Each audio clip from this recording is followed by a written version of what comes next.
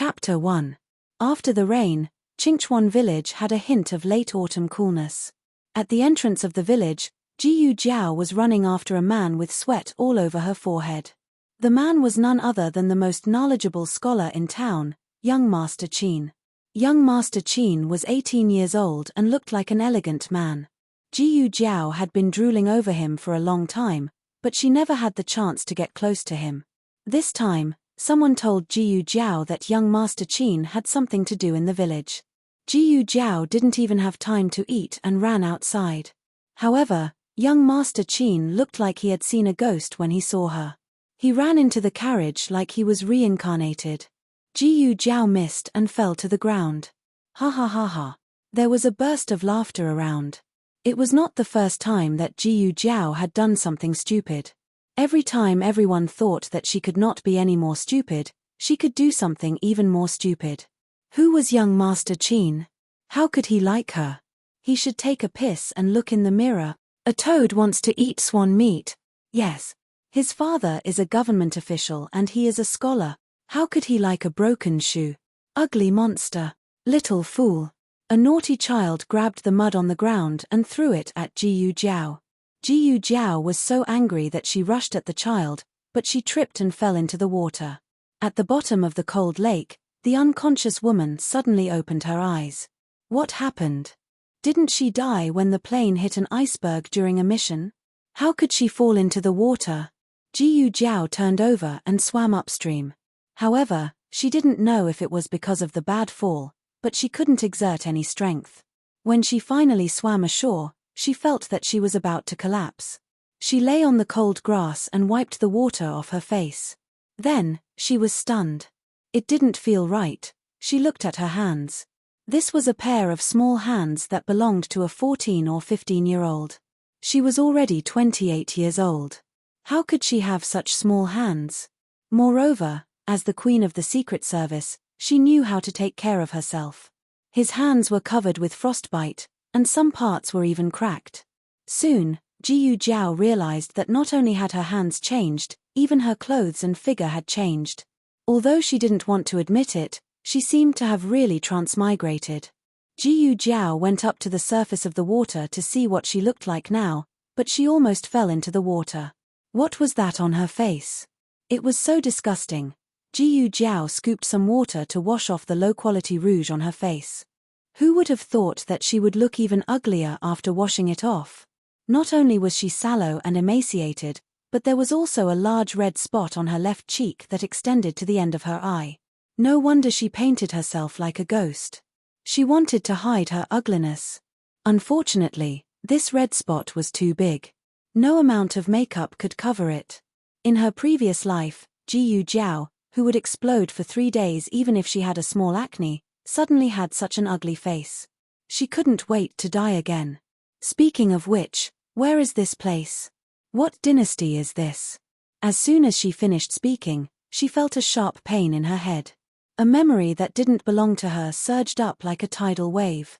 It turned out that she had transmigrated to a dynasty that didn't exist in history. This village was called Qingchuan Village, and it was located at the foot of Qingchuan Mountain. The original owner's name was also Jiyu Jiao. She was the only child of the third branch of the Jiyu family. When old Master Jiyu was young, he was a scholar. He had passed the imperial exam and later became the village chief of Qingchuan Village. He had been in this position for many years. Qingchuan Village was poor, so there wasn't much money to be made from being a village chief. Old Master Jiyu had 3 sons and an unmarried daughter. The eldest son, Jiyu Shunhai, had a son and a daughter with Madame Ju. The second son, Jiyu Dalu, had 2 sons with Madame Liu. The first 2 branches were considered prosperous, but when it came to the third branch, it was as if they had been cursed. They couldn't give birth no matter what. Finally, they had Jiyu Jiao, but she was a girl. She was ugly and born stupid. In the words of the village, she was a money-losing good. No, she couldn't be sold even if they paid a high price. Ever since Jiyu Jiao was born, the third branch didn't have any more children. Rumors began to spread in the village that Jiyu Jiao was unlucky. That was why all the sons of the third branch were killed. At first, The Jiyu family only listened and didn't take it to heart.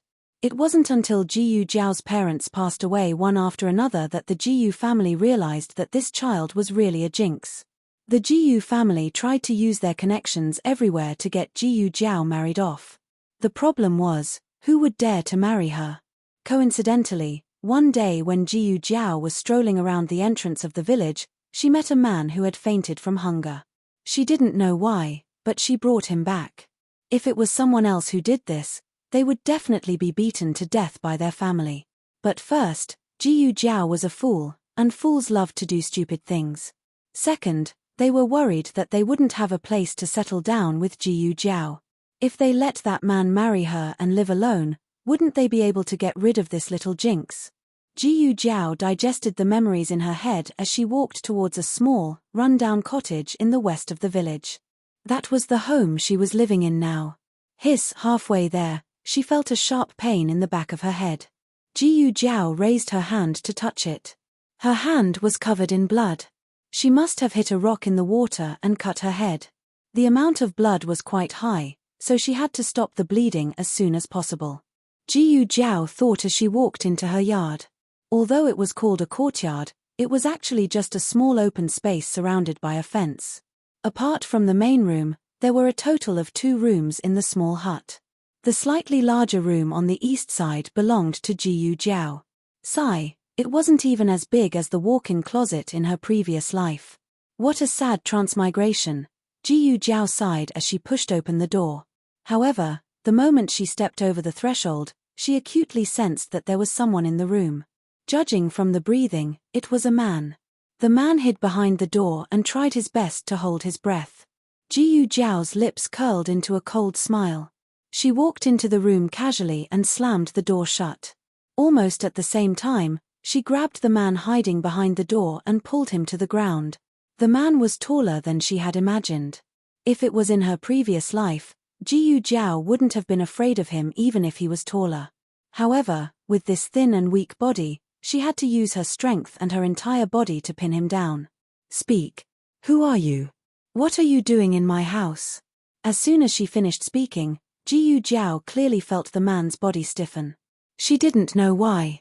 Jiyu Zhao, you're crazy. It's me. Knew him? An acquaintance committed the crime? That was even more despicable. Jiyu Zhao didn't let go of him. Instead, she pressed his hand on top of his head. You. Get down here. The man gritted his teeth and said coldly. Jiyu Zhao rolled her eyes. She had always been the one ordering people around. No one had ever ordered her around. He was sneaking around in her house and was even more arrogant than her after being caught red-handed. If she didn't teach him a lesson, she wouldn't be Jiyu Zhao. Jiyu Zhao raised her fist, but her elbow accidentally knocked open the window behind her. The bright light shone in and landed on the man's handsome face. Jiyu Zhao's eyes widened. Oh my God! This man is too good-looking. Chapter 2. As someone who was obsessed with looks, Jiyu Zhao had collected many handsome men in her previous life, but she had never seen one. No, it would be more accurate to say that all the handsome men added together couldn't compare to the one in front of her. This person had a very clean face, and the corners of his eyes and brows were exquisite like jade carvings. His eyes were very cold, like a bottomless cold lake. His face was sickly pale, but there was a trace of red on his face due to embarrassment, making him look even more attractive. Then there was his age. Rather than calling him a man, Jiyu Zhao felt that he was more suitable as a young man. Have you seen enough?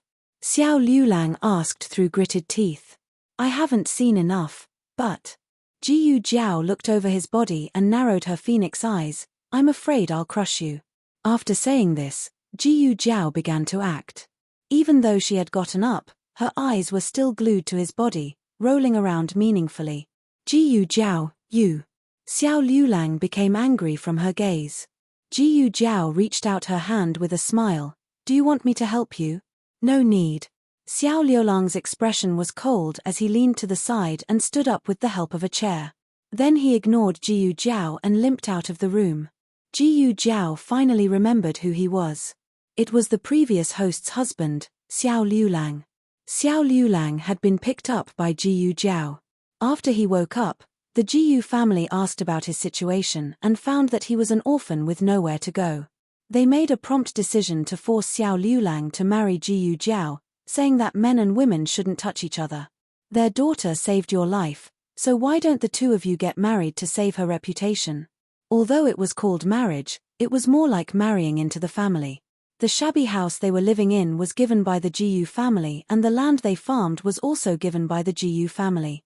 This wasn't because the Jiyu family was benevolent, but because they wanted to smoothly get rid of Jiyu Jiao, this little jinx, and not give others a reason to gossip. When Jiyu Jiao got married, she didn't know that Xiao Liulang was a cripple. After she found out, she began to dislike him and turned her head to be infatuated with the town's little husband Qin. This matter was known by everyone. Xiao Liulang also heard about it, but he didn't get angry at the previous host. The villagers all felt injustice for Xiao Liulang, saying that it was a flower stuck in cow dung. Xiao Liulang was the flower and the cow dung was her. No wonder Xiao Liulang turned a blind eye to her sorry state. The relationship between the two of them was like fire and water. Jiyu Jiao opened the closet door and planned to change her wet clothes. Then she tore off a piece of cloth to bandage her wound. Sadly, she found that there wasn't a single clean piece of clothing in the closet. Jiyu Jiao was thinking about whether or not she should go next door and borrow some cloth from her cheap husband. Suddenly, she heard a delicate voice from outside the door. "Big brother Xiao, are you there?" Jiyu Jiao walked out of the room and saw a small woman wearing a large purple flowery coat. The small woman's hair was combed into a shiny bun and she was wearing makeup. In her arms was a basket. The basket was covered with a flowery cloth, so people couldn't see what was inside. Jiyu Jiao quickly found this person from the previous host's memories. It was the young widow of Qingchuan village, Xuaningxiang. Xuaningxiang was their neighbor. She usually liked to go to their house when the previous host wasn't there. Occasionally, the previous host would bump into her a few times. The previous host was stupid and suffered a lot under the hands of Xuaningxiang. "Oh, isn't this Ning Xiong's sister-in-law? What are you doing in my house in the middle of the day?" Jiyu Jiao walked out with wet clothes and a head full of blood. Xuaningxiang was startled. After a while, she recognized that it was Jiyu Jiao. She said with disappointment, "Why are you here?" Jiyu Jiao smiled and knocked on the door. "This is my house. Is it strange to see me? What are you disappointed about?" Xuaningxiang choked. She was obviously disappointed that she didn't see Xiao Liulang. Xuaningxiang looked at Jiyu Jiao again. This person was still the same person, but she looked a little strange. She was not as wooden as before. Her eyes were full of spirit. Even if her body was wet, she didn't make people feel that she was in a sorry state. Instead, there was an invisible aura around her. She must be seeing things. How could a fool change? Xuaningxiang raised her chin and said, "I'm here to look for Big Brother Xiao." Jiyu Jiao smiled faintly. "How old are you? You're still calling me Big Brother? I think it's more appropriate to call you Big Aunt." "You." Xuaningxiang was angry. Of course, she wasn't old. Compared to Jiyu Jiao, she was a few years older. "Get out of the way." Xuaningxiang was too lazy to pay attention to her. "What if I don't get out of the way?" Jiyu Jiao blocked her. Xuaningxiang didn't put Jiyu Jiao in her eyes at all. She raised her hand and pushed towards Jiyu Jiao. Jiyu Jiao smiled coldly. She grabbed Xuaningxiang's wrist and pulled Xuaningxiang to the ground. Xuaningxiang fell flat on her face along with the basket. She even lost one of her front teeth. Ouch! Jiyu Jiao shook her head. This small body was really weak. If it was in her previous life, even the agents at the base would lose half their lives from her fall. But now, this shrew only lost one of her front teeth. It was really like going back to before liberation. Even her combat strength had been reset. While Jiyu Jiao was dissatisfied with her fighting strength, she didn't know that Xuaningxiang was in so much pain that tears were coming out of her eyes. This little fool, when did she become so strong? Look at how she fell, even her bones were about to shatter. At this moment, Xiao Liulang walked out with a cold expression. Xuaningxiang saw him, as if she had seen her savior. she cried weakly. Big brother Xiao, she bullied me. Jiyu Jiao said unscrupulously. So what if she bullied you? If you dare to come to my house again, I'll beat you up every time I see you. Xue Ningxiang felt wronged. Big brother Xiao. Ningxiang Suro, why are you here? Xiao Liulang interrupted her. Xue Ningxiang was stunned. Last time you helped me read the letter. I haven't thanked you properly yet. Didn't you run out of food at home? I dug up a few sweet potatoes and brought them to you. As she spoke, she went to look for the basket that fell on the ground with her. Xiao Liulang said, no need, Ningxiang Suro. There's still corn flour at home. You can take it back and eat it yourself. Xue Ningxiang bit her lip. But, I told you to take it back, didn't you hear me? Jiyu Jiao picked up the basket and fiercely stuffed it back into Xue Ningxiang's arms. Xue Ningxiang was angry. Do you want to eat my fist again? Jiyu Jiao sneered.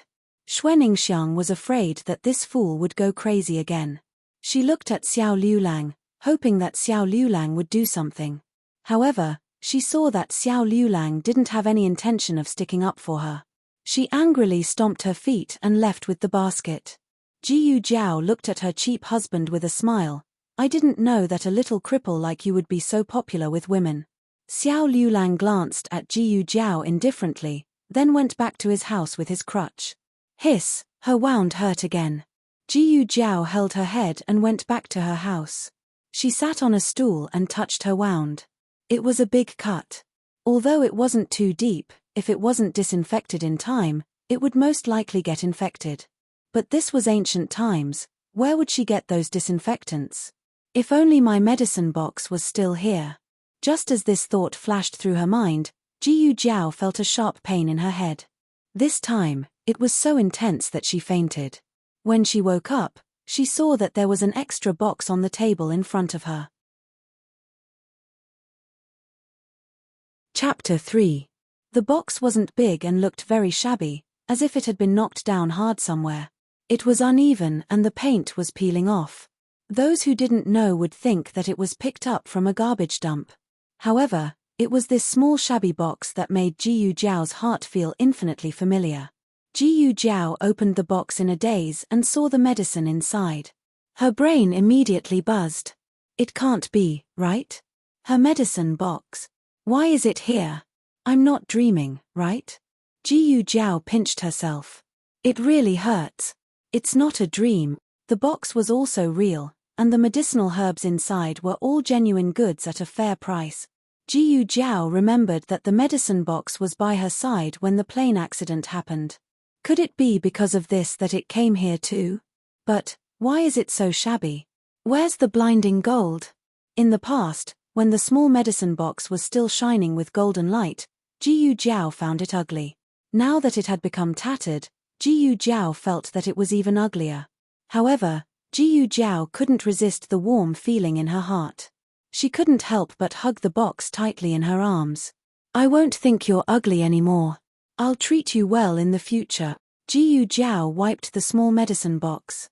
Fortunately, it was only broken on the outside, and the things inside were not damaged. Jiyu Jiao took a few pieces of gauze and a bottle of saline from the medicine box.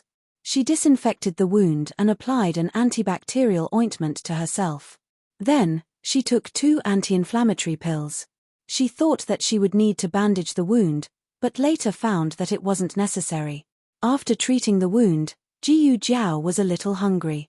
She put the medicine box in the cabinet and planned to go to the kitchen to find something to eat. But before that, she needed to change into clean and dry clothes. Jiyu Jiao hesitated for a moment. She walked through the living room and knocked on Xiao Liulang's door. What is it? Xiao Liulang's cold voice came from the room. Jiyu Jiao said, I want to borrow your clothes. The clothes in the wardrobe haven't been washed. I don't have anything to change into. Xiao Liulang did not respond for a long time. Just when Jiyu Jiao thought that Xiao Liulang would not lend her his clothes, the door opened and Xiao Liulang handed her a set of dry gowns. The material of the gown was not very good, and the color was a little old, but it was very clean. If it was in her previous life, Jiyu Jiao would never wear a man's clothes. However, the situation was more important than her. If she didn't wear this, would she have to wear the moldy clothes in her wardrobe? After changing her clothes, Jiyu Jiao washed her dirty clothes and went to the kitchen. The kitchen was very clean. Xiao Liulang must have cleaned it. The rice jar was empty, but as Xiao Liulang said, there was still half a jar of cornmeal. Not only that, Jiyu Jiao also found 2 eggs and a handful of spring onions in the cupboard. Jiyu Jiao took out the eggs and made 2 cornmeal omelets. She sprinkled the chopped spring onions and left a little bit of flour paste. She had her cook a small pot of cornmeal soup. Jiyu Jiao brought the cooked food to the living room. Xiao Liulang's door was not closed. In her memory, the two of them always ate separately. When Xiao Liulang cooked, he would leave a bowl in the pot for the original owner. However, the original owner would eat at the Jiyu family's house most of the time. Jiyu Jiao paused, but still knocked on Xiao Liulang's door. "What is it?" Xiao Liulang's cold voice came from the room. Jiyu Jiao said, "I made dinner. Do you want to eat together?" Jiyu Jiao rarely cooked. Even if she did, she wouldn't cook for him. Therefore, he planned to wait for Jiyu Jiao to come out before cooking for himself. Xiao Liulang looked at the closed door suspiciously. "I'm not eating. I'll eat first." Jiyu Jiao wanted to wait for him, but she was so hungry that her chest was sticking to her back. She almost fainted on the ground. She had to replenish her energy as soon as possible. Jiyu Jiao had just sat down and hadn't picked up her chopsticks when the door creaked open. Xiao Liulang walked out. Xiao Liulang wasn't here to eat. But when his eyes inadvertently fell on Jiyu Jiao, he suddenly paused. When he gave Jiyu Jiao a robe, he gave her one that he couldn't wear. But it was still too big for Jiyu Jiao. Her thin body made the robe look empty and she looked a bit clumsy. It was probably to make it easier for her to work. Her hair and sleeves were rolled up, revealing a white and slender neck. Her wrists were very thin. She didn't have her usual arrogance. She just sat there quietly and seriously ate the food in her bowl. It didn't seem like her. Xiao Liulang's eyes paused for a moment, but in the end, he coldly looked away. At this time, Jiyu Jiao found him and said to him, "You're here. Sit down and eat." Jiyu Jiao had another set of chopsticks in front of her. It could be seen that she wasn't just randomly shouting. She really made food for Xiao Liulang. However, Xiao Liulang didn't move. Jiyu Jiao understood what he was worried about. The previous host didn't have a good relationship with him, so if she suddenly made food for him, it would make people suspicious. But Jiyu Jiao couldn't explain that she wasn't the same person as before. Thinking about it, Jiyu Jiao said, "We don't have much firewood left. If we don't eat now, we'll have to waste more firewood." It was unknown if it was because these words touched Xiao Liulang, but Xiao Liulang finally sat down across from her. When the previous host first met Xiao Liulang, she had been stunned by his appearance, otherwise she wouldn't have picked him up. The previous host's dislike of Xiao Liulang was because of his legs, but Jiyu Jiao didn't think so. The previous host was stupid, but Jiyu Jiao wasn't stupid. There were some things that the previous host couldn't see through, but Jiyu Jiao could understand it after looking through her memories.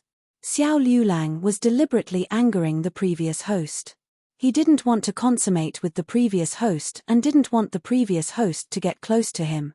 Actually, it was good that she also had the same idea. Don't look at how she teased him.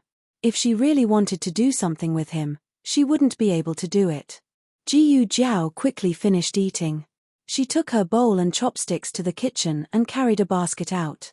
Xiao Liulang didn't ask her what she was going to do and she didn't say anything. It was always like this between them. Who would have thought that when Jiyu Jiao walked to the door, she would suddenly turn around and say, "I didn't lie to you just now. The firewood really is almost gone. Before it gets dark, I'll go to the back mountain to chop some firewood. It might rain later, so if I don't come back, remember to put away your clothes." Xiao Liulang deeply looked at her. The previous Jiyu Jiao wouldn't see the change in the weather and wouldn't tell him where she was going.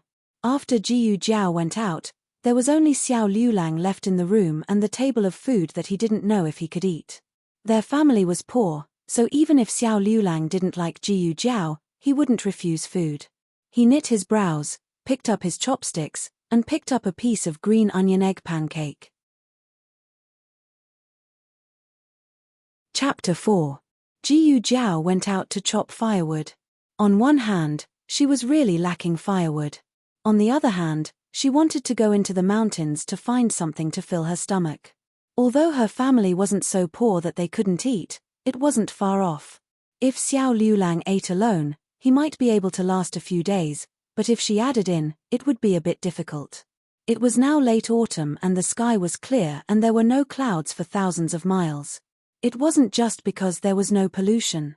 Jiyu Jiao felt that the sky above her was especially blue. It was a blue that she had never seen before. The air was also very fresh and it made her feel relaxed. She inexplicably came here. She didn't know if those lunatics at the research institute would miss her. They would probably be gritting their teeth and blaming her for suddenly disappearing without giving them the latest research results.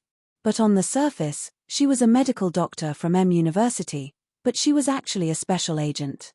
She entered the organization when she was 8 years old and everything after that was just a cover for her true identity. Of course, she didn't plan on licking blood from the blade for the rest of her life. She had an agreement with the organization that this would be her last order and she would leave after finishing it. Unexpectedly, the plane had an accident. Now that she thought about it, the plane crash was too much of a coincidence. But there was no point in talking about it now. She was already dead and there was no way she could go back and take revenge. There should be no one who would feel sad about her death. Her parents divorced when she was 8 years old. Then they formed their own families and had new children. She had always been extra. In a sense, her fate was quite similar to that of the original owner. The previous host's parents passed away early, so the previous host was extra in the Jiyu family. Now that the previous host was dead, no one would feel sad for her. Jiyu Jiao gave a self-deprecating smile as her eyebrows turned cold. Because she was worried that it would rain, Jiyu Jiao didn't go too deep into the forest. But even so, she still found a lot of good things. There were fungi, mushrooms, and wild wood ears growing on tree stumps. The wood ears were fat and thick, almost covering half of the tree stump. Jiyu Jiao picked the big ones. This area had obviously been cut down by the villagers. There were many tree stumps like this, and there were also many wood ears growing here. Jiyu Jiao picked them one by one, and soon the basket was heavy. Seeing that she was almost done, Jiyu Jiao stopped in time. She chopped some firewood and tied the firewood to the basket with a rope. She carried the basket on her back and prepared to go down the mountain. However, just as Jiyu Jiao turned around, she suddenly felt a squelch under her feet, as if she had stepped on something. Then, she heard a muffled groan. It was very soft and weak. She blinked her eyes and slowly moved her legs away. I can't be that unlucky. She took a deep breath and looked down. She saw an old man with a white beard who had fainted from being stepped on by her. Jiyu Jiao. No, how could someone be lying in the gutter? Was it a coincidence that she stepped on it? Jiyu Jiao's conscience was very good, so she stepped over him. However, in less than 2 seconds, Jiyu Jiao came back expressionlessly. Let me say this first. I didn't save you out of conscience. Cluck cluck cluck. In a tightly tied cloth bag beside the old man, a pheasant flapped its wings and cried out. Jiyu Jiao raised her eyebrows and glanced at the cloth bag casually. The cloth bag stopped moving instantly. Then, she looked at the old man with a white beard in front of her. There was a big footprint left by Jiyu Jiao on his face, and it was very horrible to look at. Looking at his clothes, he looked like an ordinary villager. However, there was an indescribable aura of dignity between his eyebrows. Jiyu Jiao put down the firewood on her back and started to take his pulse. She studied Western medicine in school, but later on, in order to carry out a very special mission, she hid in the family of a national healer for 5 years, under the pretext of learning from him. Judging from his pulse, there was no illness in his body. Jiyu Jiao speculated that he had caught a cold and suddenly had a high fever. He accidentally fell into the gutter and dislocated his left arm. Jiyu Jiao took out her small medicine box from the basket on her back and put an ice pack on his forehead. Then, Jiyu Jiao reattached his arm, chopped a piece of firewood, tore off his clothes, and fixed his arm. After doing all this, Jiyu Jiao took his temperature again and found that it was still high, so she injected him with a fever-reducing injection. Not far away, There was a small grass shed for the villagers to rest in. Jiyu Jiao moved him there. The fever was gone and he was about to wake up, so Jiyu Jiao got up and went down the mountain. Before leaving, Jiyu Jiao left her umbrella with him. I won't treat people for free. After saying this, he took the bag of pheasants with him. Jiyu Jiao had just reached home when the rain started to fall, and it soon became a torrential downpour. The mountains were far away, and the village's grass shed was all shrouded in the rain. Jiyu Jiao went directly to the kitchen. Xiao Liulang had already cleaned up the bowls and chopsticks, wiped the stove, and put away his clothes.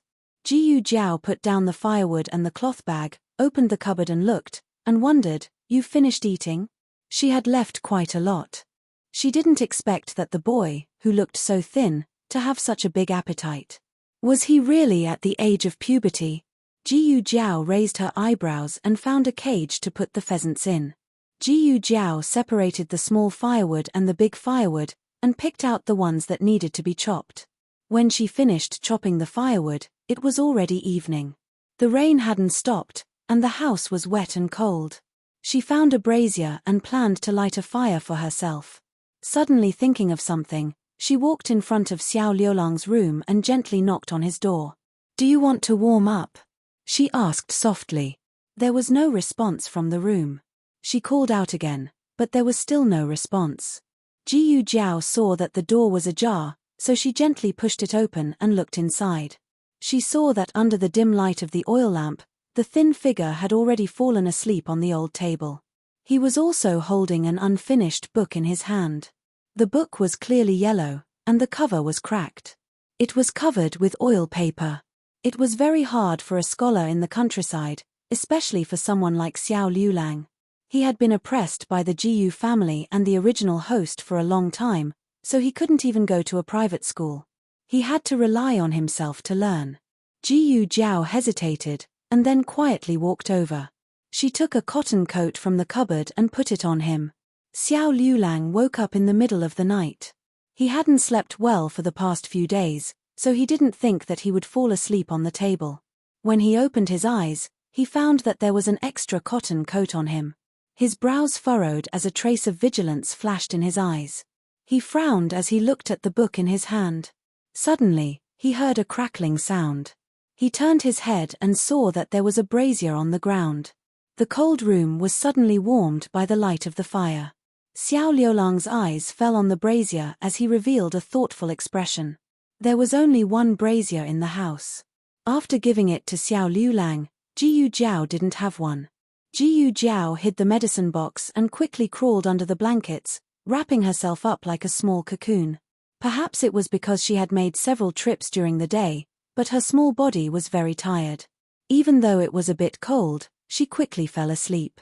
Jiyu Jiao hadn't dreamed for many years, but tonight, she had a dream. She dreamed that a doctor came to town and Xiao Liulang went to him to treat his leg. In the end, the doctor's pharmacy had a medical dispute and many people were injured. Xiao Liulang was lame in one leg and couldn't run as fast as others. In an instant, his other leg was injured. Although this injury didn't take Xiao Liulang's life, it caused him to miss the exam in 3 days. "Jiao Jiao, Smiley Yin, that's because I gave you an injection to reduce your fever. What else?" "A certain big shot, serious, my arm hurts." "Jiao Jiao, Smiley He, that's because you fell and dislocated your shoulder. Anything else?" "A certain big shot, Shenyin, my face hurts." "Jiao Jiao." Chapter 5. In her previous life, she often heard the elderly say that if you had a dream at night, you would forget everything when you turned over in the morning. However, Jiyu Jiao didn't know how many times she had turned over, but when she woke up, the details of the dream were still clear in her mind. However, it was just a dream, so Jiyu Jiao didn't really take it to heart. The sky was just beginning to brighten, and there were a few stars in the sky. It seemed like today would be a sunny day. Jiyu Jiao couldn't remember the last time she woke up so early. Although she worked in the research institute in her previous life, those who knew her well knew that she was a complete night owl. Most of her research and surgeries were scheduled in the afternoon. As for the missions given to her by the organization, she rarely had to work in the morning and rest in the morning. Jiyu Jiao was wearing her own clothes today. Xiao Liulang probably didn't know that after Jiyu Jiao brought the brazier into his room last night, she had been drying her clothes around the brazier for a while. However, her movements were very light, so she didn't wake Xiao Liulang up. Jiyu Jiao went to the backyard to get some water to wash up. Xiao Liulang's door was open, but he was no longer in the room. She thought that she had woken up early, but unexpectedly, someone had woken up even earlier than her. Jiyu Jiao walked around the house, but there was no sign of Xiao Liulang. She only noticed that a bucket beside the water tank was missing. Jiyu Jiao looked at the half-empty water tank, rubbed her chin, and didn't say anything. The bolt on the front door was still locked. Xiao Liulang had left the kitchen through the back door and locked it from the outside. This way, outsiders couldn't come in as they pleased. However, if Jiyu Jiao wanted to go out, she could open the front door and walk out. After Jiyu Jiao washed up, she went back to her room to apply some ointment and take some anti-inflammatory medicine.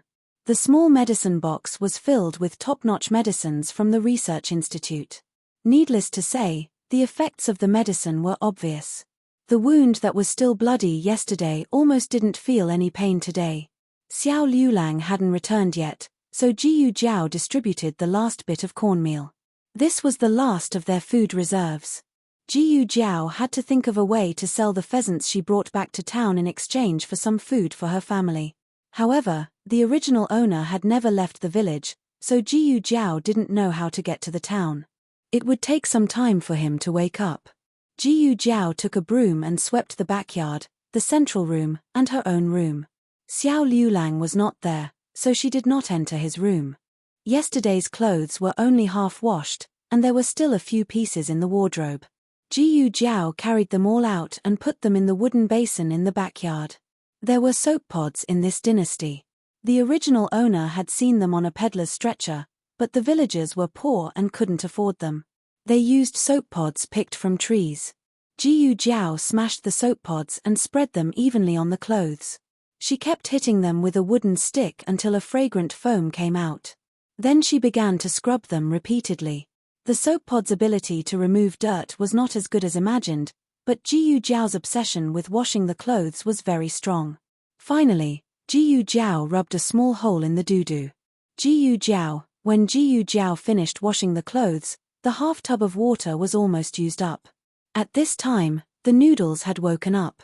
Jiyu Jiao made some cornmeal buns and steamed them in the pot. Xiao Liulang still hadn't returned. There were 2 wells in the village. The old well was at the end of the village and was closer to them, but it was almost dry. Jiyu Jiao guessed that Xiao Liulang would go to the new well at the entrance of the village to fetch water. That place was only a few dozen steps away from where Jiyu Jiao had fallen into the water yesterday. A normal person would be able to make a round trip in less than 15 minutes. Xiao Liulang's legs were inconvenient, and he had to carry a bucket of water. Jiyu Jiao calculated that he would have returned in 30 minutes.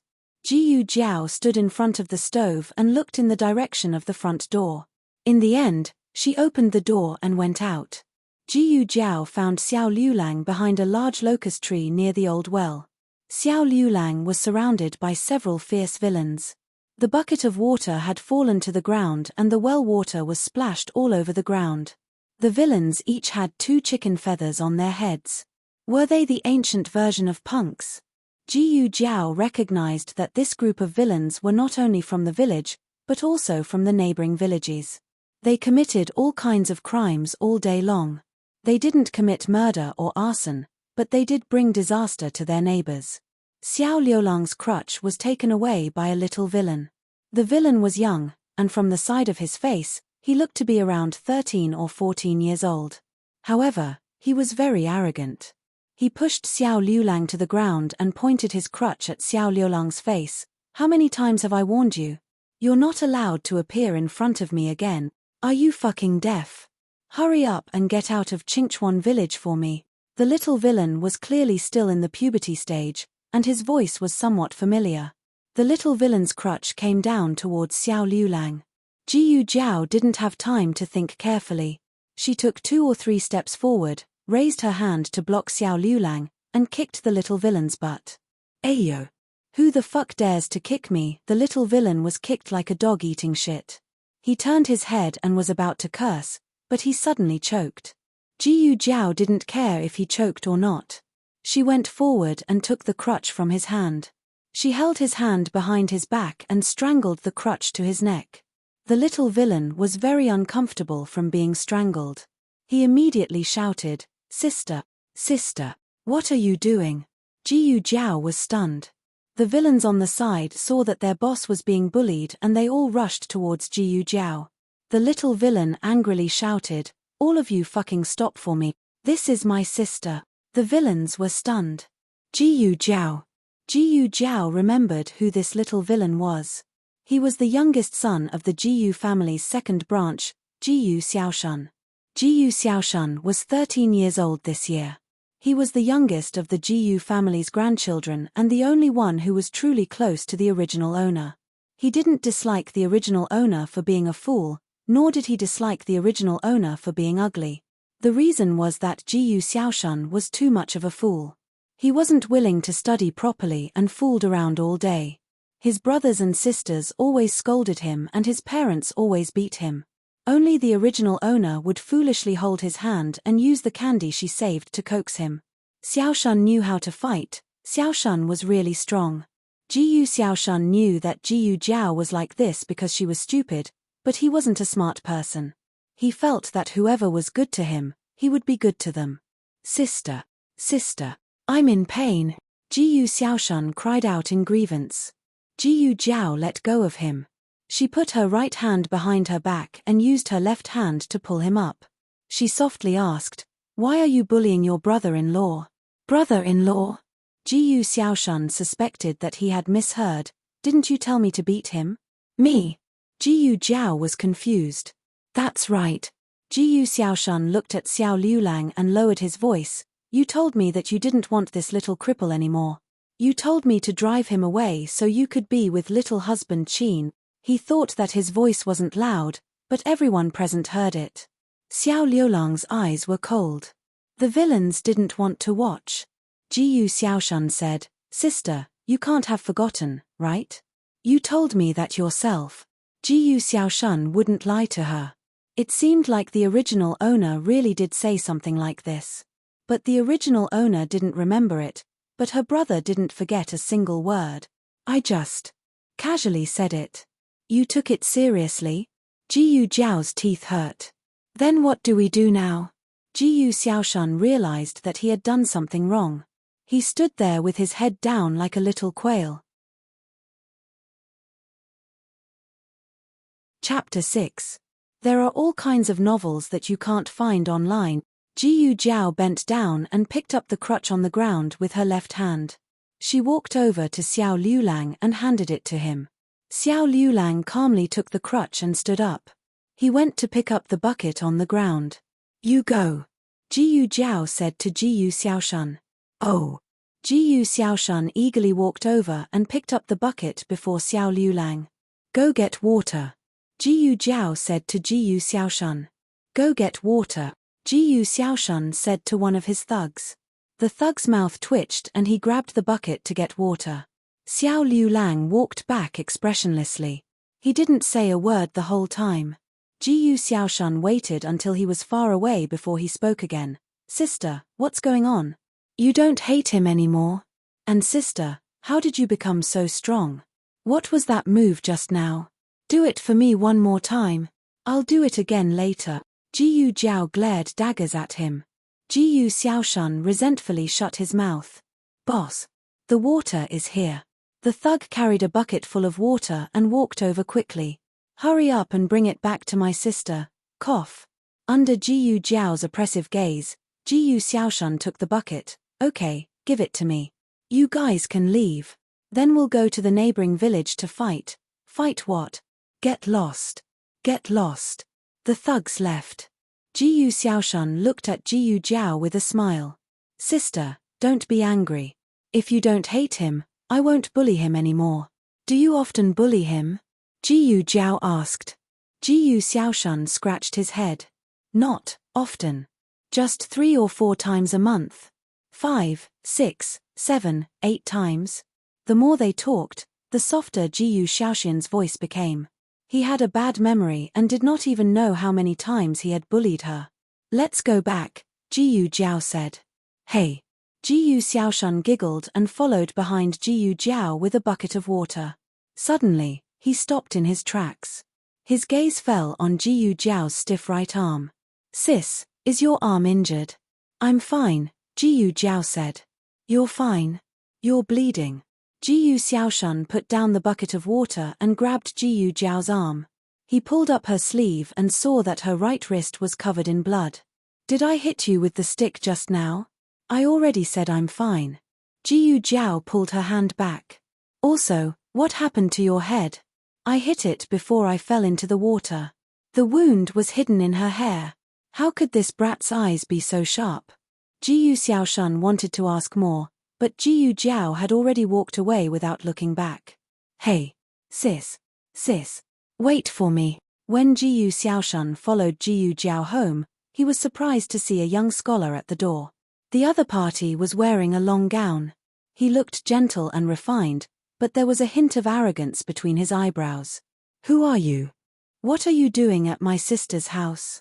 Jiyu Xiaoxun asked with his hands on his hips. The other party didn't even look at Jiyu Xiaoxun. He only coldly stared at Jiyu Jiao. Did you let someone bully Brother Xiao again? You evil woman. You dare to insult my sister? Jiyu Xiaoxun put down the bucket of water and raised his fist to punch that person. Even though he was only 13, he was really good at fighting. Otherwise, he wouldn't have become the #1 villain in the area. It was impossible for a weak scholar to be his opponent. Xiaoxun. Jiyu Jiao called out to him.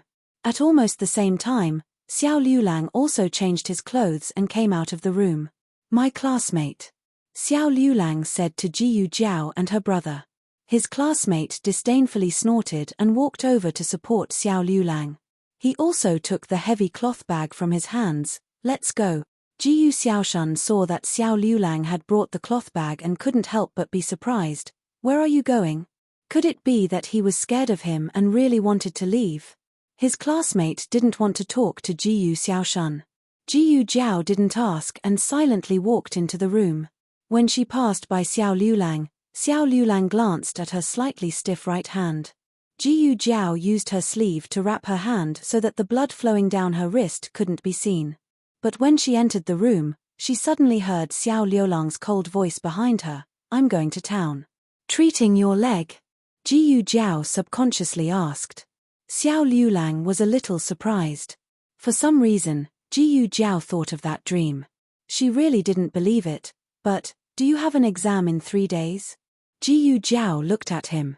Xiao Liulang's eyes flashed with even more surprise, but he still nodded. Yuan, his classmate said in an angry voice, why are you telling her this? Be careful that she won't let you go. Did you forget that you missed the exam last time because of her? And your leg, if she didn't lock you up at home, you wouldn't have missed Dr. Zhong. Jiyu Jiao turned to look at Jiyu Xiaoxun. She didn't remember these things. Jiyu Xiaoxun pointed at his nose and said, do you know how to speak? What do you mean my sister won't let him go? My sister is sick and he just got married, so how could he leave my sister behind? Speaking of this, Jiyu Jiao had an impression. Not long after she got married, the original owner did get sick, but it wasn't a real illness, it was just an act. This was because someone told her that Xiao Liulang left and wouldn't come back. She would be a young widow like Xuening Xiang. She didn't want to be a young widow, so she locked Xiao Liulang up. What she didn't know was that Xiao Liulang missed the exam half a year ago because of this, as well as the only chance to treat his leg. Jiyu Jiao looked at Xiao Liulang's leg. Actually, Brother Xiao, let's go. The carriage is still waiting at the entrance of the village. His classmate interrupted Jiyu Jiao and pulled Xiao Liulang towards the entrance of the village without looking back. I want to eat Osmanthus cake. Jiyu Jiao suddenly walked out and looked at Xiao Liulang. Li Ji's Osmanthus cake. I only eat it. If you don't buy it for me, I won't let you in. I'll even burn your books. Evil woman. His classmate gritted his teeth and helped Xiao Liulang sit in an old carriage at the entrance of the village. Brother Xiao, don't listen to her. Li Ji is an old shop and their Osmanthus cake is hard to buy. By the time you buy it, Dr. Zhong will have already left. He is a doctor from the capital and is better than the doctors in town. Only he can treat your leg. You can't be dragged down by that evil woman. That's my sister, ordering her around like this. Jiyu Xiaoshan gave Jiyu Jiao a thumbs up. Jiyu Jiao held her forehead. Do you know where the market is? Jiyu Xiaoshan nodded. I know. Why are you asking this, sister? Do you want to go? What are you going to do? Sell chickens. Chickens? Sister, where did you get chickens? Pheasants. She didn't say that she forced herself to pay for the treatment. Jiyu Xiaoshan naturally thought that his sister caught them herself. Sister, I found that you have changed, you have become better than before. It's not that she is not stupid, she is better than before. In Jiyu Xiaoshan's heart, he never treated the original owner as a fool. Jiyu Xiaoshan told her the direction of the market. The market and the medical center were both in the town, but one was in the west and the other was in the east. Jiyu Xiaoshan insisted on going with her, but Jiyu Jiao refused. The Jiyu family didn't like Jiyu Xiaoshan and Jiyu Jiao being too close. They said that Jiyu Jiao was stupid and would make him stupid. Jiyu Jiao went back to her room and opened the small medicine box. She took out iodopher to clean the wound and applied some antibacterial ointment. She was hungry. Jiyu Jiao went to the kitchen. Chapter 7. After Xiao Liulang arrived in town, he was immediately dragged to the clinic by his classmate. There was a long line outside the clinic, all of them looking for that godly doctor. The two of them stood at the end of the line. His classmate stood on his tiptoes to look. It's not too late, we should be able to get in line. I'll give you the fare later, Xiao Liulang said. His classmate patted his chest. You and I are from the same school and town, why are you being so polite? Oh right, are you hungry? He went out in a hurry and didn't eat anything. Xiao Liulang didn't eat either. He took out a clean little bag from his wide sleeve and opened it to reveal 3 beautiful cornmeal steamed buns. Where did these steamed buns come from? Xiao Liulang felt that these steamed buns were a bit familiar. His classmate said, I took them from your stove, they were just steamed when I went. Xiao Liulang frowned. How many did you leave? His classmate said strangely, isn't there a total of 3? You made the steamed buns yourself, don't you remember? Xiao Liulang pursed his lips and didn't say anything. After a while, he said, why didn't you leave one for her? His classmate was startled. You mean that evil woman? Why leave one for her? Hasn't she harmed you enough? Moreover, she doesn't eat the food you make. His classmate picked up a steamed bun and took a bite, his eyes instantly widening. Brother Xiao, why are the steamed buns you made today so delicious? Xiao Liulang walked out of the line. His classmate was stunned. Brother Xiao, where are you going? It's almost your turn. Xiao Liulang didn't say anything and just walked forward with his head lowered. His classmate looked at the long line that almost reached the alley and anxiously stamped his feet. He said to the woman behind him, Auntie, we're going to the toilet, we'll be right back.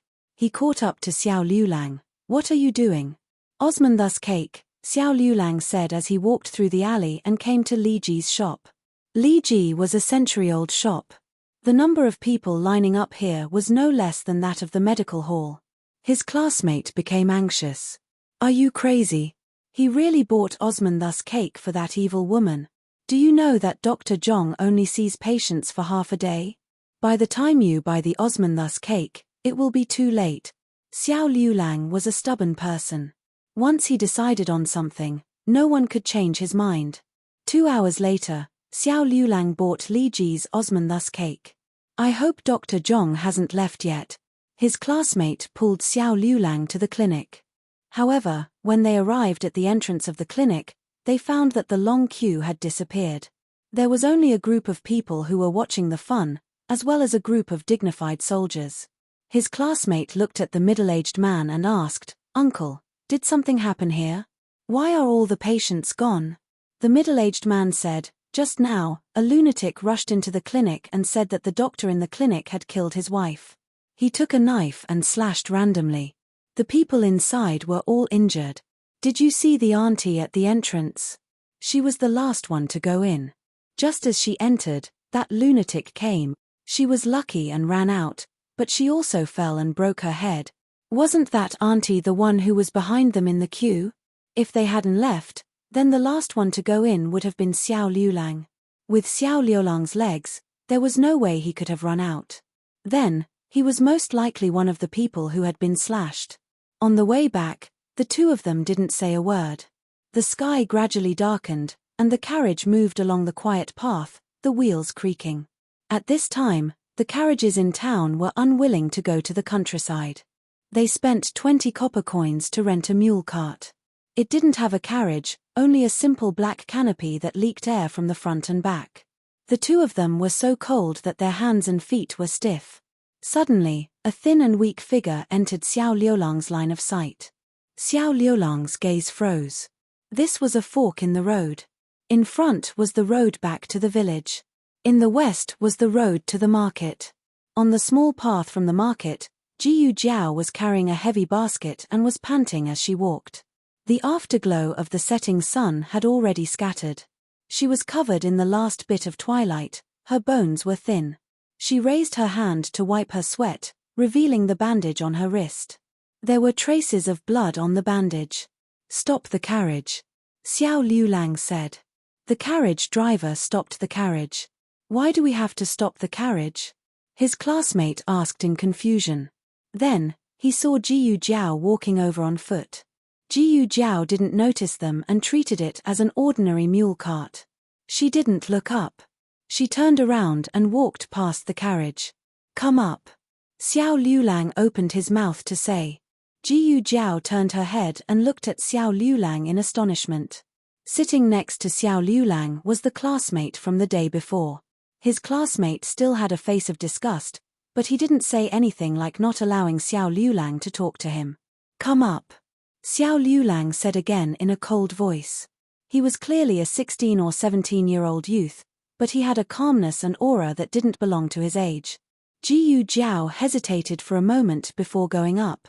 She sat across from Xiao Liulang and put the basket on her back on the ground. Xiao Liulang looked at the basket and said, "You went to the market?"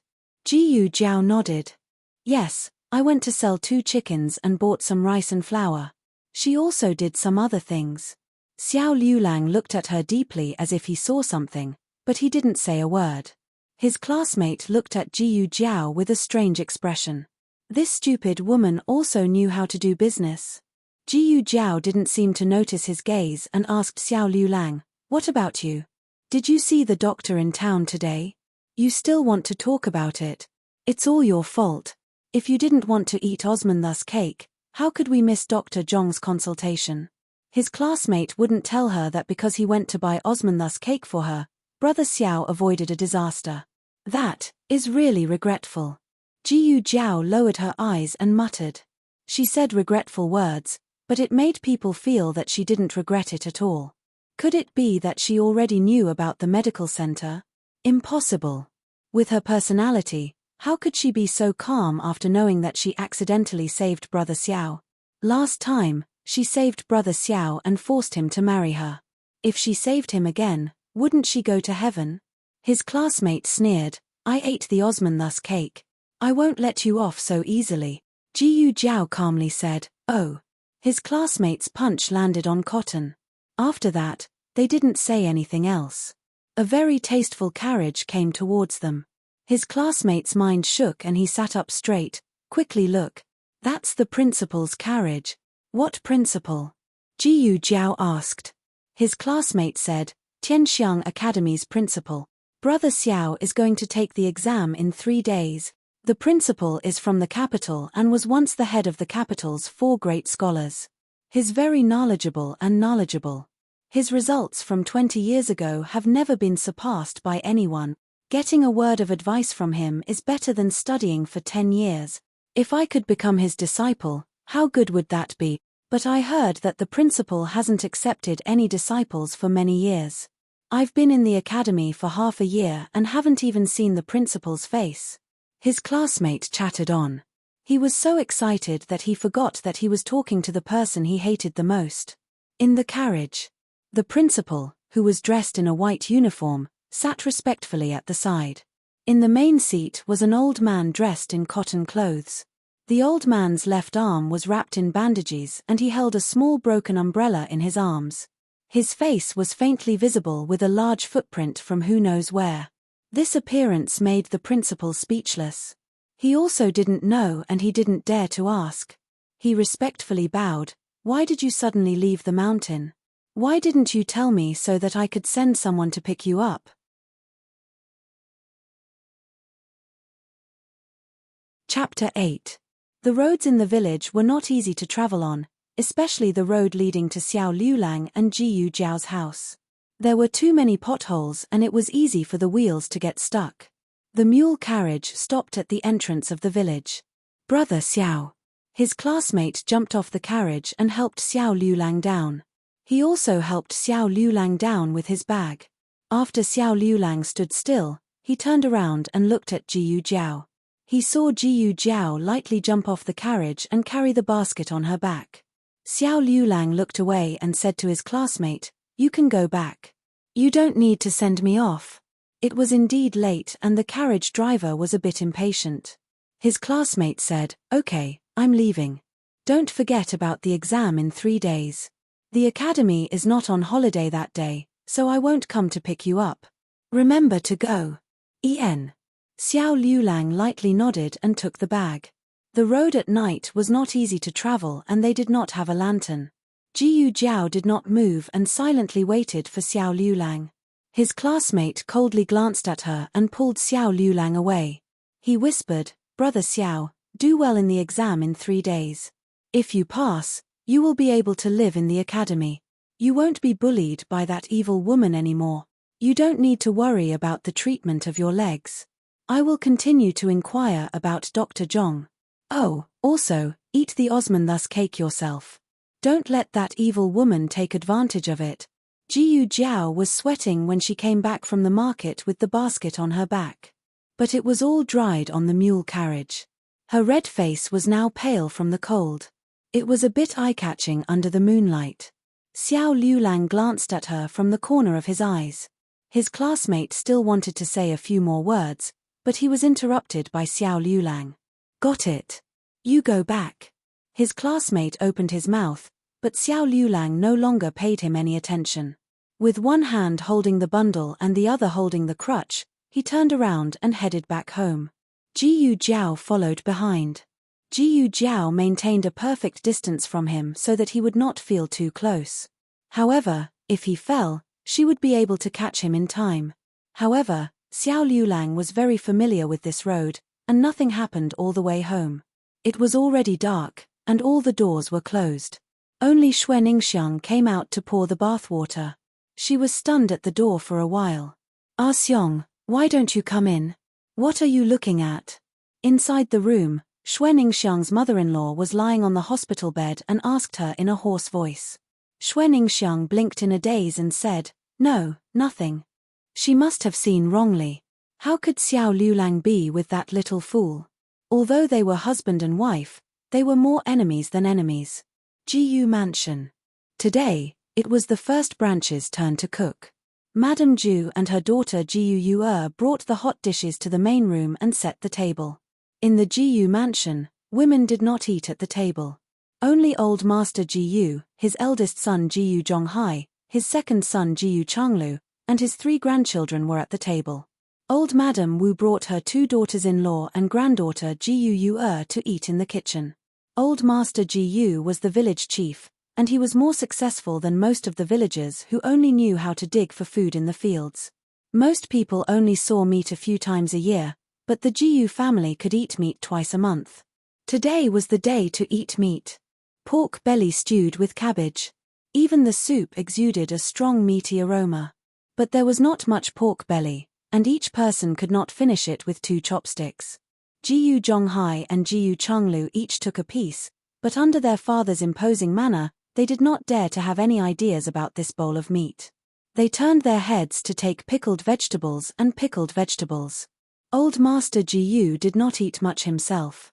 He only took a small piece for Jiyu Xiaoshan and Jiyu Erzhun, and gave the rest to Jiyu Dashun. Jiyu Xiaoshan counted carefully. There were a total of 5 pieces, and all of them were big. Why is he eating all of it?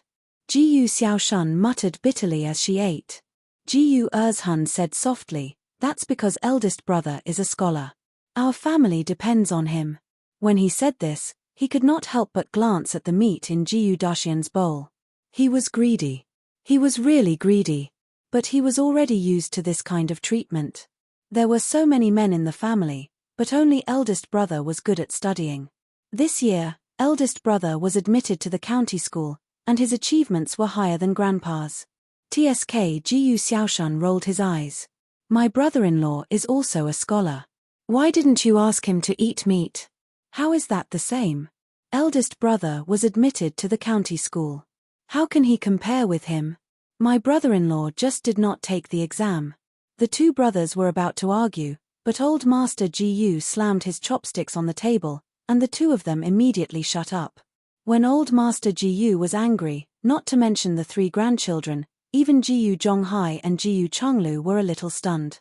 The house was eerily quiet. Second brother, have you read the book I gave you? There are annotations on it. Read it carefully.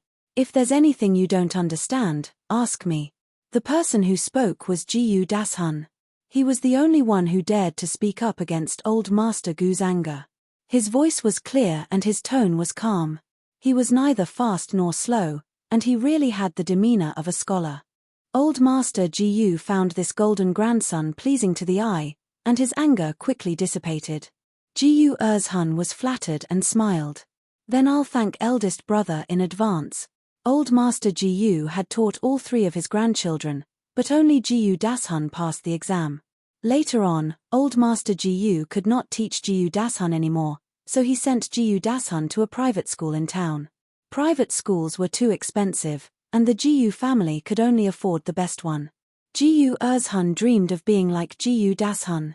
Old Master Jiyu said sternly, don't disturb your eldest brother these few days. He has to take the exam. Jiyu Erzhan nodded respectfully. Got it, Grandpa. Jiyu Xiaoshan did not want to stay any longer. He finished his food in a few bites and left. He wanted to go out, but he could not leave through the front door of the central room or the back door of the kitchen. Madame Wu was not as easy to deal with as old Master Jiyu. Jiyu Xiaoshan decided to climb over the wall. But halfway up, he was caught by Madame Liu. Jiyu Xiaoshan. Get down here. Jiyu Xiaoshan was pulled down by Madame Liu. Madame Liu slapped his head and scolded in a low voice, your grandparents are here. Do you want to die? Don't hit my head. Jiyu Xiaoshan said impatiently. It's so late. Why are you going out? My sister hasn't come to eat for a day. I'm going to see her. Madame Liu snorted.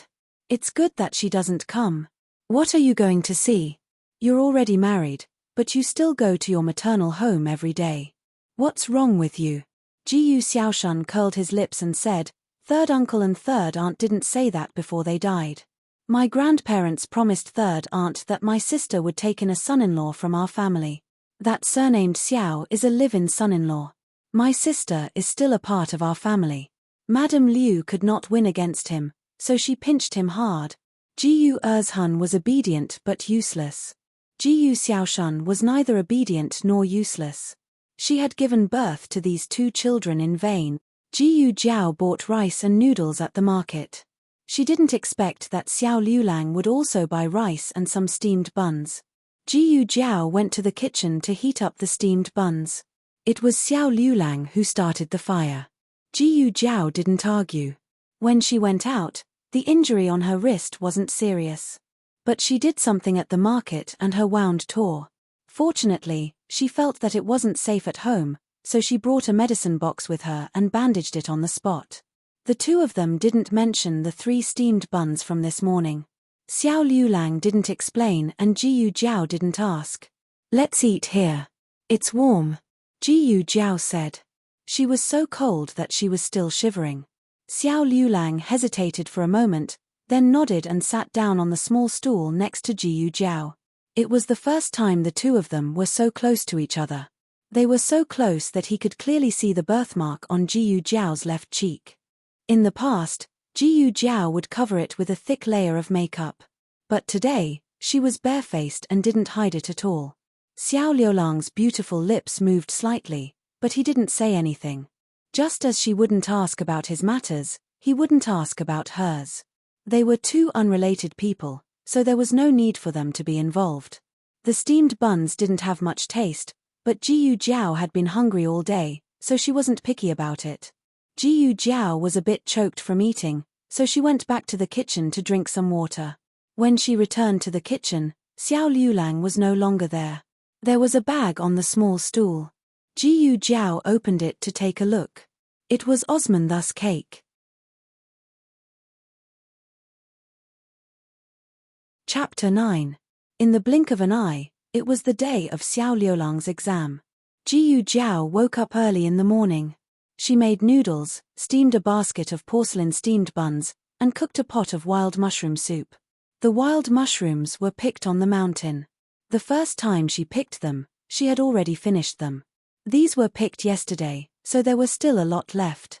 She planned to carry them to the market later to sell them. In fact, she also picked wood ears, but fresh wood ears were poisonous. They had to be dried before they could be eaten. While waiting for breakfast, she went back to her room to take medicine. The wounds on her wrist and the back of her head were already healed. She was almost out of medicine, but the ointment was more durable. There was still more than half of it left. On the other side, Xiao Liulang also woke up. Jiyu Jiao knew that he studied until late last night, so she didn't wake him up in the morning. Unexpectedly, he still woke up so early. In fact, he could have slept a little longer. The ox cart to town didn't leave so early. Jiyu Jiao set the table and filled half a bowl of wild mushroom soup for him. She was worried that he would go to the exam hall to find the toilet, so she didn't fill it to the brim. But Jiyu Jiao didn't know if it was just her imagination, but she felt that Xiao Liulang's eyes were a little bit bitter when he inadvertently glanced at her. The exam would take a whole day, so Jiyu Jiao filled it with steamed buns and water. After pausing for a while, she thought of something and stuffed 10 copper coins into the bag. Xiao Liulang watched her as she stuffed the copper coins into the bag. His eyes moved, but he didn't say anything. Jiyu Jiao handed the bag to him. "I've already paid for the carriage. I've also told the driver to send you directly to the academy." "Okay," Xiao Liulang responded. He took the bag and walked out with his crutch. Jiyu Jiao looked at his little crippled leg and resisted the idea of sending him to the village entrance. He probably wasn't happy about it either. When Xiao Liulang arrived at the entrance of the village, second Uncle Luo's ox cart was already parked under the locust tree. There were quite a few people sitting on it. They were all villagers who were selling their vegetables and eggs in town. When the villagers saw him, they all smiled and greeted him. Xiao Liulang was a scholar. He usually looked cold, but he didn't put on airs. Every family would come to him if they wanted to read or reply to a letter. Although Jiyu Dashun was also a scholar, Jiyu Dashun stayed in the private school during the day and studied hard at night when he returned home. The villagers rarely disturbed him. There was one last seat on the ox cart, which should be reserved for him. Just as he was about to go up, he felt a figure flash past and block his path. The other party pressed down on the ox cart with one hand and supported another figure behind him with the other. "Shunzi, hurry up." They were Mrs. Ju and her son from the main branch of the Jiyu family. Mrs. Ju blocked Xiao Liulang completely, not giving Xiao Liulang a chance to get on the ox cart. On the ox cart, an auntie said, Shunzi's mother, Liulang came first. Jiyu Dashun paused in his movement to get on the ox cart. He turned his head and looked past his mother to look at Xiao Liulang. Xiao Liulang's eyes were cold and his expression was indifferent. Mrs. Ju snorted indifferently. "I'm going to take the exam straight. So what if he came first? Can he delay my straight exam just because he came first?" Everyone in the village knew that Jiyu Dashun was a promising person. He was admitted to the county school a while ago and was a scholar.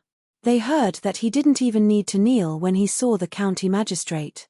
Although Xiao Liulang was a good lad, he wasn't as important as Jiyu Dashian's future. If Jiyu Dashun became rich, not only would he bring glory to the Jiyu family, but the entire Qingchuan village would also benefit from his glory. No one said a word. That Second Uncle Luo said embarrassedly, Liu Lang, he is also going to take the exam.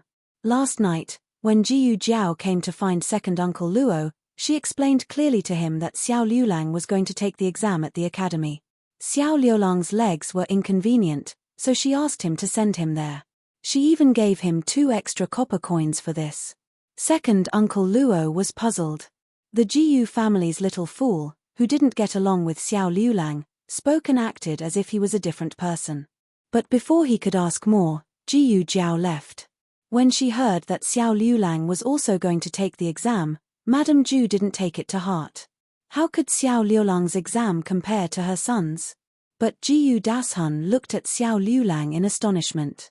You are also going to Tianxiang Academy? Yes. Xiao Liulang replied indifferently. When Xiao Liulang first came to the village, he was already a scholar. At that time, Jiyu Dashun was also a scholar. Later on, Jiyu Dashun passed the county-level exam, while Xiao Liulang was still a scholar. Jiyu Dashun didn't think much of Xiao Liulang. You haven't been to the private school for half a year. Jiyu Dashun shook his head. His meaning was obvious. Xiao Liulang couldn't pass the exam. Second Uncle Luo, who originally wanted to persuade some villagers to give Xiao Liulang a seat, silently swallowed his words. Since he couldn't pass the exam, then there was no need to trouble himself. Second Uncle Luo took out his money bag. Going to the market was 2 copper coins, and going to a slightly better place was 3 copper coins. Jiyu Jiao gave him 2 more, so it was a total of 5 copper coins. While second Uncle Luo counted out the copper coins and returned them to Xiao Liulang, Jiyu Dashun was pushed onto the ox cart by Madame Zhu. But before he could sit down, a bone-thin hand suddenly reached out from behind him, grabbed his collar, and pulled him down from the ox cart. Jiyu Dashun was 2 years older than Xiao Liulang. He was already 19 this year. He was a sturdy young man, but he staggered and almost fell to the ground. Madame Zhu was scared to death. She quickly went to help Jiyu Dashun. Who is it? She cursed and turned around. Then, she saw the thin and small Jiyu Jiao with everyone else. Jiyu Jiao's eyes were cold, revealing an unruly chill. Everyone was stunned. Jiyu Jiao, are you crazy? Madame Zhu was wondering who was so bold, but it turned out to be this little fool. Take the copper coins back. Jiyu Jiao ignored Madame Zhu. She only looked indifferently at second Uncle Luo, whose hand was frozen in midair. She frowned impatiently. I booked the ox cart last night. If you want to go back on your word, then refund everyone's money. What do you mean? Madame Zhu asked. Literally, Xiao Liulang can't get on the ox cart today, so no one is allowed to get on the ox cart, Jiyu Jiao said. What right do you have? An auntie snorted. Jiyu Jiao slowly took out a sickle from behind her back. Because I'm a fool? Fools only do stupid things. Everyone's faces turned pale when they saw the sickle. Madame Zhu, who wanted to rush up and pull Jiyu Jiao's hair, was too scared to go forward. No one understood what was wrong with Jiyu Jiao. Why would she make things difficult for the Jiyu family, who had always been close to her, for Xiao Liulang, whom she had long disliked? Even Xiao Liulang's eyes flashed with a trace of astonishment. If you want to invite old Master Jiyu, then hurry up and go. Jiyu Jiao said as she blew on the sickle that she had polished until it was shining. Madame Zhu really wanted to go. But she was stopped by Jiyu Dashun. It was useless to reason with a fool. It would be bad if the exam was delayed. Although Xiao Liulang would also miss the exam, Xiao Liulang couldn't pass the exam in the first place. He was different. In the end, second Uncle Luo thought of a way to let Madame Zhu spend money to buy one of the villagers' vegetables. That villager gave his seat to Jiyu Dashun. Jiyu Jiao didn't care whose seat Jiyu Dashun bought. However, in order to prevent any accidents on the way, Jiyu Jiao followed along with the sickle on her back. There was no extra seat for her in the ox cart. She dragged her thin and small body and walked for more than 10 miles on foot, safely sending Xiao Liulang to the examination room.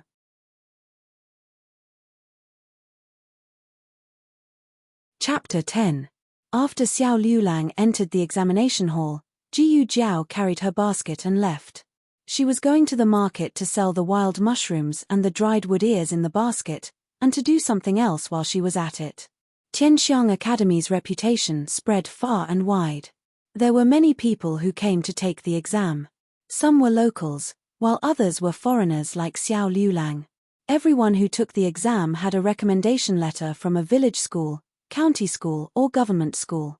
They were then separated into their respective examination halls.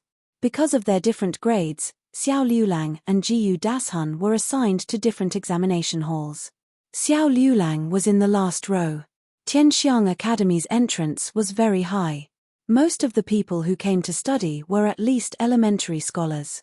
It was not easy to become an elementary scholar these days. For Jiyu Dashun to pass the exam before he was 20 was already very rare. Xiao Liulang was only 17. He was the youngest among all the candidates. He was also the most handsome one. Unfortunately, he was a cripple. The candidates looked at him strangely, but it did not last long. They began to fill in the exam papers. The poetry exam in the morning and the classics exam in the afternoon. The candidates who were able to come here had a lot of knowledge in their stomachs. It was not difficult for them to compose a few poems on the spot. The difficult part was the classics exam in the afternoon. The classics exam questions were all from the original texts of the 4 books and 5 classics.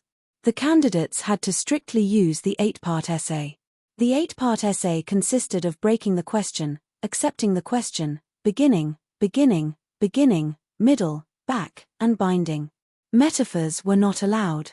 One had to use the tone of a saint. The annotations could only come from the Cheng and Zhu school of thought. It was very restrictive for the candidates. In addition, the questions were very difficult. After a day of examination, the candidates' faces were all green. When Xiao Liulang came out, his classmates had already been waiting outside the examination hall for half an hour. Liulang, here. He waved at Xiao Liulang. Xiao Liulang walked over with his walking stick. His classmate said, "I just heard a lot of people complaining that the scripture questions are tricky. Sai, it's your bad luck. The questions this time were set by the dean himself.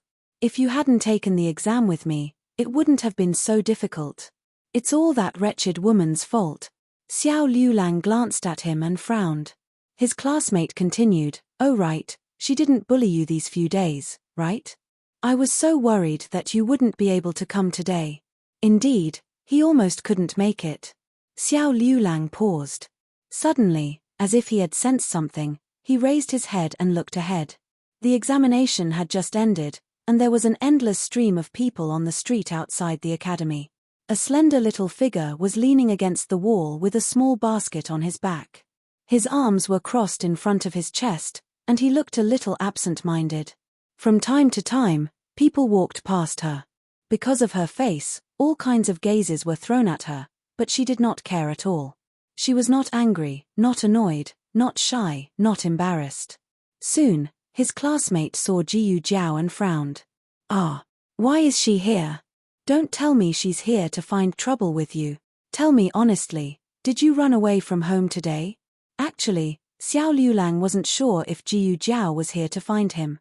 He only knew that she was leaning against the wall, and it was obvious that she was waiting for someone.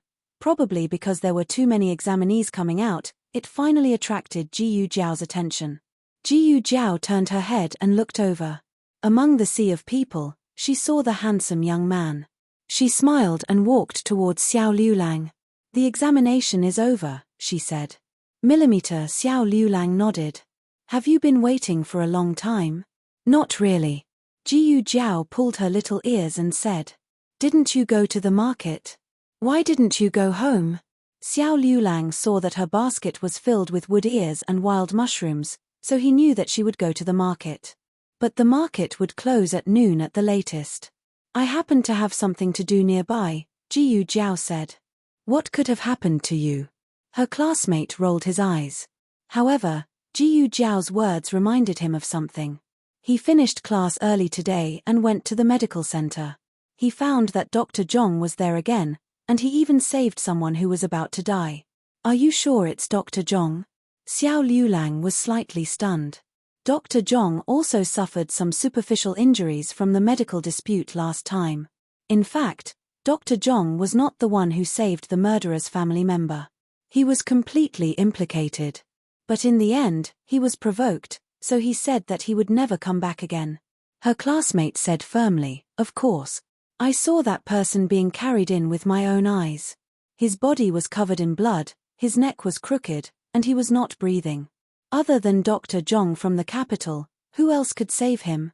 Jiyu Jiao silently looked at the little ant on the ground and didn't say a word. Her classmate continued, "Dr. Zhong can even save that kind of person, so he must be able to cure your leg. You don't have to worry about this. I'll ask when Dr. Zhong is going to make a house call." "When are you going?" Jiyu Jiao suddenly asked. Her classmate looked at her with disdain. "Why should I tell you?" Jiyu Jiao was speechless. They had dinner in town. Her classmate insisted on bringing Xiao Liulang to try the Yangchun noodles near the academy, saying that it had the taste of their hometown. After dinner, Xiao Liulang and Jiyu Jiao took a mule cart back to the village. This time, Xiao Liulang asked for a carriage. Night had completely fallen. There were no oil lamps in the carriage, but the bright moonlight seeped in. Jiyu Jiao sat across from Xiao Liulang. She stretched out her long legs and stretched her toes. She bought new shoes. They weren't embroidered shoes like the daughters of rich families, but a pair of cheap cloth shoes. They were pure black with no extra color, but surprisingly, they looked very good on her feet. She looked very obedient as she played with the shoes. Her eyes were like broken stars. The mule cart was still parked at the entrance of the village. After the two of them got off the cart, Jiyu Jiao followed behind him at a distance. The news of Jiyu Jiao falling out with Jiyu Dashun because of Xiao Liulang had already spread throughout the village. Xue Ningxiang specially waited at the door. In the end, she saw the two of them walking in the night, one in front and one behind. Could it be that her eyes weren't playing tricks on her last time? Were these two really together? "Idiot Jiyu!" A voice broke the silence. Xue Ningxiang turned and went back into the house. Jiyu Jiao and Xiao Liulang stopped outside their house and turned to look at the young man who was walking quickly towards them. It was Jiyu Erzhun from the second branch of the Jiyu family. Jiyu Erzhun and Jiyu Xiaoshun were both born of the Liu family. However, compared to his own twin brother, Jiyu Erzhun had always been closer to Jiyu Dashun, his cousin. Jiyu Jiao only glanced at him indifferently before looking away. She unlocked the door and entered the house with Xiao Liulang. Jiyu Dashun strode over and stood at the door with his hands on his hips. He said angrily, "Idiot Jiyu, I think you've turned the sky upside down. How dare you treat eldest brother like this? Do you know that you almost delayed eldest brother's exams? You even embarrassed eldest brother in front of the entire village. Don't listen, don't listen." Jiyu Jiao stepped over the threshold and was about to close the door. Jiyu Erzhun saw that she was ignoring him and became angry. He stepped into the house and held the door with one hand. "You dare! Grandfather told me to come find you. Hurry up and kowtow to eldest brother and admit your mistake. Otherwise, I'll beat you to death." Jiyu Jiao impatiently pulled her little ears. "Annoying. Did you hear that? If you don't make things clear today, don't even think about." He was halfway through his words. Jiyu Jiao lifted her leg and sent him flying out with a kick.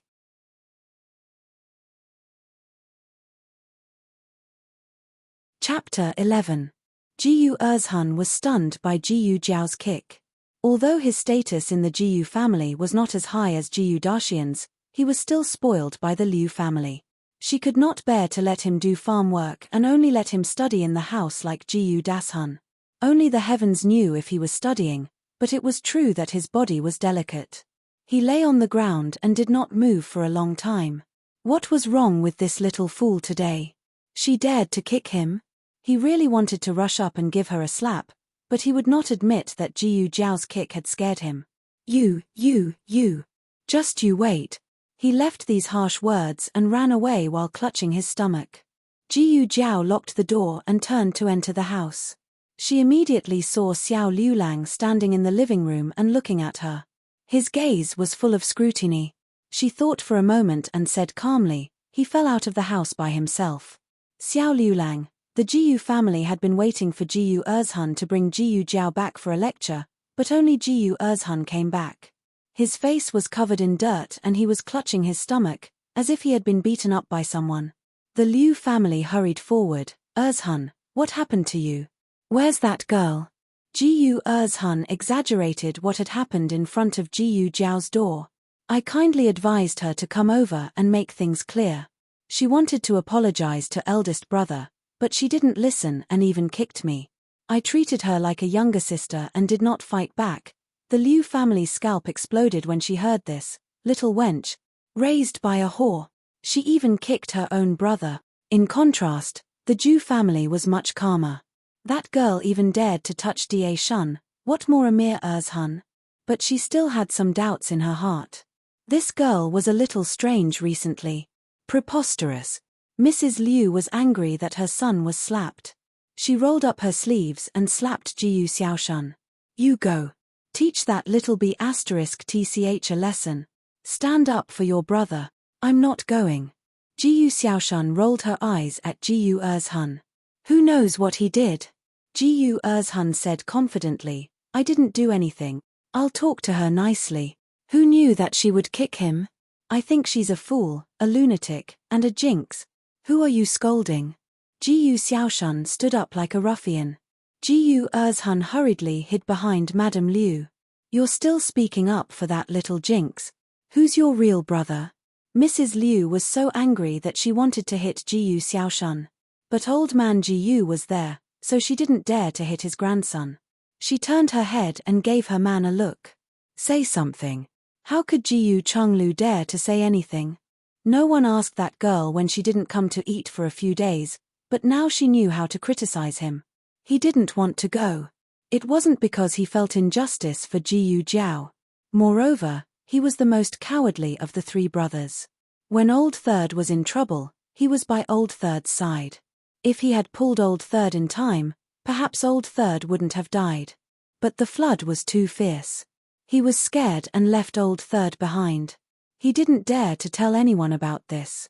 Only Old Man Jiyu knew. He had always felt a little guilty about the third branch. Changhai. Old Man Jiyu called his eldest son.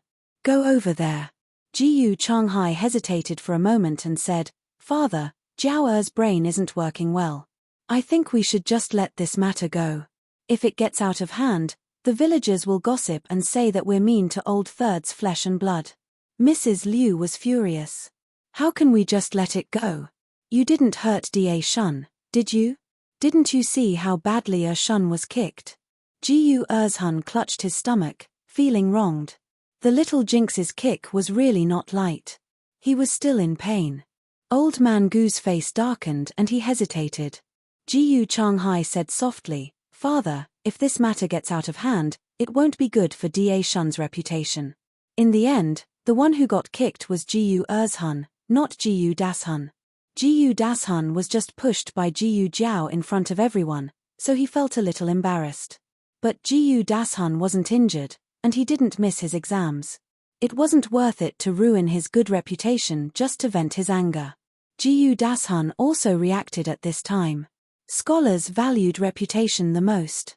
Otherwise, the Jiyu family wouldn't have forced Xiao Liulang to submit. He couldn't be muddle-headed on this matter. He said gently, Forget it, grandfather. Younger sister is stupid. If we argue with her, it will make us seem unreasonable. Mrs. Liu was so angry that she fell backwards. Why didn't you say this earlier? If you really don't argue, you should have stopped Second Shun when he went to catch her. Old Man Jiyu was very satisfied with his eldest grandson's words. You're a reasonable person. You should learn from your eldest brother. Don't argue with a girl all the time. You're losing your status as an elder brother. The last few words were naturally directed at Jiyu Erzhan. And you, don't go out and cause trouble. You'll ruin your eldest brother's reputation. Jiyu Xiaoshun didn't escape. Jiyu Xiaoshun didn't take it to heart at all. Jiyu Jiao didn't know that the Jiyu family was in a mess because of her. She made a small fortune in town today and bought a lot of things. Of course, she also used up a lot of things. She was short of 1 anesthetic, 2 blood clotting agents, sutures, and other medicine for external injuries. Jiyu Jiao took the salt, star anise, fennel, and some other ingredients to the kitchen. She boiled water while she was at it. Finally, she used the firewood in the stove to light a brazier. She gave the brazier to Xiao Liulang. It was close to the 12th lunar month, so the nights were still very cold. She could sleep early, but Xiao Liulang had to read by the light. In addition, his injured leg couldn't catch a cold. The door was left ajar. Jiyu Jiao knocked on the door. "It's me." Millimeter Xiao Liulang responded. Jiyu Jiao pushed the door open and entered. Xiao Liulang was bent over the table, copying a book. There was only a small oil lamp beside his hand. The light was very dim. Jiyu Jiao put the brazier on the ground and walked over to adjust the oil lamp to the brightest. She thought for a moment, then went to her room to grab the oil lamp. "It's too dim. It hurts my eyes." Xiao Liulang's eyes moved. "You can use the brazier." "I won't be cold after I sleep," Jiyu Jiao said. After a pause, she seemed to think of something and said, "Can I come to your room to warm up before I sleep?" Millimeter Xiao Liulang nodded. He sat up straight and continued to copy the book at hand. Jiyu Jiao knew that he earned money by copying books for others. Although he didn't earn much, he still earned 2 taels a month. However, the Jiyu family wanted to take 1 tael from him. They called it paying for the food of the original host. The original host didn't know that she paid for her meals at the Jiyu family. She thought that the Jiyu family was really good to her. To be fair, Xiao Liulang only had a bad attitude towards the original host. This was because the two of them didn't have a good relationship. It wasn't that Xiao Liulang's character was bad. Jiyu Jiao smiled and said, "You don't have to give the Jiyu family any more money. I'll eat at home in the future." Xiao Liulang's hand that was holding the brush paused. Jiyu Jiao took the mattress and clothes that hadn't dried yet. Her movements were very light and her breathing was very quiet. If it wasn't for Xiao Liulang glancing at her several times, he probably wouldn't have noticed that there was another person in the room. When the clothes were done, she suddenly said to him before leaving, "Right, what's your classmate's name?" "Feng Lin," Xiao Liulang said. Xiao Liulang copied books until midnight. When he got up, he found that Jiyu Jiao had finished drying his clothes and neatly stacked them on the chair. He picked up the clothes and was about to put them in the cabinet when he saw a new pair of shoes at the bottom. Chapter 12. Ever since there was no nightlife, Jiyu Jiao woke up earlier than a chicken every day. Before dawn, she carried a bucket of water out the door. She went to the ancient well at the entrance of the village to fetch water. The villagers all woke up early. At this time, there were already a few aunts and young wives fetching water by the ancient well. Everyone was stunned when they saw her. The news of Jiyu Jiao causing a ruckus on the ox cart had spread throughout the village. Everyone knew that she had pulled Jiyu Dashun off the ox cart. She was a fool after all. When her illness acted up, she even harmed her own cousin. But why did she come to fetch water so early in the morning? The little fool never did any work and would only wake up when the sun was high up in the sky. Jiyu Jiao ignored everyone's gazes and calmly went to the ancient well. She put the bucket down to fetch water and carried it home with a shoulder pole. Everyone only came back to their senses when she walked far away. Were their eyes playing tricks on them? The little fool just now didn't look foolish at all. She looked very good when she fetched water and walked very well. After Jiyu Jiao finished fetching water, she steamed a basket of meat buns. She bought a piece of cured meat yesterday and soaked it in water before going to bed. The excess saltiness was soaked out, but the flavor of the cured meat was just right. The smell of the meat buns wafted out. The dog next door was craving for them. Jiyu Jiao took 2 buns up the mountain. Most of the wood ears had been picked by her, but there were still a lot of wild mushrooms. In fact, the villagers could see these ingredients when they went up the mountain to cut firewood, but most people didn't dare to pick them. First, they couldn't tell the difference between poisonous mushrooms. Second, they didn't know how to remove the poison in fresh wood ears. After Jiyu Jiao finished picking the mushrooms, she went directly to the market. The eastern part of the town was a relatively wealthy and prosperous area. The best medical centers and restaurants were there. The Yarman and the academy were also there. In contrast, the western part of the town was much more complicated. There were markets, workshops, gambling houses, brothels, all sorts of things. Jiyu Jiao arrived at the market and randomly found an open space to set up a stall. The woman next to her still remembered her and smiled at her. "You're here. Do you still have the mushrooms you picked last time? My grandson likes it. Can you give me some more?" The auntie sold sweet potatoes. The price of sweet potatoes was not comparable to the price of the mushrooms on the mountain. However, Jiyu Jiao did not care. She nodded and handed the basket to her, letting her take it herself. The auntie grabbed 2 handfuls and put in 2 big and red sweet potatoes for her. Not long after, the aunt on the other side also came over and said with a smile, Can I exchange some radishes with you? I want to stew some for my family too." Millimeter, Jiyu Jiao nodded nonchalantly and signaled her to do it herself with her eyes. Therefore, the aunt used her 2 big radishes to exchange for Jiyu Jiao's 2 mushrooms. After that, a few more hawkers came and one after another used their own side dishes to exchange for Jiyu Jiao's mushrooms. This scene was seen by the 2 men in the tea stall diagonally across the street. "Shopkeeper Wang, are you talking about her?" The one who asked was a well-dressed man in his early 30s. He had strong facial features and a tall figure. A middle-aged man in his 40s next to him said, "Second master, it's her." The second master looked at Jiyu Jiao and knit his brows. Such expensive mountain products, but she exchanged them with such cheap vegetables. Is she stupid? Someone even put rotten food inside, but she didn't say anything. She's really stupid. This. Shopkeeper Wang was speechless. He always felt that she wasn't stupid. She just didn't care. "Are you sure you didn't make a mistake?" the second master asked. "When she saved the patient, I was right next to her. I saw with my own eyes that she sewed up that deep and long wound. I won't make a mistake." Shopkeeper Wang gestured as he spoke. What Shopkeeper Wang didn't say was that he had actually seen her twice. The first time was at this market, so he knew that she would come here to do business. "How old is she?" the second master knit his brows. No matter what, he couldn't believe that she was the doctor that brought the dead back to life. She was too young and too poor. She also had that birthmark on her face. But Shopkeeper Wang wouldn't lie to him. Last time, the medical disturbance had a great impact. Not only did they offend Dr. Zhong, they also made the main hall of the capital very dissatisfied. The second master's position was in jeopardy.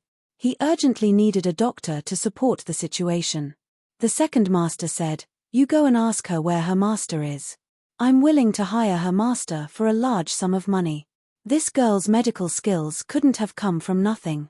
Hiring her master would be more reliable than hiring her. Shopkeeper Wang also felt that this method was feasible. He turned around to ask, but unexpectedly, just as he took a step, a young man fell down. He happened to fall in front of a chicken stall, scaring away all the chickens in the cage. "Ayya! My chicken! My chicken!" The old man selling the chicken hurriedly went to catch the chickens.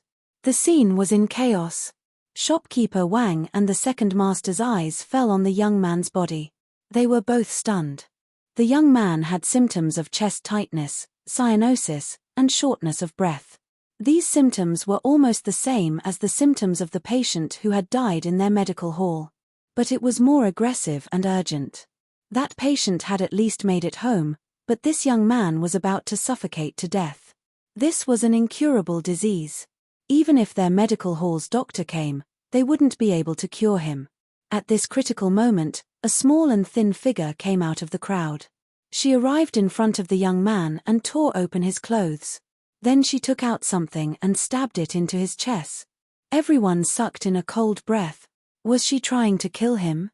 The next second, Jiyu Jiao pulled out the needle and a small stream of air leaked out. Everyone saw that the young man who was about to suffocate to death had his chest suffocated and his breathing returned to normal. Shopkeeper Wang was dumbfounded. Do we still need to ask her master? Ask my ass. If their medical hall had such a doctor, that person wouldn't have died that day. The second master decisively pushed shopkeeper Wang aside and stood up. He personally walked over to Jiyu Jiao. "You're saying that you want me to be your medical hall's doctor?" After hearing the second master's words, Jiyu Jiao fell into deep thought. "Which medical hall are you from?" The second master smiled and said, "In Clear Spring Town, only our Tongfu Hall can be called a medical hall." "Oh." She rubbed her chin. The second master thought that the other party wouldn't agree so easily. He was already prepared for the other party to put on airs. Who would have thought that Jiyu Jiao would say, "You came just in time. I was just about to go find you. I can cooperate with Tongfu Hall, but I'll say it first. I'll only see patients once a month." Once. The second master was stunned. "No, you're agreeing? You're not going to be pretentious? Raise the price." "No, once. She'll only see patients once a month. I'm very busy," Jiyu Jiao said seriously. "Busy? Selling vegetables?" The corner of the second master's mouth twitched as he looked at her basket. To be honest, he really wasn't satisfied this time. However, doing business was all about gradual progress. First, enter his Tongfu Hall's door. Later, when they were familiar with each other, they could slowly haggle. The second master said, "Okay. Once it's just once." Jiyu Jiao stared at him as if the next thing was the most important thing. "Also, I have another condition." After class, Feng Lin rushed to the medical hall without stopping. After the medical disturbance incident, the medical hall's business was a bit bleak. The clerks were listlessly arranging medicinal ingredients in the lobby. "Is Dr. Zhong here?" Feng Lin stopped a clerk and asked. The clerk said, "Dr. Zhong returned to the capital." "Then when will he come again?" Feng Lin asked politely. "I'm not sure," the clerk said. "Can you help me ask? My friend's leg has been injured for half a year. Only Dr. Zhong can cure him." Feng Lin persevered. The shop assistant looked at him impatiently. "To be honest, Dr. Zhong won't be coming again. If you really want to find him for treatment, you can go to the Huichun Hall in the capital to find him. However, his consultation fee is very expensive." "How much?" Feng Lin asked. 10 taels. "What? 10 taels?" Feng Lin was stunned. Even if he and Xiao Liulang worked together, they still wouldn't be able to come up with that much money.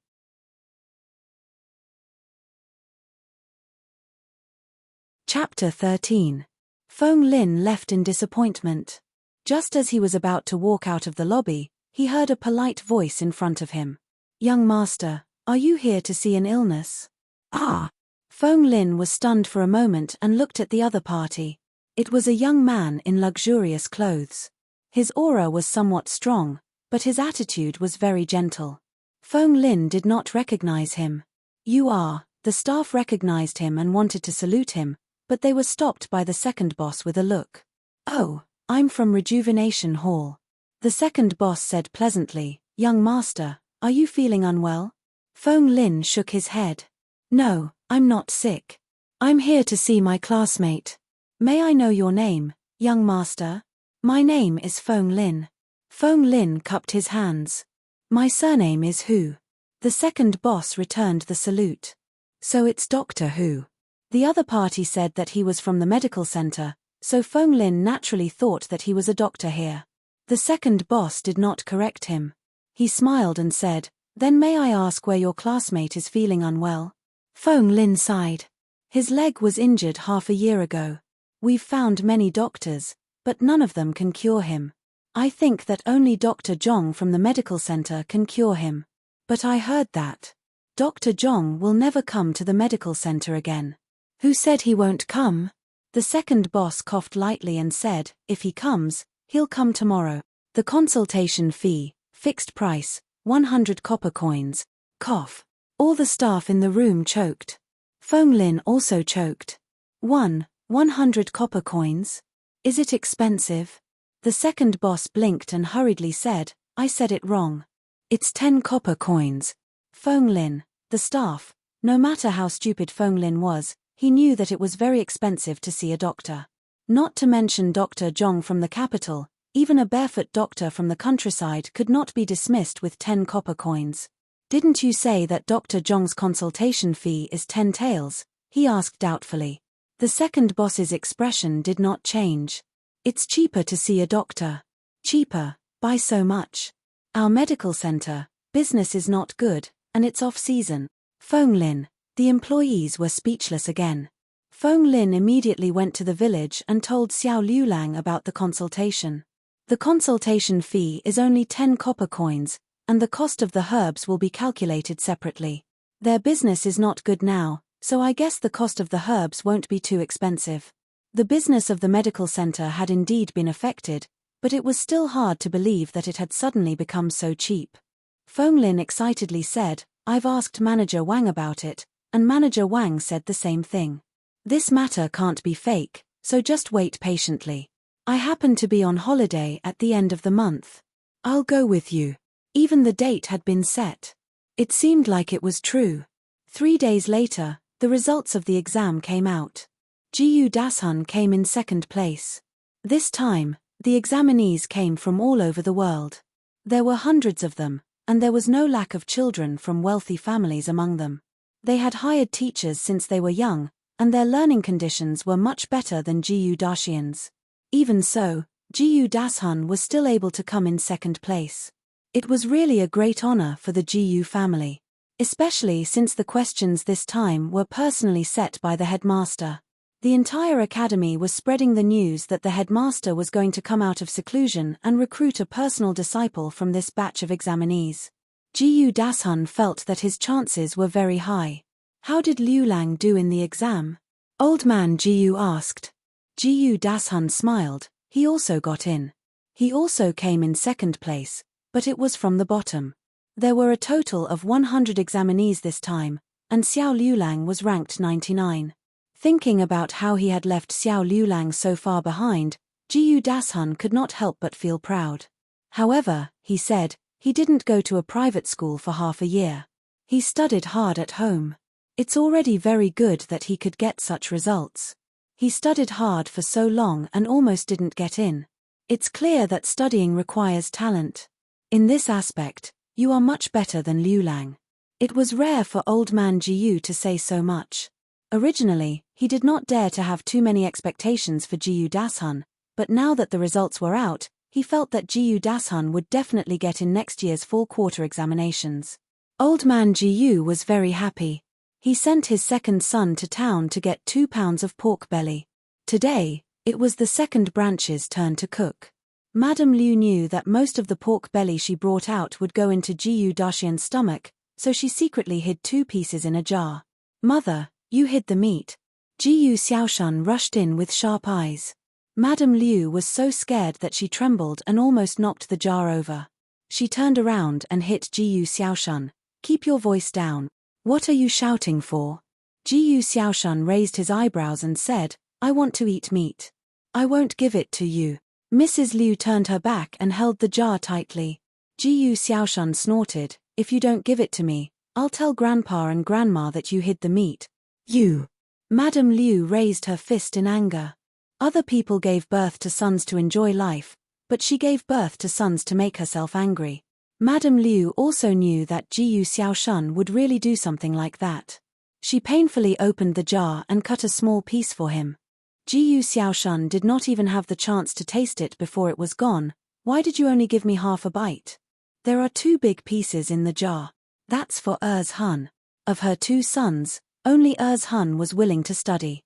Madame Liu hoped that Hun would be successful in the future so that she could benefit from him.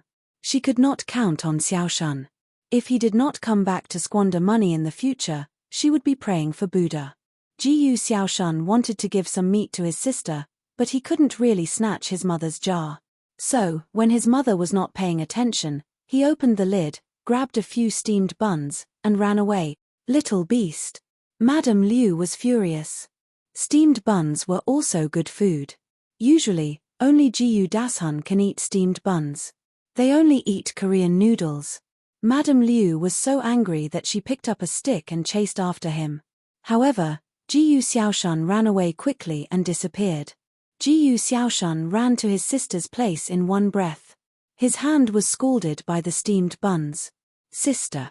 He rushed into the kitchen, but he suddenly smelled something and froze. He sniffed. It smells good. Sister, what are you cooking? Pheasant. She sold 2 of the 3 pheasants last time. She raised the remaining one for a few days and killed it today. What are you holding? Jiyu Jiao looked at his hand. Steamed buns. Jiyu Xiaoshan lowered his head. He wanted to give his sister something delicious to eat. Who would have thought that his sister would eat chicken? These steamed buns were a bit inferior. Jiyu Jiao took a bowl and asked him to put the steamed buns in. She also brought a basin of cold water. Put your hand in. Oh. Jiyu Xiaoshan did not ask why and obediently did as he was told. His hand did not hurt as soon as it was soaked in the water. Eat here. Jiyu Jiao said to him again. Huh. Jiyu Xiaoshan was surprised. I left a bowl for you. I was thinking about how to send it. Now that you're here, I don't have to make a trip. Jiyu Jiao said as she opened the cupboard and took out a bowl of chicken. She poured it back into the pot. Jiyu Xiaoshan looked at the bowl of chicken. He knew that his sister did not say those words just because he came. She really did leave a bowl for him. There was a whole drumstick in the bowl. He saw it all. Jiyu Xiaoshan suddenly felt a little sour at the tip of his nose. He came behind Jiyu Jiao, bent down, and pressed his forehead against Jiyu Jiao's back. He rubbed against it and said, Sister, how can you be so nice? Tell me, could it be that you're actually my biological mother? Jiyu Jiao. Chapter 14. Jiyu Jiao finally understood why the previous host and Jiyu Xiaoshan could play together. The 2 of them had the same level of intelligence. Jiyu Jiao made a pheasant stewed with mushrooms today.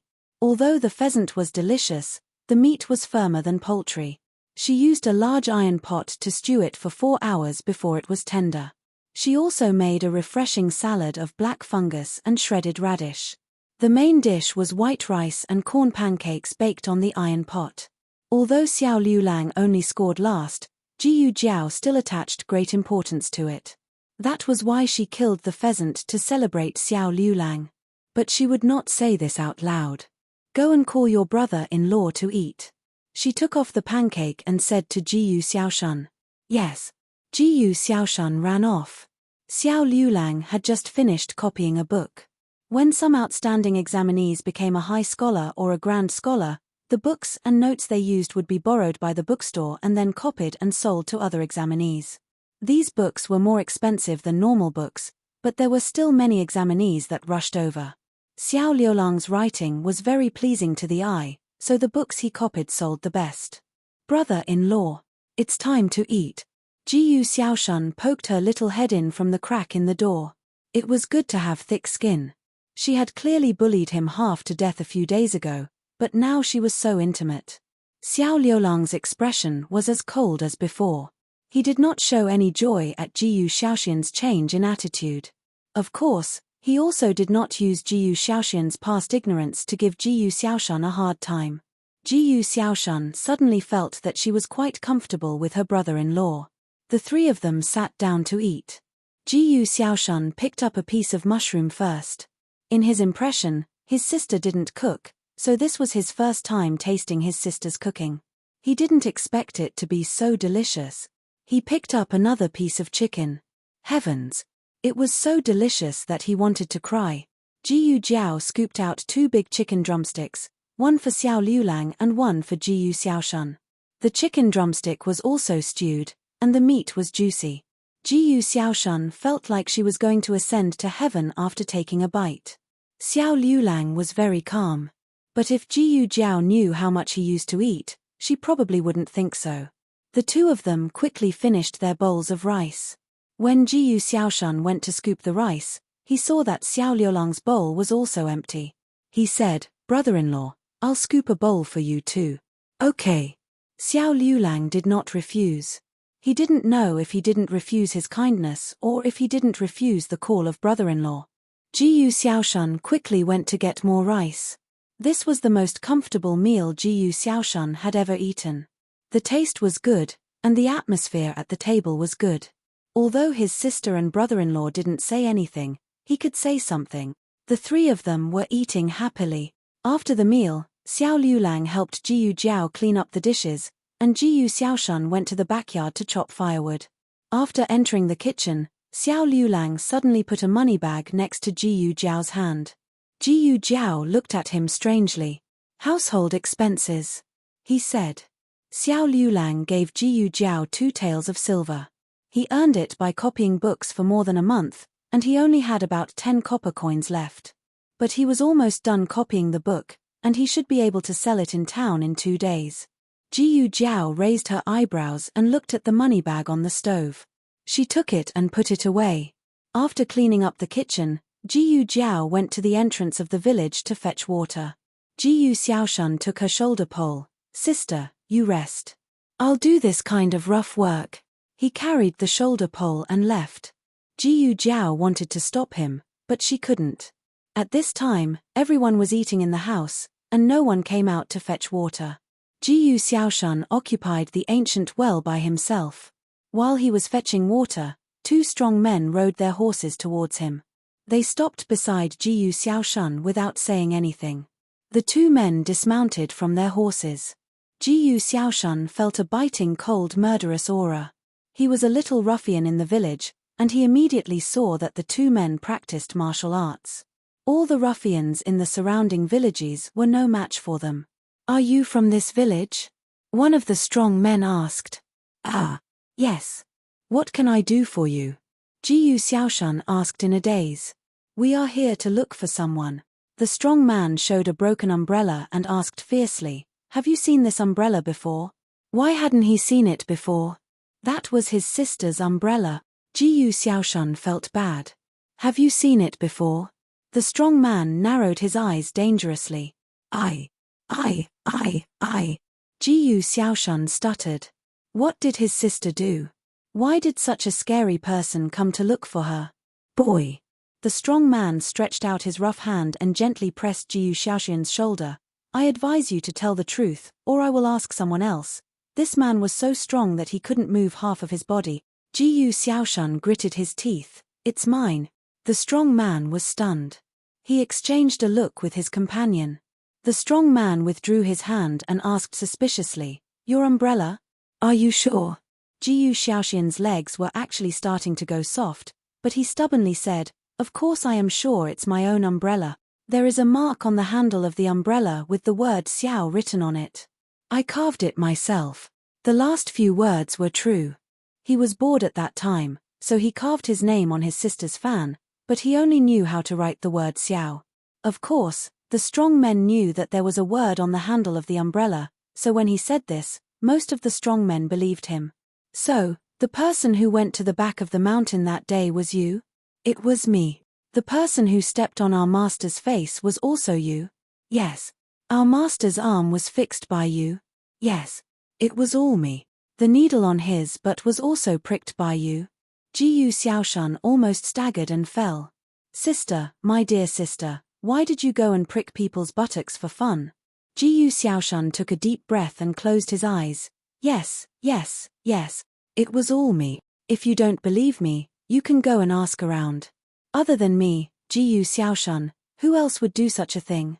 Jiyu Xiaoshan felt that he was going to be beaten to death here today, but the pain he imagined did not come. He carefully opened his eyes to take a look and saw the 2 burly men take a big step back and bow deeply to him. "Benefactor, we finally found you." Jiyu Xiaoshan, sister. Jiyu Xiaoshan ran into the kitchen as if he was reincarnated. "I think I'm in trouble." "Lower your voice, your brother-in-law is studying." Jiyu Jiao made a shushing gesture at him. Jiyu Xiaoshan told Jiyu Jiao everything that happened at the entrance of the village with a long face. "Sister, what should we do now?" "What benefactor? Are they trying to blackmail me?" "So that's what happened." Jiyu Jiao remembered what happened on the mountain that day and nodded thoughtfully. "You didn't ask who they were?" Jiyu Xiaoshan drooped his little head. "I forgot to ask." "Have they left?" Jiyu Jiao asked. "Not yet." Jiyu Xiaoshan cried. Jiyu Jiao put down the broom. "Okay, you wait for me here." "Sister, don't go." Jiyu Xiaoshan pulled her. "It's okay." Jiyu Jiao smiled and walked towards the entrance of the village. Jiyu Xiaoshun did not know what his sister said to the two men, but they left obediently. The next day, at dawn, a carriage drove into the village and stopped outside the Jiyu family's gate. An elegant middle-aged man came down from the carriage. The first branch was cooking today, so Madame Ju and Ju Yue got up early. Ju Yue carried a basket and went to the field to cut the pigweed. When she opened the door, she saw a middle-aged man about to knock on their door and a big carriage behind him. Ju Yue had never seen this before and was stunned.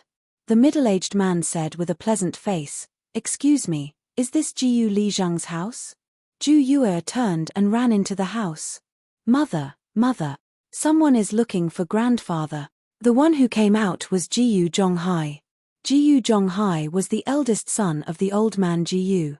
He occasionally went to the government office with the old man Jiyu, so he was more knowledgeable than most people in the village. The other party's background was not small. Jiyu Zhonghai politely said, "My father is washing up." "You are," the middle-aged man smiled. "I am the steward of Tianxiong Academy. Today, I came here to deliver the admission document to young Master Jiyu." Didn't they go to town to get the admission document by themselves? How could they trouble the academy to deliver it personally? Sure enough, Da Shun did too well in the exam. Jiyu Zhonghai felt his back straighten. He proudly shouted into the house, "Da Shun, the academy is here to deliver the admission document to you." Chapter 15. For Jiyu Dashun to be able to study so well, in addition to being very smart, he was also very hardworking. He woke up earlier than Madame Ju and Jiyu Yue and was currently studying in his room. Hearing his father call him, he put down his book and walked out. "Father, what's wrong?" As soon as he finished speaking, he saw the middle-aged man outside the door. He vaguely felt that the other party's face was somewhat familiar, but he couldn't remember where he had seen him before. But he was sure that the other party's clothes and bearing were not ordinary. He didn't know why he had come to their house. "Father, what did you say just now?" "I was studying and didn't hear clearly." He turned to Jiyu Zhonghai and said.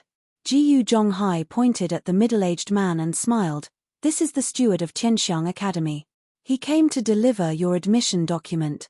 Admission document? Jiyu Dashun had the same doubts as Jiyu Zhonghai. The academy had already informed them that the results would be released 3 days after the exam and the admission document would be released on the 7th day. They had to go to the east gate of the academy to get it. There were still 3 days before the 7th day. Why did he come out already? And delivered himself to their door? The middle-aged man also reacted at this moment. He smiled and said, "So there is another candidate in your house. But I'm afraid that Master Jiyu has misunderstood. The document in my hand is not for this candidate, but for another young Master Jiyu." Jiyu Zhonghai said strangely, "Only Da Shun is a candidate in our house." The middle-aged man maintained a decent smile. "I didn't quite understand what I said just now. May I ask, is young Master Jiyu Xiaoshun here?" The father and son were stunned. Jiyu Zhonghai found his voice after a while. You must be mistaken, right? Jiyu Xiaoshun didn't take the exam. Jiyu Xiaoshun was a scoundrel. Scoundrel. He wouldn't take the exam even if he had 8 lifetimes. Even if he took the exam, he definitely wouldn't be able to. The middle-aged man smiled warmly. "I didn't make a mistake. It is Jiyu Xiaoshun. He was personally recommended by my master. He entered the school without taking the exam." Jiyu Zhanglu, who had just woken up, heard his son's name. He walked over and said, "What's wrong with Xiaoshun? Did he get into trouble again? Bastard. I'll go beat him up right now." Jiyu Changlu had just woken up and looked really sloppy, but the middle-aged man's smile didn't change at all. "My master accidentally fell down the mountain. Fortunately, young Master Jiyu saved him. In that case, this matter is settled. I'll have to trouble the 2 masters to hand over the admission documents to young Master Jiyu. He will enter the school in 4 days. Our family can't afford 2 sets of tuition fees," Jiyu Zhonghai suddenly said. Jiyu Changlu was still confused. He didn't know what was going on. The middle-aged man looked at Jiyu Dashun and then at Jiyu Zhonghai. This time, there was no smile in his eyes. It's written on the document that all tuition fees are waived. In addition, I've also prepared the books and school uniform. Please pass them to young Master Jiyu. His own father and second uncle did not notice, but Jiyu Dashun did. The other party addressed him as this examinee, but addressed Jiyu Xiaoshun as young Master Jiyu. Moreover, he got second place in the exam, but the other party didn't even know that this was his house. Jiyu Daxian's expression didn't look too good. He wanted to ask the other party and the master's identity in detail, but the middle-aged man handed a mahogany brocade box to Jiyu Changlu and left directly in the carriage. Jiyu Changlu was still in a daze. Eldest brother, that person. Did he say that Xiaoshun can also go to school? The whole family knew about this during breakfast. When did you go up the mountain? Who did you save? Why didn't you tell us? Madame Liu asked a series of questions. How would I know? I just saved him. His sister didn't allow him to tell others, so he could only take the blame. But he didn't expect the result to be like this. How could he go to school? Since there's no tuition fee, let Xiaoshun go to school. It'll save him from causing trouble outside all day long. Jiyu Changlu said. If he leaves, who will do the work in the field? Madame Zhu was dissatisfied. It was true that they didn't need money, but if there was one less person to work in the field, they would be the ones tired out. Jiyu Dashun looked at Madame Zhu. Mother, it's a good thing to have more scholars in the family. After school, I can help out with the work. How can we let you do it? Madame Zhu vetoed. Her son was born to study, not to dig for food in the field. Madame Liu didn't like to hear this. So her son was a noble, and her son was a lowly one? However, Jiyu Xiaoshun was indeed useless. If second Shun was stopped from studying, Madame Liu would argue back. It's just. Xiaoxuan's temperament needs to change. At least, he needs to be able to sit still like second Shun. Jiyu Dashun spoke again. His words struck a chord in everyone's heart. Yes, with Jiyu Xiaoxian's poor temperament, could he study well? They didn't want to offend the teacher and implicate Jiyu Dashun. How about we let second Shun study? Madame Liu asked. Second Shun was smarter than Xiaoshun, and also more disciplined than Xiaoshun. If he were to study, he would definitely be able to become a scholar. In fact, Madame Zhu still didn't agree. She felt that second Shun only looked studious. In fact, there were several times when Da Shun explained problems to him, but he didn't learn at all. He wasn't cut out for studying. Madame Liu was whimsical and kept dreaming of becoming a scholar's mother with second Shun. But this time, the men in the family didn't object, so Madame Zhu didn't say anything. During the whole process, no one asked for Jiyu Xiaoxian's opinion. 3 days later, Xiao Liulang and Jiyu Dashun each received their admission papers and uniforms. The books were prepared by himself. Jiyu Xiaoshun knew that he didn't have any, so he specially prepared new books for him. But now, they were all Jiyu Urshians. Jiyu Jiao carried a small basket and sent Xiao Liulang to town. As usual, she first sent him to the academy, then walked to the market. Xiao Liulang changed into a brand new uniform. Jiyu Jiao had seen other people wear this uniform, such as Feng Lin and many other students from the academy. But no one was like Xiao Liulang. He was tall, his clothes were whiter than snow, and his features were picturesque. He was like a stranger, like a jade, and a peerless young master. After a while, Jiyu Jiao's gaze fell on his feet. Seeing that he was wearing the new shoes she bought for him, Jiyu Jiao curved her lips. Does it fit? Jiyu Jiao asked. Yes. Xiao Liulang nodded slightly. Jiyu Jiao handed him the crutch and went out with him. When they arrived at the village entrance, second Uncle Luo's ox cart was already waiting. There weren't many people going to town today. Other than the two of them, there were only Jiyu Dashun and Jiyu Erzhun. The two of them also put on their uniforms. To be honest, the members of the Jiyu family weren't ugly.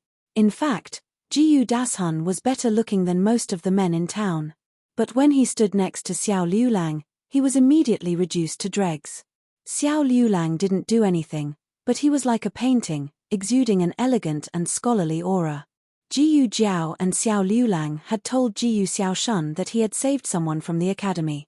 Thus, the two of them knew that the person going to the academy today should be Jiyu Xiaoshan. However, when the two of them saw Jiyu Erzhan, who was wearing a uniform that was obviously one size too small, appear on the ox cart, they didn't show much surprise. It was as if they had expected the Jiyu family to do such a shameless thing. Jiyu Jiao sneered. Xiao Liulang rummaged through his bundle and realized that Jiyu Jiao had stuffed him with another copper coin. This time, it was 20. Jiyu Erzhan rolled his eyes at the two of them. The ox cart quickly arrived near the academy. "Stop here. We'll walk there ourselves," Jiyu Dashun said. Xiao Liulang and Jiyu Jiao sat at the entrance of the academy. After Xiao Liulang entered the academy, Jiyu Jiao carried the basket and went to the market.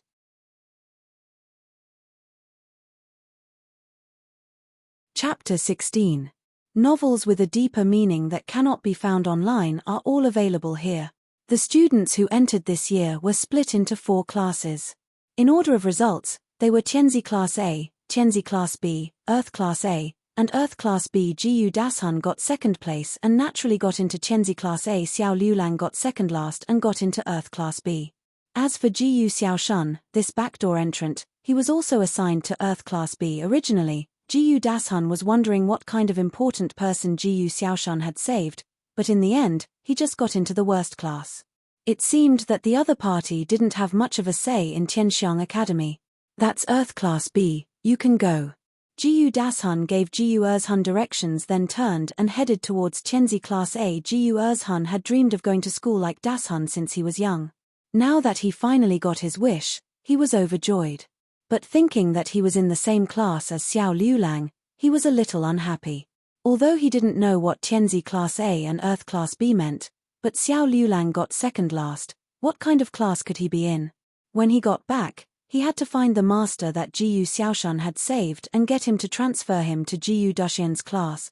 Jiyu Erzhan thought this as a matter of course, not feeling that there was anything wrong with this idea. He looked at the students with disdain and was about to walk in with his chin raised. Suddenly, the teacher spoke. "Who are you?" Jiyu Erzhan said, "I'm a new student, Jiyu Erzhan." The teacher heard this and didn't look at him anymore, calmly saying, "Where did you come from? There's no such person in the class, get out." Jiyu Erzhan was stunned. All the students looked at him. Jiyu Ershian's face flushed red. Has Jiyu Xiaoshan arrived?" The headmaster interrupted him. The classroom was very quiet. "Has Jiyu Xiaoshan arrived yet?" The headmaster asked again. The students began to whisper among themselves. Jiyu Xiaoshan and Jiyu Erzhan were obviously related, but the headmaster didn't even ask. The students began to whisper among themselves. When they looked at Jiyu Erzhan again, there was a hint of thought-provoking in their eyes. Jiyu Erzhan could no longer maintain his composure. He turned to look for Jiyu Dashun, hoping that Jiyu Dashun would be able to solve this problem for him, but unexpectedly, Tianzi Class A had already started their lessons. Jiyu Erzhan had nowhere to go. He was so embarrassed that he wanted to find a hole to hide in. After the lesson ended, Jiyu Dashun was called out by the headmaster of his class. "Headmaster Chen." Jiyu Dashun bowed respectfully. Headmaster Chen thought for a moment and asked him, "Do you know about your brother's enrollment?" Jiyu Dashun nodded. "I know. A steward of the academy personally sent my brother's enrollment document to the village. May I ask, what happened?" Headmaster Chen frowned. Jiyu Xiaoshan was enrolled, but Jiyu Erzhan came. "Do you know about this?" Jiyu Dashun looked at Headmaster Chen's expression and felt that something was wrong. His eyes flashed and he lowered his eyes. "I don't know. I left first. Those two are my second uncle's brothers." "I understand. You can go to class first," Headmaster Chen said. "Headmaster, my brother." Jiyu Dashun looked at Headmaster Chen with an uneasy expression. Headmaster Chen waved his hand. "It's okay. It's your second uncle's family business. It has nothing to do with you. Go to class. You did well in the exam this time. The headmaster thinks highly of you." Jiyu Dashun went to class. He looked at the corridor. Jiyu Erzhun was timid. He would not talk nonsense. After Jiyu Jiao went to the market, she went directly to her previous stall. Everyone seemed to know that she was going to sell mountain goods here. They had already reserved a seat for her. Jiyu Jiao brought freshly picked mushrooms and sun-dried black fungus today. Can this be eaten? Didn't you say it was poisonous? The woman selling sweet potatoes asked while holding a piece of black fungus. I sold it. It's edible, Jiyu Jiao said. After being exposed to the sun, the black fungus no longer had tannic acid and porphyrin. It would not cause any poisoning. The woman selling sweet potatoes believed her. Can I exchange sweet potatoes with you? Jiyu Jiao nodded. Yes.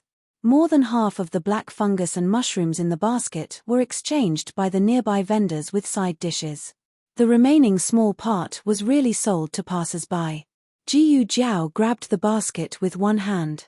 The heavy basket was filled with radishes, sweet potatoes, winter melons, and pumpkins. However, she easily grabbed it. Everyone was stunned as they watched her walk out of the market. Jiyu Jiao did not go back to the village. Instead, she went to a grey alley. Xueningsiang also came to the market. Her mother-in-law's legs were cold again. She did not have money to go to the medical center in town. She could only come to the market to buy some herbs. After buying the herbs, she was about to go back. However, she accidentally saw a familiar figure. She looked at the person to make sure that she was not mistaken. She could not help but feel more confused. Why is she here? Why did she go to that kind of place? Behind that alley was not a good place to go. Xueningsiang knew that there were gambling houses, brothels, and illegal workshops. Xueningsiang could not figure out why Jiyu Jiao went there. Was she deceived or? Xueningsiang frowned and hurried to catch up. However, as soon as she passed through the alley, Jiyu Jiao disappeared. Opposite her was a big gambling house. On the left was a brothel. On the right was something unknown. From time to time, shrill screams could be heard. Some people fell out with bruises all over their faces. After that, they vomited blood and fell to the ground, unable to get up. Xueningsiang was frightened. She turned around and wanted to go back. However, she was blocked by a few ruffian men in the alley. Yo, where did this little girl come from? She's so pretty. Isn't that right? Play with us for a while. The two men in front of Xueningsiang said as they stretched out their hands. Although the two behind did not make a move, they also smiled wretchedly. The four of them surrounded her so tightly that not even a drop of water could pass through. Xueningsiang wanted to scream, but one of the men covered her mouth. It seemed that this was not the first time that these four people had done this. They cooperated very well. One of them covered her mouth while the other two held her up. Then, everyone began to touch her all over. Xueningsiang could not scream or move. She fell into despair. At this moment, a cold voice came from behind them. Hey, move aside. The few of them were having fun. When they suddenly heard a woman's voice, they were secretly happy. Did someone send themselves to their door? However, when they turned around, they saw a little girl with red spots on her face. Not only was her face ugly, but she was also skinny. It was obvious that she was not growing well. The few of them immediately lost their interest in pressing her down. The man who covered Xueningsiang's mouth shouted, "Move aside." I said, "Move aside." Her voice was not loud and her tone was careless. However, for some reason, everyone's heart was filled with a strange chill. It was still the man who covered Xueningsiang's mouth. He smiled disdainfully and let go of Xueningsiang. He walked towards Jiyu Jiao. He threw a punch at Jiyu Jiao. Xueningsiang could not bear to watch and closed her eyes. Crack. The sound of bones breaking and a pitiful cry shocked everyone. Jiyu Jiao did not give anyone a chance to react. She grabbed the second man's collar and fiercely threw him against the wall. He fainted on the spot. The remaining two people threw themselves at her, but before they could even touch the corner of her clothes, she kicked them in their vitals. They lay on the ground and could not get up. However, at this moment, the first man who fell to the ground suddenly struggled to get up. He grabbed a brick and threw it at the back of Jiyu Zhao's head.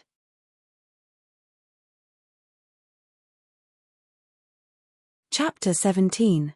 There are all kinds of novels that you can't find online. Xueningsiang screamed. Jiyu Zhao turned around and kicked the man away. Xueningsiang was dumbfounded. She didn't understand how Jiyu Zhao did it.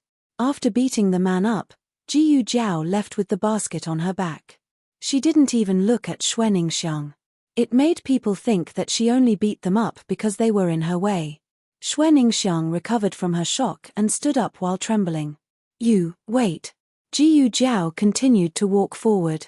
Xueningsiang wanted to chase after her, but her clothes were torn by the men. If she walked out like this, they would see her naked body. She was so anxious that tears came out of her eyes. Jiyu Zhao stopped in her tracks and fidgeted with her hair. She took out her cotton-padded jacket from the basket and threw it on Xueningsiang. Xueningsiang was stunned. She looked at the jacket and then looked at Jiyu Zhao. Aren't you cold? Give it to me if you don't want to wear it." Jiyu Zhao reached out her hand. "Wear it. I'll wear it." Xueningsiang quickly put on the jacket. Jiyu Zhao's jacket was a little thin, especially around the chest area. It made Xueningsiang panic. Xueningsiang bent down to pick up the herbs on the ground.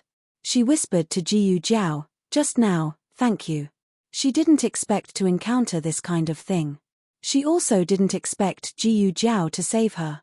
Her feelings were a little complicated, but no matter what, her gratitude came from the bottom of her heart.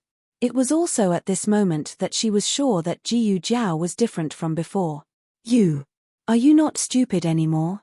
she asked cautiously. Jiyu Zhao didn't answer her. She's still a fool. Otherwise, why would she save him? He had bullied her in the past. Jiyu Zhao, suddenly, Xueningsiang saw blood dripping from Jiyu Zhao's left hand. "You're injured." Jiyu Zhao said indifferently, "It's not my blood." She wasn't lying. It really wasn't hers. However, she thought of something and wiped the blood off with a handkerchief. Xueningsiang turned around and looked at the 4 bastards on the ground. They didn't bleed, so where did the blood on this girl's hand come from? What was she doing just now? The 2 of them left the alley. Jiyu Zhao looked at the sky. Xueningsiang suddenly grabbed her sleeve and looked at her pitifully. Can I go back to the village with you?" Jiyu Zhao frowned. She didn't want to go back to the village. Xueningsiang felt that it was reasonable for Jiyu Zhao to refuse. After all, she didn't have a good relationship with Jiyu Zhao. Jiyu Zhao had saved her because they were from the same village. There was no need for her to take her back to the village. Xueningsiang silently withdrew her hand. Jiyu Zhao said indifferently, "I have to go to the academy first." Xueningsiang's eyes lit up. She raised her head and asked, "Can I go with you?" Jiyu Zhao didn't say anything. She turned around and walked towards the east of the town. Xueningsiang tried to follow her. When she saw that Jiyu Zhao didn't chase her away, she was happy and followed her. Xueningsiang had her feet bound. Women with bound feet walked slowly. Jiyu Zhao scratched her head in annoyance, but she still stopped and waited for her. When the 2 of them arrived at the academy, classes had just ended. Xiao Liulang walked out with his bag of books. He was stunned when he saw Jiyu Zhao in the alley across from him. He walked over with a normal expression and asked, "Are you also nearby today?" "Yes." Jiyu Zhao answered vaguely. Xueningsiang was shocked. The distance from the market to here was at least 7 or 8 li. This. How could this be called nearby? Xiao Liulang finally saw Xueningsiang beside Jiyu Zhao. A trace of surprise flashed through Xiao Liulang's eyes. No matter how hard he racked his brains, he couldn't figure out how the 2 of them were together. Furthermore, Xueningsiang was wearing Jiyu Zhao's clothes. Second Uncle Luo's ox cart was already waiting in the alley. He had told him in the morning to pick them up at 5 in the morning. The 3 of them got on the ox cart. Jiyu Zhao sat in the middle of the 2 of them. Xueningsiang used to have a good impression of Xiao Liulang, but after that terrible incident, she still had lingering fears of men. She didn't even greet Xiao Liulang. Xiao Liulang didn't care about Xueningsiang's attitude towards him. He just felt that it was a bit strange, but he didn't ask. Jiyu Jiao gave her cotton-padded jacket to Xuaningxiang. She only had a thin jacket on. She didn't feel cold when they were on the road, but once she sat down, she felt a bit cold. Xiao Liulang looked down at his school uniform and couldn't help but hesitate. If he gave it to her, their relationship didn't seem that good. If he didn't give it to her, she would freeze. Just as he was hesitating, he saw Xuaningxiang weakly lean towards Jiyu Jiao. She used her body to warm Jiyu Jiao. Xiao Liulang, after the ox cart passed through the alley, they saw Jiyu Dashun waiting there. Jiyu Erzhun had already been driven home, so Jiyu Dashun was the only one waiting for the ox cart. Jiyu Dashun didn't care about Xuaningxiang on the ox cart. He only looked at the expressionless Jiyu Jiao and Xiao Liulang. When he thought of how calm they were in the morning, he suddenly felt that they had already guessed that this would be the outcome from the beginning. But they didn't say anything. They just watched as Jiyu Erzhun was driven out. They even almost caused him to be suspected by the teacher. Whose idea was it? Xiao Liulang's? Or this little fool's? A light breeze blew. Jiyu Jiao gently parted the hair covering her face. She didn't mind revealing the birthmark on her face. Jiyu Dashun had never seen Jiyu Jiao like this before. No, he had actually seen it before. It was on the morning of the exam. She had pulled him down from the ox cart. At that time, she was just as calm as she was now. But at that time, he was in a fit of anger and didn't notice. What exactly happened to this little fool? She suddenly changed her personality. She suddenly stopped coming to the Jiyu residence for meals and suddenly got along with Xiao Liulang. Are you thirsty? Xuaningxiang took off the water bag from her waist and handed it to Jiyu Jiao. Even widow Xue, who always didn't get along with her, became her friend. Jiyu Dashun frowned deeply. The ox cart arrived at the village. Jiyu Dashun jumped off the ox cart. Jiyu Jiao didn't fight with him. She just sat on the ox cart and looked at him with a faint smile. Remember to send Xiaoshun to school tomorrow. Jiyu Dashun clenched his fists. After returning home, Jiyu Jiao felt particularly cold today. Her hands and feet were ice cold. At night, her period came. People in the countryside didn't have enough nutrition, so their periods came late. She was already 14 years old, but this was her first time having her period. She didn't know if it was because she had fallen into the water a few days ago, but the cold air was too strong. In addition to the wind today, her stomach hurt very badly. She had been in the organization for many years and was already used to all kinds of pain. But she couldn't tolerate this kind of pain during her period. Xuaningxiang came to return Jiyu Jiao's clothes. As soon as she entered the room, she saw Jiyu Jiao sitting on a chair with a pale face. She immediately asked, "What's wrong?" "It's nothing," Jiyu Jiao lightly said. This woman who could kill 4 men with one punch during the day was now so weak that she couldn't even stand up. How could it be nothing? Xuaningxiang looked at her hands covering her stomach and said, "Ah, you're having your period." Jiyu Jiao didn't have the energy to pay attention to her.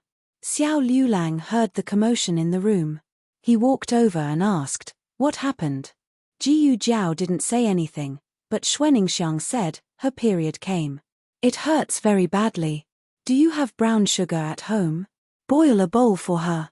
Xiao Liulang suddenly froze. Xuaningxiang didn't think too much about it. She thought that since the two of them had been married for half a year, they must have already consummated their marriage. There was nothing that couldn't be said.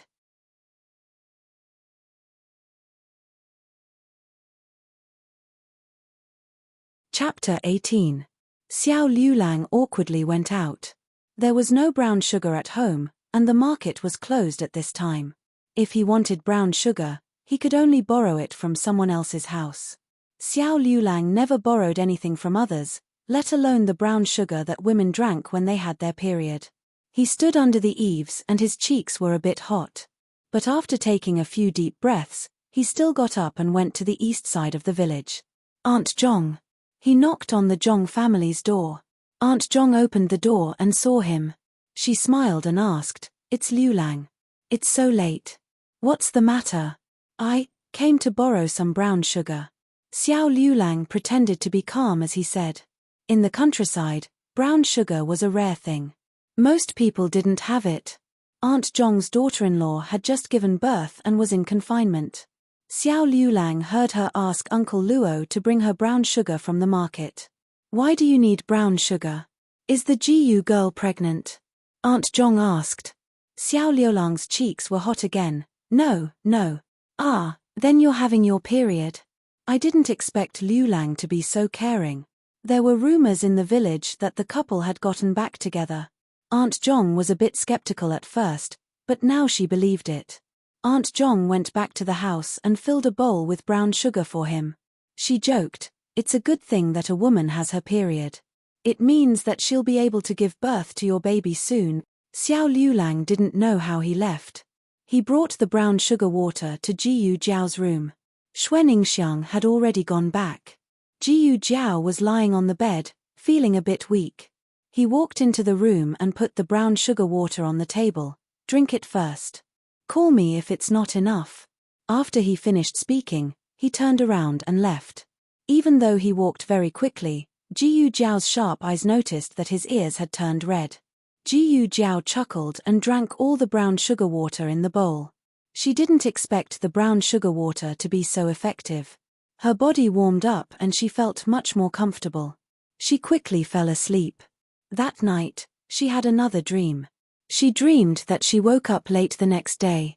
Xiao Liulang went out alone and met Jiyu Xiaoshan at the entrance of the village. The two of them went to the academy together and entered the same class. Jiyu Xiaoshan was not a stingy person. He slept through the entire first morning of class and left a very bad impression on others. When it was time to split the dormitory, no one was willing to stay with him. Only Xiao Liulang stood up. The two of them were assigned to the westernmost dormitory. That room had been in disrepair for a long time. As soon as the two of them entered, the roof collapsed. Xiao Liulang was seriously injured and Jiyu Xiaoshan was also slightly injured. The next day, Jiyu Jiao really woke up late. Because of her previous experience, Jiyu Jiao was much calmer this time. Xiao Liulang wasn't there. He should have gone to school. She went to second Uncle Luo's house to ask. She learned that Xiao Liulang went to the academy with Jiyu Xiaoshan. She decided to go to the academy. Second Uncle Luo's ox cart went to town. She walked there and arrived at the academy at noon. Jiyu Xiaoshan was sleeping on the table until the students in front of him poked him with a pen. "Hey, it's time to eat." Jiyu Xiaoshan rubbed his eyes and sat up. "Ah, it's time to eat." The surrounding students looked at the creases on his face from the books and all burst out laughing. Who in the class didn't know that Jiyu Xiaoshan got in through connections? He got in through the back door. It was just that no one expected this guy to be completely ignorant and incompetent. Even the worst class in Tianxiang Academy didn't have such a loafer. Everyone looked at Jiyu Xiaoshan with a trace of disapproval. Soon, their class teacher Zhong came over. Teacher Zhong said, "Today we'll be splitting the dormitories. 4 people to a room. You guys discuss among yourselves and then come to me to get your keys." There were 26 people in Earth Class B, which meant that each room would only have 2 people. Everyone quickly split up. Xiao Liulang's deskmate had 2 friends in the class who had known each other since childhood. He called Xiao Liulang along. Jiyu Xiaoshan's side was much more bumpy. No one was willing to share a room with him, so he was successfully left alone. There was also a student who had applied for leave yesterday and had just started school today. Because he didn't know everyone, he was also left alone. But it was obvious that this student also disliked Jiyu Xiaoshan. I don't want to share a room with him.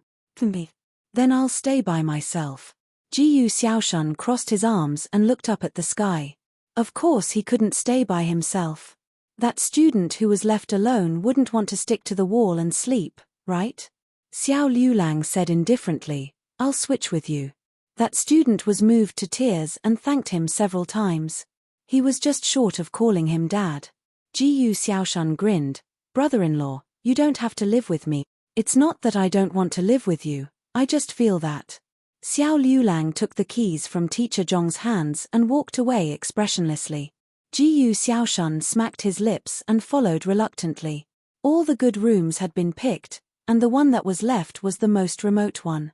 The two of them carried their bags and walked forward. Halfway through, a servant ran over with sweat all over his forehead. "Which one of you is Xiao Liulang?" Xiao Liulang stopped and turned around to say to him, "I am." The servant panted, "Your family is here. She's waiting for you outside, saying that it's urgent. She wants you to go see her immediately." Xiao Liulang was an orphan, so the only person who could be considered as his family was her. Xiao Liulang paused and said to Jiyu Xiaoshan, "It's your sister." "My sister is here." Once he heard that it was Jiyu Jiao, Jiyu Xiaoshan became energetic. "Then what are we waiting for? Hurry up and find my sister." The dormitory was actually only a few steps away. It wasn't impossible to see her after putting the things in. But she said that it was urgent. Xiao Liulang quickened his steps. He carried his bag and walked with Jiyu Xiaoshan to the entrance of the academy. There were people coming and going on the street, and she was wearing inconspicuous clothes, but Xiao Liulang still recognized her at a glance. She stood in the cold wind and her small face was a bit red. Perhaps because she didn't like noise, she frowned from time to time. "Sister, sister." Jiyu Xiaoshan excitedly ran towards Jiyu Jiao. Jiyu Jiao glanced at him and quickly looked away to see Xiao Liulang behind the crowd. Xiao Liulang was also looking at her. When their eyes met, Xiao Liulang was startled. Jiyu Jiao smiled. Xiao Liulang averted his gaze and walked towards her in large strides. "Sister, why are you looking for us?" Jiyu Xiaoshan asked. "Oh, it's nothing." Jiyu Jiao said casually, "I just came to have a meal with you." After she finished speaking, she saw Xiao Liulang looking at her suspiciously. She adjusted Jiyu Xiaoxian's collar and said seriously, "It's your first day at school. I'm worried about you." The two went to a nearby noodle restaurant and had 3 bowls of Yangchun noodles. It was the same restaurant where Feng Lin took Xiao Liulang and Jiyu Jiao to eat last time. Xiao Liulang didn't enjoy the food very much. Jiyu Jiao said, "Isn't this noodles from your hometown? You don't like it? It's not as good as yours." These words came out of his mouth. After saying it, Xiao Liulang was stunned. Jiyu Jiao was also stunned for a moment. Then, she looked at him and smiled. "Okay, I'll cook for you tonight." Jiyu Xiaoshan had a big appetite. After he finished one bowl, he wanted to eat another bowl. But for some reason, he suddenly felt full. "What did I eat to make me full?"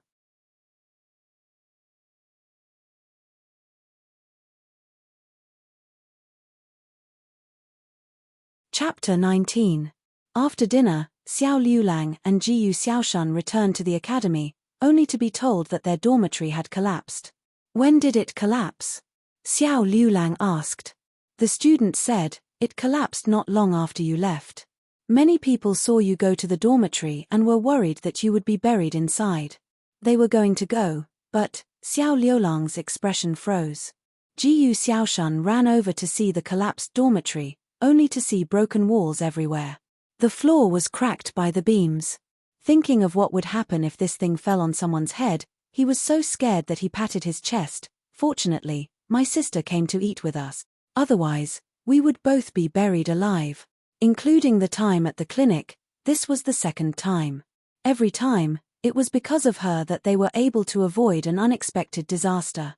Xiao Liulang looked in the direction that Jiyu Jiao left, revealing a thoughtful expression. Tianxiang Academy's dormitory had always been tight. This time, they had recruited a total of 101 students, which was the largest recruitment effort. Therefore, the academy had no extra dormitory, so they could only let the 2 of them continue to stay off campus. Because the dormitory fees were included in the tuition fees, they generally wouldn't be refunded if they didn't stay. However, considering that this wasn't a problem for the students, the academy took the initiative to cover Xiao Liulang and Jiyu Xiaoxian's daily transportation expenses. Jiyu Xiaoshan didn't care. He didn't like the Jiyu family, but he didn't seem to love the academy that much either. It was the same everywhere. "Brother-in-law, are you happy?" Jiyu Xiaoshan asked Xiao Liulang in a low voice on the way back to the classroom. "Why would I be happy?" Xiao Liulang asked back. "Because you can go back and sleep with my sister." Jiyu Xiaoshun didn't know what to say. He was 13 years old this year. It wasn't true that he didn't understand, but it wasn't true that he understood very well either. In his opinion, a man was supposed to sleep with his wife in his arms. As for what he was supposed to do after sleeping, he had no idea. So he was not the least bit ashamed when he said this. Xiao Liulang choked. Don't talk nonsense. Oh. He wasn't spouting nonsense. Brother-in-law could go back and sleep with his sister. The two of them entered the classroom. Mathematics was in the afternoon. Mathematics was not included in the imperial examination, and only 8 parts were taken. Thus, the imperial court did not place much importance on mathematics. The reason why this subject was established was entirely the principal's idea. The principal hoped to cultivate talents for the Zhao country. Xiao Liulang had just sat down when teacher Zhong called him out. The dean is looking for you. Xiao Liulang went to the dean's Zhongzheng hall. Just as he walked to the door, he bumped into Jiyu Dashun, who had just come out of the Zhongzheng hall. There was still a smug look on Jiyu Dashian's face that had yet to fade. As soon as he saw Xiao Liulang, he frowned. What are you doing here? Xiao Liulang ignored him. Leaning on his walking stick, he walked past Xiao Liulang. Jiyu Dashun frowned. Xiao Liulang was also looking for the dean. On the first day Jiyu Dashun entered the school, teacher Chen told him that the dean admired him very much. Then, he secretly hinted that the dean had plans to choose a direct disciple from this batch of students and told him to work hard. Of course, he had to work hard. He was so talented. If he had a literary master like the dean to guide him, he would not have to worry about not being able to pass the imperial examinations. He had not slept at all last night. He had written an article and had brought it to teacher Chen in the morning. At noon, teacher Chen had brought it to the dean again. The dean had called him in and asked him a few questions about the article. He had answered them all very well. He could see that the dean was very satisfied. He thought that the matter of the disciple should be in the bag. But he did not know why Xiao Liulang was also here. Was it because of the dormitory? He had heard that his and Jiyu Xiaoxian's dormitory had collapsed at noon. If he could encounter such an unlucky thing, it was obvious that he was not fated. Thinking of this, Jiyu Dashun sneered and arrogantly returned to the classroom. In the Zhongzheng hall, the dean pointed to the 8-legged essay on the desk and asked Xiao Liulang, "Did you write this article yourself?" "Yes," Xiao Liulang said. The dean's sharp eyes fell on Xiao Liulang.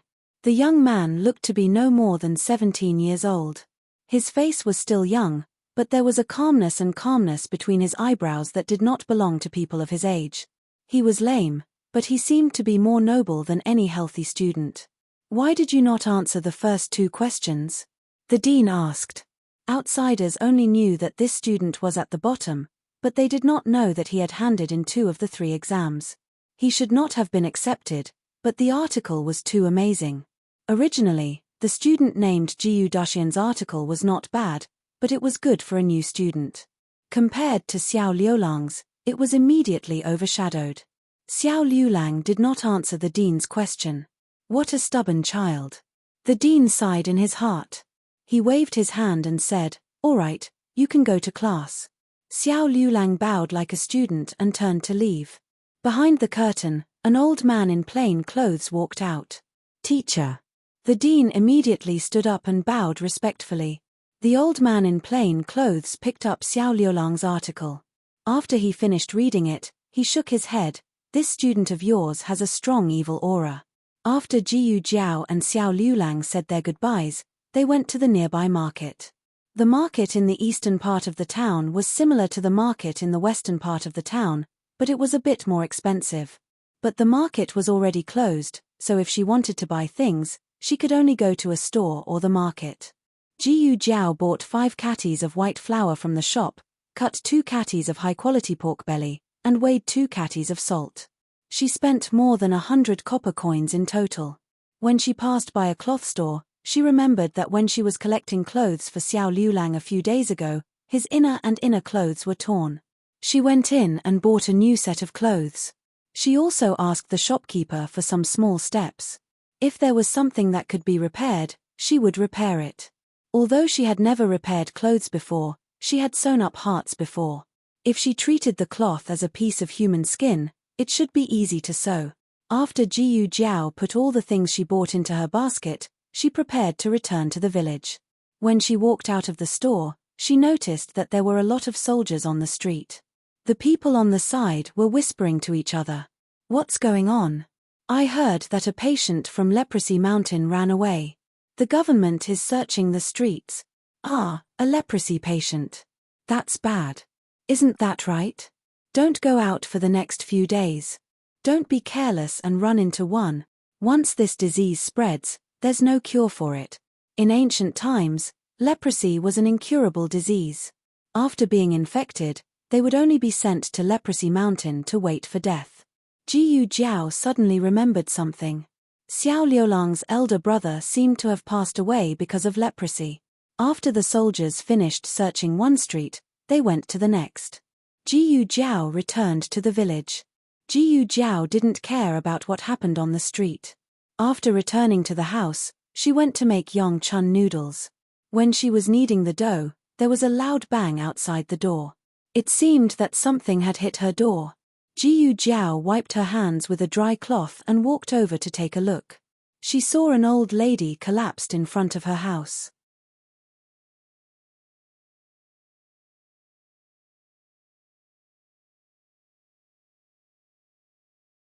Chapter 20. The old lady was lying on her side on the ground. Her disheveled hair covered her face, and her clothes were dirty. Jiyu Jiao's first thought was that she was a villager from this village. She might have just returned from the fields and fainted in front of her house for some unknown reason. The loud sound just now was caused by her head smashing against the door. Her forehead was bruised and bleeding a little. Jiyu Jiao had encountered scammers in her previous life, but none of them had risked their lives. The old lady had really fainted. Jiyu Jiao squatted down and wanted to see which family she was from so that she could send her back. However, as soon as she turned the old lady's body over, Jiyu Jiao realized that something was wrong. There were symmetrical light-colored skin lesions and light red spots on her face. The borders between the spots were blurry, and there were also spots on the back of her hands. Jiyu Jiao frowned slightly. This was clearly, "Sister, we're back." At that moment, Jiyu Xiaoshan was carrying an old book bag. He ran towards Jiyu Jiao like he was flying. Jiyu Jiao turned to look at him. Her eyes were sharp. "Don't come over." Jiyu Jiao had never spoken to Jiyu Xiaoshan in such a stern tone. Jiyu Xiaoshan was stunned. "Sister." He took 2 more steps forward. "I said, don't come over." Jiyu Jiao's tone was even colder. This time, Jiyu Xiaoshan didn't dare to move at all. He stood about 10 steps away from Jiyu Jiao in a daze. He saw Jiyu Jiao and naturally saw the old lady lying in front of Jiyu Jiao's house. His intuition told him that this old lady had something to do with this. He asked, "Sister, who is she?" "I don't know. You should go back to the Jiyu clan first." Originally, she had planned to ask Jiyu Xiaoshan to come over for dinner, but now that something like this had happened, the safety of the family could not be completely guaranteed. She could not harm Jiyu Xiaoshan. Jiyu Xiaoshan was unhappy, but since his sister said so, he would go back first. "Well, brother-in-law, I'll leave first."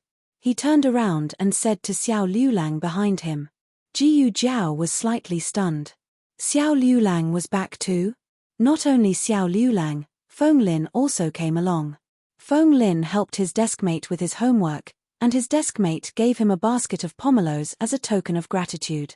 He gave half of it to Xiao Liulang.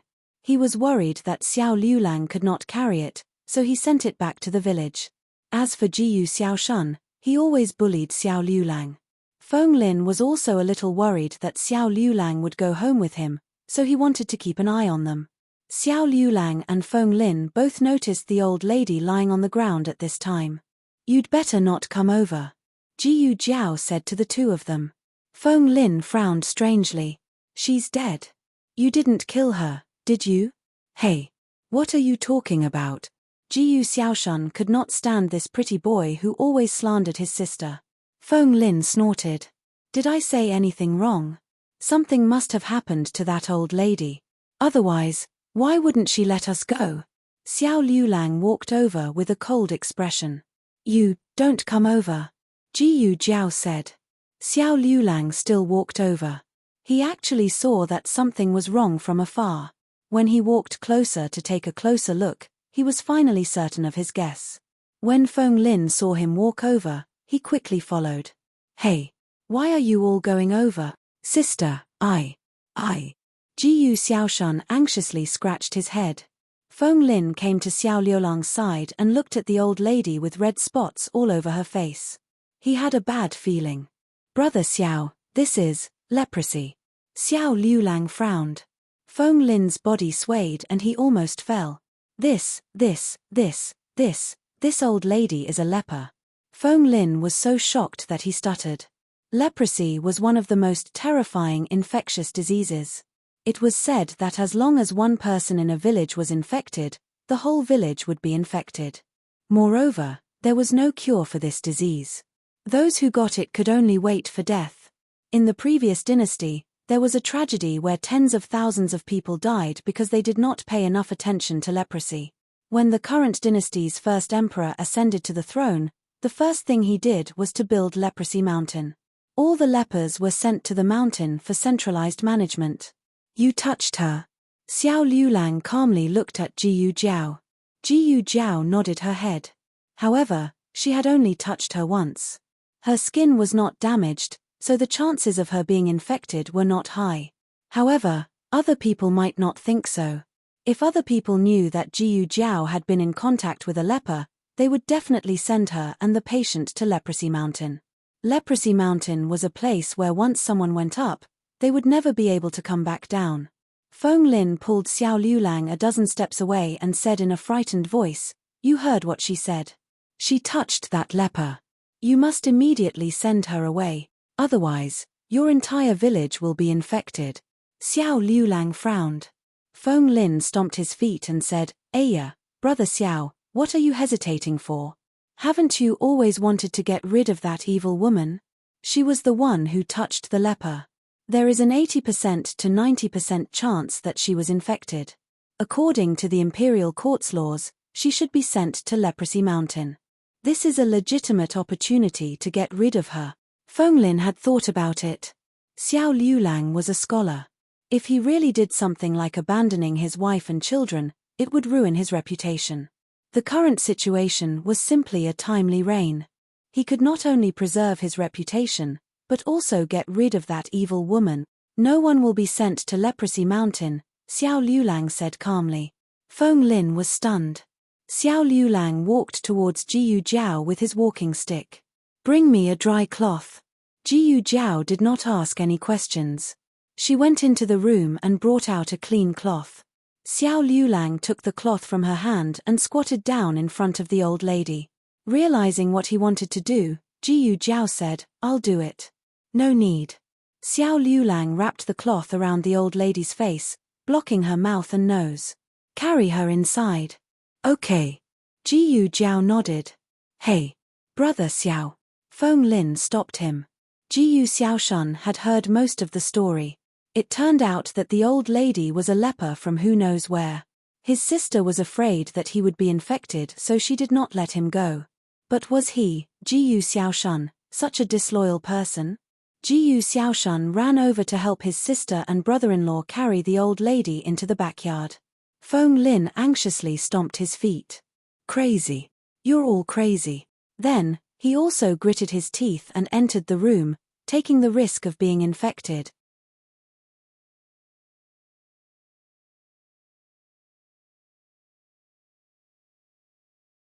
Chapter 21. They placed the old lady on a straw mat in the backyard. It was a good thing that their backyard was big enough, otherwise they wouldn't have been able to fit a leper who had to keep a distance from them. What do we do now? Jiyu Xiaoshan looked at the old lady on the ground and asked. Let's go wash our hands first. Jiyu Jiao said. The three of them washed their hands with clear water and soap. After that, Xiao Liulang went into his room and wrote down a prescription. Jiyu Jiao stood behind him and softly asked, What is this? When Jiyu Jiao came here, although she inherited the memories of the previous host couldn't read, so she didn't recognize the words of this dynasty. Prescription. Xiao Liulang said. What word is this? Jiyu Jiao pointed at the first word on the prescription and asked. Earth. Xiao Liulang read, earthbone skin. What about this? Jiyu Jiao continued to point. Sephora flavescens, bramble mustard, xanthoxylum. Xiao Liulang read the prescription as Jiyu Jiao pointed at it. Jiyu Jiao's expression was very serious, as if she was really learning how to read. Although it was a bit inappropriate, Xiao Liulang didn't think too much of it. How do you have a prescription for leprosy? Jiyu Jiao asked in a puzzled voice. Xiao Liulang paused and said, my older brother was also infected with leprosy. There was a barefoot doctor who gave him a prescription that was handed down from his ancestors. I personally saw my brother get better after drinking it. His brother had leprosy. The original host had heard him mention it by chance. The original host was stupid and didn't understand what leprosy was, so she didn't take it to heart and didn't mention it to anyone. Feng Lin knew about this matter. It was precisely because Xiao Liulang's elder brother had contracted leprosy that he was despised by the villagers that he had to leave his hometown and come to Qingchuan town to study. Along the way, the two of them bumped into each other. After asking for his identity, Feng Lin found out that the other party was his neighbor when he was young. However, Feng Lin's family had moved away. After not seeing each other for many years, both of them had changed a lot. If it wasn't for their names, Feng Lin wouldn't have been able to recognize him.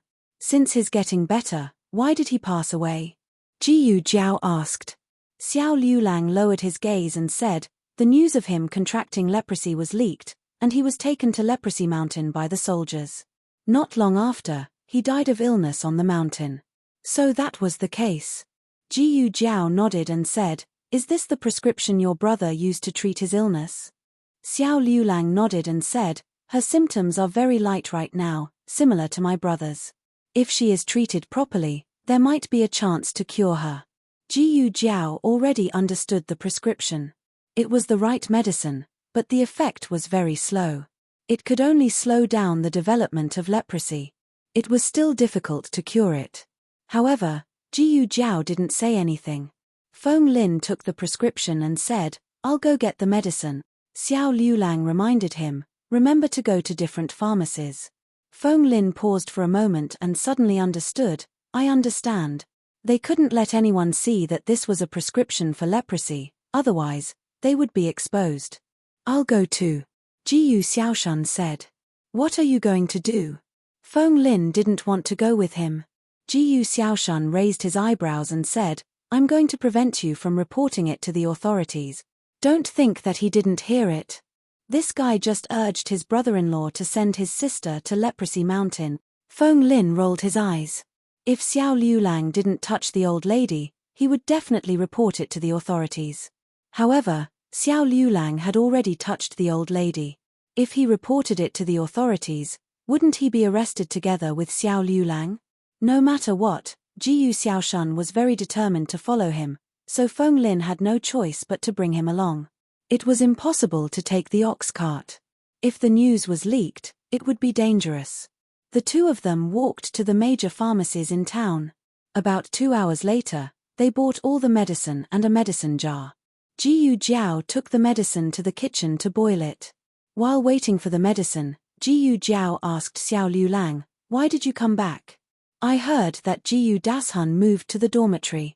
Xiao Liulang told Jiyu Jiao about the collapse of the dormitory. As expected, Jiyu Jiao thought to herself.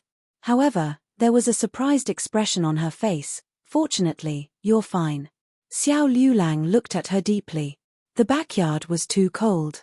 Jiyu Jiao tidied up the small room where the grains were stored. She moved a bamboo bed inside and covered it with cotton wool. It could barely be considered a bed. You guys can go out. I'll feed her, Jiyu Jiao said to them. Sister, you have to be careful, Jiyu Xiaoshan said worriedly. Don't worry. I know what I'm doing. Jiyu Jiao sent them out and quietly took out the small medicine box hidden in the basket. Xiao Liulang's judgment was correct. This patient was indeed in the early stages of leprosy. Moreover, she belonged to the rare type of leprosy. There were few skin lesions and it was not very contagious. As long as the symptoms were treated correctly, she could completely recover without any sequelae. However, her coma was not caused by leprosy. It was caused by excessive fatigue. Her clothes were torn and her shoes were broken. Jiyu Jiao could not help but think of the soldiers she met in town. Could it be that she was the patient who escaped from Leprosy Mountain? After the old lady regained consciousness, Jiyu Jiao took out chlorodiphenyl sulfone and rifampicin from the medicine box and fed them to her. She also added a special medicine from the research institute. As for the bowl of Chinese medicine, she also fed some to the old lady. However, the old lady seemed to dislike bitter medicine and spat it out with a look of disgust. "Old lady, where are you from?" Jiyu Jiao tried to ask about the old lady's background so that she could safely send her back. However, the old lady calmly looked at Jiyu Jiao, snorted, and fell asleep. Jiyu Jiao tidied up her things and went to the backyard to wash her hands. "Sister." Jiyu Xiaoshun, who had been waiting in the backyard, greeted her. "Why did you come out so late?" "The old lady drinks medicine slowly, so I fed her for a while," Jiyu Jiao said casually. Cough. Jiyu Xiaoshun looked around and asked softly, "Sister, can she really be cured?" "I heard that leprosy cannot be cured." Jiyu Jiao smiled faintly. "Don't worry. It can be cured." Jiyu Xiaoshun had never heard that leprosy could be cured. However, for some reason, when his sister said this, he inexplicably believed her. If his sister said it could be cured, then it could definitely be cured. It was getting late. Jiyu Xiaoshun and Feng Lin should also go back. Before leaving, Feng Lin secretly said to Xiao Liulang, "Brother Xiao, I know that you are a chivalrous person and can't bear to leave someone in the lurch. However, I still have to remind you that leprosy cannot be cured. You should take advantage of the fact that no one in the village knows and quickly send her away when she wakes up." He couldn't blame Xiao Liulang for doing something wrong. This was because Xiao Liulang had saved him from the fire at the relay station without even recognizing him. Brother Xiao was such a chivalrous person. Also, pay attention to that evil woman. She has more contact with the patients. If she has a name. Xiao Liulang interrupted Feng Lin. Feng Lin was stunned. He looked at Xiao Liulang in confusion. To be honest, Xiao Liulang was not a person who would warm up after interacting with him for a long time. He always had an unapproachable aura around him. If it wasn't for the fact that he saved his life, Feng Lin would probably think that he was an extremely cold youth. However, he increasingly felt that Xiao Liulang was treating that evil woman differently recently. "Brother Xiao, you have changed."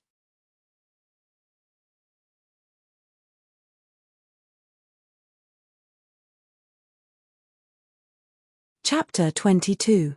The four of them knew the seriousness of this matter. Although they didn't say it out loud, they all tacitly kept it a secret. Jiyu Jiao told Jiyu Xiaoshun not to come here for the next few days. Although the early stage of leprosy was not very infectious, there was still a certain risk. Jiyu Jiao didn't go up the mountain to pick mushrooms again. She stayed at home to take care of the old lady for a few days. Probably because she took good care of her, the old lady completely woke up at noon on the third day. She was no longer in a daze, but there seemed to be something wrong with her brain. When Jiyu Jiao asked her who she was, she looked at Jiyu Jiao with her eyes wide open. When Jiyu Jiao asked her where she lived, she still looked at Jiyu Jiao with her eyes wide open.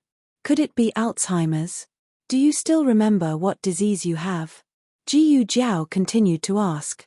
The old lady still looked at her with her eyes wide open. Jiyu Jiao was at her wit's end. It seemed that not only did the old lady not remember who she was, she even forgot about her illness. In fact, it was also good that she forgot. Jiyu Jiao could prevent her from going out, but she couldn't prevent the villagers from coming. If the old lady accidentally leaked the news of leprosy, she, Xiao Liulang, and Jiyu Xiaoshun, who were close to her, would all suffer. As for how to deal with her in the future, that was a matter for the future. The most important thing now was to cure her and not let anyone find out that she had leprosy. With that in mind, Jiyu Jiao picked up the medicine bottle and went to boil the medicine for the old lady. She had to take the medicine in the medicine box. Otherwise, the secret of the medicine box would be exposed. When the old lady saw Jiyu Jiao holding the medicine bottle, she turned her face away in disgust. Jiyu Jiao vaguely heard a resentful snort. This old lady had a bad temper. The medicine had to be simmered for an hour. While waiting for the medicine, Jiyu Jiao took out the small medicine box and checked it.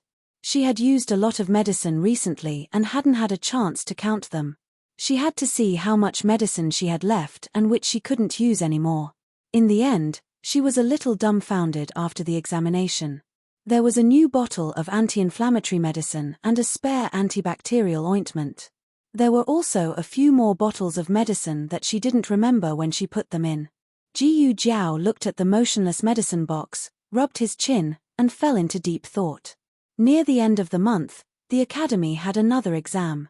Jiyu Dashun had entered Elite Class A with the halo of being ranked second amongst the freshmen. After that, he did not disappoint and performed exceptionally well. This time, he got second place again. Teacher Chen was very happy, but Jiyu Dashian's face did not show much joy. Teacher Chen thought that he was blaming himself for not getting first place and patiently comforted him. You and Hanji are both outstanding among the freshmen. Hanji is older than you by 2 years and started studying earlier than you. You don't have to worry about your current results. Of course, Jiyu Dashun was not worried about this. That student called Shu Hanji was only slightly more outstanding because he had studied a few years more than him. However, Shu Hanji's talent was not as good as his, so he was very confident that he could surpass him. However, his ambition was not limited to this. He wanted to become the direct disciple of the dean. He hoped that the dean would become his teacher. Since the last time, he had written many good articles. Teacher Chen had shown them to the dean, but the dean had not summoned him again. What's wrong? Is there anything else? Teacher Chen sensed that he wanted to say something but stopped. Jiyu Dashun thought for a while and gathered his courage to say, I heard that the entrance exam was set by the dean. Does the dean have any plans to accept a disciple? Yes, he does. Teacher Chen thought for a while and understood. However, it was a pity that the dean did not like Jiyu Dashun. Jiyu Dashun saw a trace of pity in Teacher Chen's eyes. His heart sank. Is it Shu Hanji? Not him. Teacher Chen shook his head. This matter has not been decided yet. Don't ask.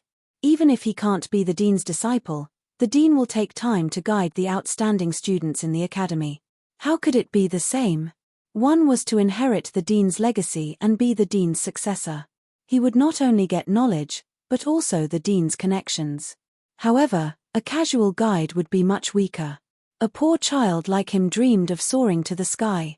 If he was not outstanding enough, it would be fine. However, he was qualified enough to be chosen by the dean. How could he accept this? Jiyu Dashun wanted to ask more, but Teacher Chen did not want to say more. Zhongzheng Hall.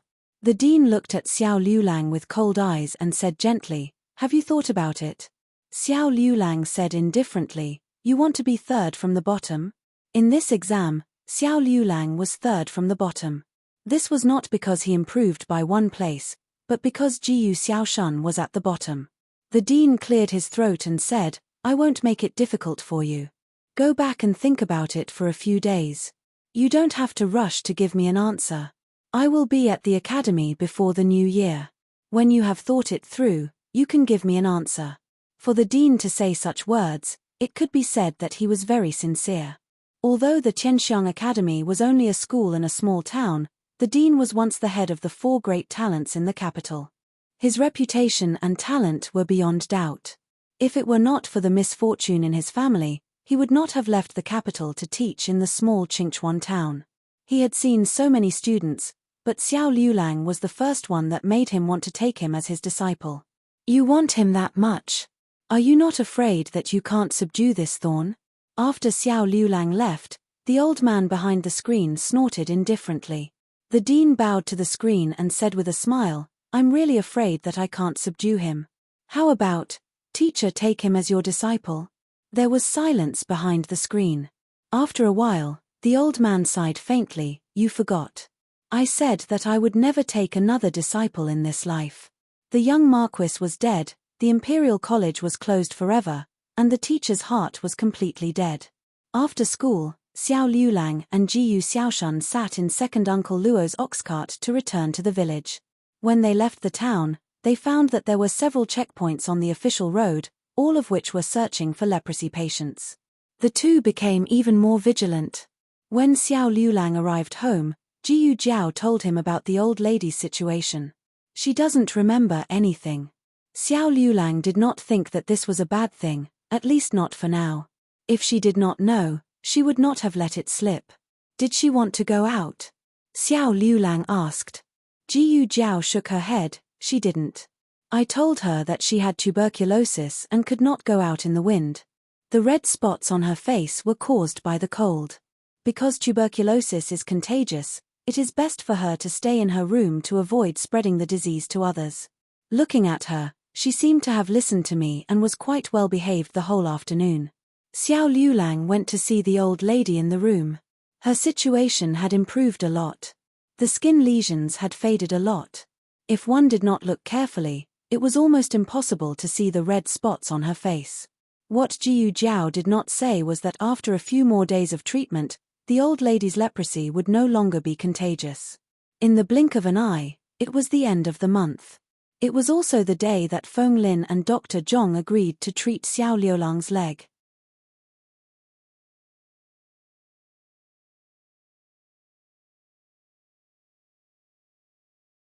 Chapter 23. Jiyu Jiao and Xiao Liulang both got up early. Xiao Liulang went to the entrance of the village to get water. Jiyu Jiao first went to the small house to check on the old lady's condition. The red spots on her face were almost invisible and the skin on the back of her hand had basically disappeared. Although it was still far from a complete cure, her contagious disease had been stopped. Jiyu Jiao rubbed her chin with satisfaction and turned to the kitchen to boil medicine for her. Looking at the bitter medicine in front of her, the old lady rolled her eyes in disgust. In order to make it easier for her to drink the medicine, Jiyu Jiao had Xiao Liulang bring some candied fruits from town. The old lady liked to eat candied fruits, but she didn't drink medicine, so she didn't have any candied fruits to eat. Jiyu Jiao put a bowl of medicine and a small plate of candied fruits on the table at the same time. So little. Only 3. The old lady was seriously dissatisfied with the amount of candied fruits. Candied fruits are very expensive. If you don't want to eat it, then forget it. Jiyu Jiao said as she reached out to take the plate of candied fruits. The old lady glared at Jiyu Jiao with hidden bitterness. She grabbed the candied fruits in her arms and drank the bowl of medicine bitterly. Because Xiao Liulang had to go to the clinic today, Jiyu Jiao also had to go, but she couldn't leave the old lady alone at home. It wasn't that Jiyu Jiao didn't consider bringing the old lady along, but the checkpoint was still there. If the officials recognized the old lady, then all their previous efforts would be wasted. Although she wasn't sure if the old lady was the leper patient they were trying to catch, it was better to be safe than sorry.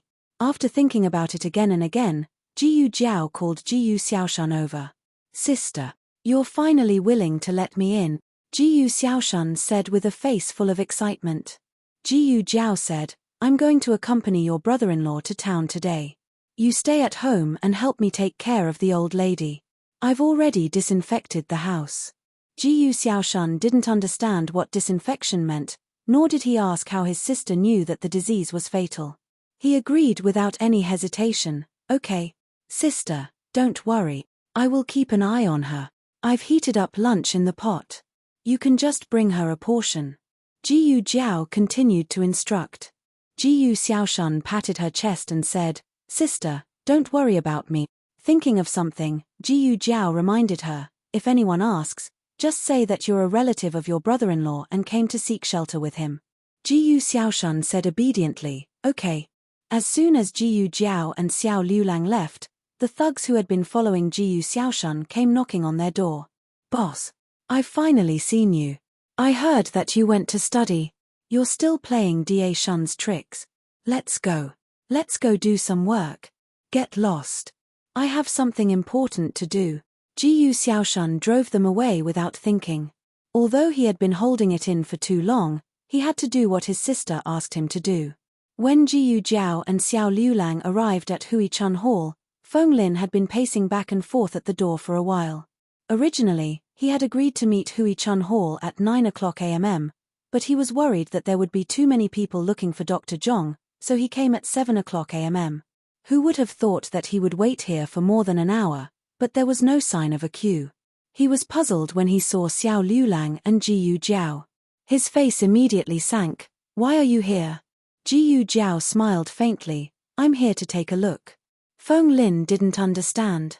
Didn't he hear that this evil woman had taken a fancy to someone else? Why has she been pestering Brother Xiao recently? She even followed Brother Xiao to treat his illness. Brother Xiao was really too much.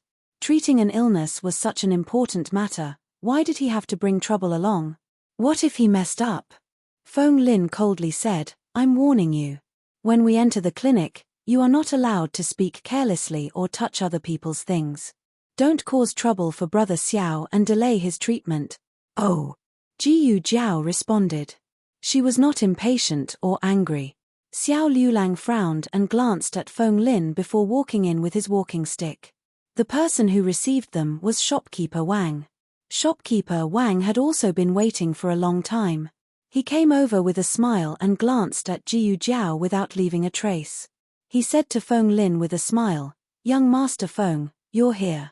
This must be young Master Feng's friend, young Master Xiao, right?" "I'm Hui Chun Hall's shopkeeper Wang." Xiao Liulang faintly nodded. Shopkeeper Wang was secretly amazed.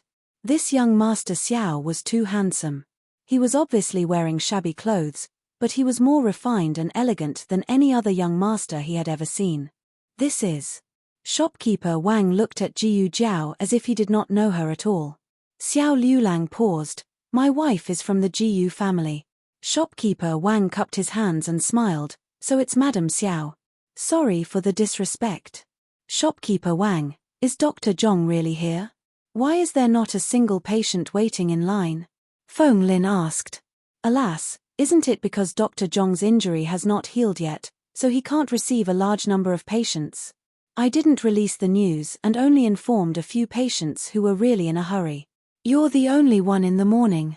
The rest will be in the afternoon." Shopkeeper Wang already knew that Feng Lin would ask, so he had already prepared the words in advance. "I see." Feng Lin did not suspect anything. Shopkeeper Wang smiled. "Young Master Feng, please rest in the lobby. I'll bring young Master Xiao inside to treat Dr. Zhong." "Can't I go in?" Feng Lin asked. Shopkeeper Wang smiled. "I'm afraid that's against the rules." Feng Lin thought for a moment and nodded. "All right then, I'll leave Brother Xiao to you." Shopkeeper Wang, "You must let Dr. Zhong treat him." Shopkeeper Wang glanced at Jiyu Jiao out of the corner of his eye and smiled. "We'll do our best." After Xiao Liulang and Shopkeeper Wang entered the room in the back row, Jiyu Jiao also stood up. "What are you doing?" Feng Lin asked cautiously. "Going to the toilet," Jiyu Jiao said. Feng Lin's face turned red. "Go early and come back early. Don't run around." Jiyu Jiao carried the small basket and went to the courtyard in the back row. When she entered the room, Xiao Liulang had already fallen asleep on the rattan chair. Shopkeeper Wang and the second boss were both there. "Miss Jiyu." The second boss cupped his hands. Jiyu Jiao's gaze swept across the incense burner on the table and landed on Xiao Liulang's sleeping face. She asked, "Is there any problem with this incense?" The second boss said with a pleasant expression, "It's just a calming incense. It's made by our Huichun Hall and won't harm the body." "Is Miss Jiyu going to treat him now?" "Yes." Jiyu Jiao walked over and placed the small basket on the table. Inside it was her medicine chest. However, she didn't intend to take it out in front of them. The second boss actually wanted to ask Jiyu Jiao why she didn't directly tell him that young Master Xiao was her husband. Or was it that they weren't really husband and wife? However, the second boss was a smart person.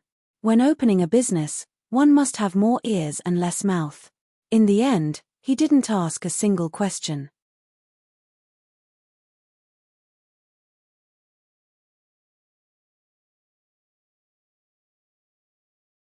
Chapter 24. Jiyu Jiao pulled up the screen and examined Xiao Liulang inside. Jiyu Jiao had observed Xiao Liulang when they were at home and found that his problem was mainly in his ankle. After a careful examination, Jiyu Jiao was sure of her guess. His ankle had been broken before, but the doctor didn't diagnose it. He thought that he only hurt his leg, so he only treated his leg. But even if he didn't deliberately treat it, his leg was immobilized, so he didn't need to treat his ankle. The ankle grew back by itself, but the broken bones inside were not cleaned up, so he would feel pain when he walked. He had never shown it, so Jiyu Jiao guessed that it was just a normal ankle joint stiffness, which didn't hurt. Now that it was diagnosed, she understood how much restraint he used to endure it. Alas! What a pitiful child. Jiyu Jiao had done many operations like this in her previous life, so it wasn't difficult for her. It was just that the medicine and consumables hadn't appeared in the medicine box yet. But, thinking of the discovery a few days ago, Jiyu Jiao decided to wait. Besides, it wasn't a good time for the operation now. His injury needed some treatment first, so it was better to wait until the end of the year when the academy was on holiday. Boss and shopkeeper Wang waited outside the screen all the time, not spying at all. Boss had planned to let the doctors of Tongchun Medicine Hall observe Jiyu Jiao's medical skills. But it seemed a bit abrupt to make such a request since it was the first time, so he didn't. Just now, Jiyu Jiao went in and closed the screen. This attitude in itself showed that Jiyu Jiao didn't want to reveal her medical skills. Thinking of this, Boss was a bit glad that he didn't ask to observe. But Boss guessed wrong. It was not that Jiyu Jiao didn't want to reveal her medical skills, but she didn't want others to see her medicine box. Jiyu Jiao stayed inside for a long time. She examined for 15 minutes and admired the beauty for half an hour. Cough. She didn't take off her clothes, no. Jiyu Jiao put the small medicine box into the basket on her back and walked out with the basket. The second master welcomed her with a polite smile. Miss Jiyu has been inside for so long. Is it because young Master Xiao's injuries are very complicated? Jiyu Jiao's expression did not change as she said, "It is quite complicated. I need to perform an operation on him." It was true that it was complicated, and it was also true that he was looking at beauties. When he heard about surgery, the second boss was a little dazed. Surgery was a medical skill that was only used on the battlefield, and it was rarely touched by the common people. Firstly, it was too risky. Secondly, it was too demanding on the doctor's medical skills. Even the doctors in their Huichun Hall did not dare to use a knife on the wounded. Are you sure? The second boss had a look of doubt on his face. The last doctor in Huichun Hall who dared to use a knife on people was already 50 years old, and he was the descendant of a medical family. Okay. Jiyu Jiao nodded. I'll think about the date first. I'll let you know when I've decided. In addition, there are some things that I need to trouble the second boss to prepare. The silver will be deducted from my next consultation fee. It's no problem. The second boss smiled. Huichun Hall was not a place for charity. The patients who came here all had to spend money. The better the medical skills, the more generous the consultation fee. But, are you able to treat all kinds of illnesses? The second boss asked. That's not the case. Jiyu Jiao said, I'll only know after I see it. It's best if you find some difficult and miscellaneous illnesses for me. Don't waste the number of consultations. Listen. This was confidence. The second boss did not think that she was boasting shamelessly. In fact, anyone who had seen her medical skills had reason to believe that she could bring the dead back to life. Jiyu Jiao needed to find some medicinal herbs for Xiao Liulang to make a medicinal smoke, so she carried the basket to the main hall. The second boss smiled strangely. Old Wang, with her medical skills, do you think she can treat that person in the capital? That person in the capital? Shopkeeper Wang was stunned and only reacted after a while. You're talking about the young master of the Marquis's estate? The second boss's eyes lit up. That's him. Shopkeeper Wang hurriedly waved his hand. No, you can't. That was the nobility of the capital. In front of them, Huichun Hall was only a commoner. It was not enough to look at. I see that Miss Gu's medical skills are not bad, Second boss, we only have one head. Shopkeeper Wang cruelly extinguished the second boss's thoughts. It was not that he was unwilling to earn money from the Marquis's estate, but that young master's illness was really not easy to treat. If it was not treated well, he would die. Speaking of which, that young master was also pitiful. When the Marquis gave birth to him, she was not even a month old and gave birth in a run-down temple. She did not have a midwife with her, so she found one from a nearby village. Premature birth, poor birth conditions, and the midwife's skills were not good. When the child was born, the Marquis was half dead. To make matters worse, the Marquis was pregnant with twins. After giving birth to the first child, the Marquis's strength was almost exhausted. The second child was held in the womb for a long time, and by the time he came out, his entire body was purple. The young master was the second child, and the one above him was an older sister. The young master was born with a weak illness. He had been taking medicine since he was young and had been soaked in medicine since he was young. In order to treat the young master's illness, the Marquis's estate had sought out many famous doctors over the years. Unfortunately, the young master's illness did not improve. Instead, because of the frequent use of medicine, it caused him to become weaker. It was said that he was hanging on by one breath. If they were unlucky, the young master would die after they gave him a dose of medicine. If the young master really died in their hands, the heads of all the doctors in Huichun Hall would not be enough to pay with their lives. The second boss also understood the stakes, but he did not give up. He was originally an extremely ambitious person. Otherwise, he would not have seen the great value of Jiyu Jiao. Speaking of which, that young master and Miss Jiyu seemed to be the same age. The second boss said thoughtfully, "How about this? Let Miss Jiyu treat Xiao Liulang's injuries first. If she can really treat him, there is no harm in letting her try at the Marquis's estate." Shopkeeper Wang. When Xiao Liulang woke up, there was an old doctor with a white beard in the room. "You are," the old doctor smiled, "I am Dr. Zhong. You fell asleep just now. It's my fault for forgetting to remove the calming incense." Xiao Liulang paused, "It's fine. Let me take a look at your leg." "Okay." The old doctor followed Jiyu Jiao's instructions and went through the procedures. To be honest, he was very surprised. He had seen Xiao Liulang's leg before. With Huichun Hall's current medical skills, it was impossible to treat it. That girl, did she really have a way to make him stand up again? Xiao Liulang took the old doctor's prescription and went to the main hall. Feng Lin stood up with a whoosh, "You're finally out. What did Dr. Zhong say? Is there any treatment for your leg?" Xiao Liulang grunted. Dr. Zhong said to use the medicine for a period of time and come back next month. In order not to disturb his classes, Jiyu Jiao did not let the old doctor mention the surgery for the time being. "I told you, Dr. Zhong can definitely treat it." Feng Lin was full of joy. However, Xiao Liulang was looking around.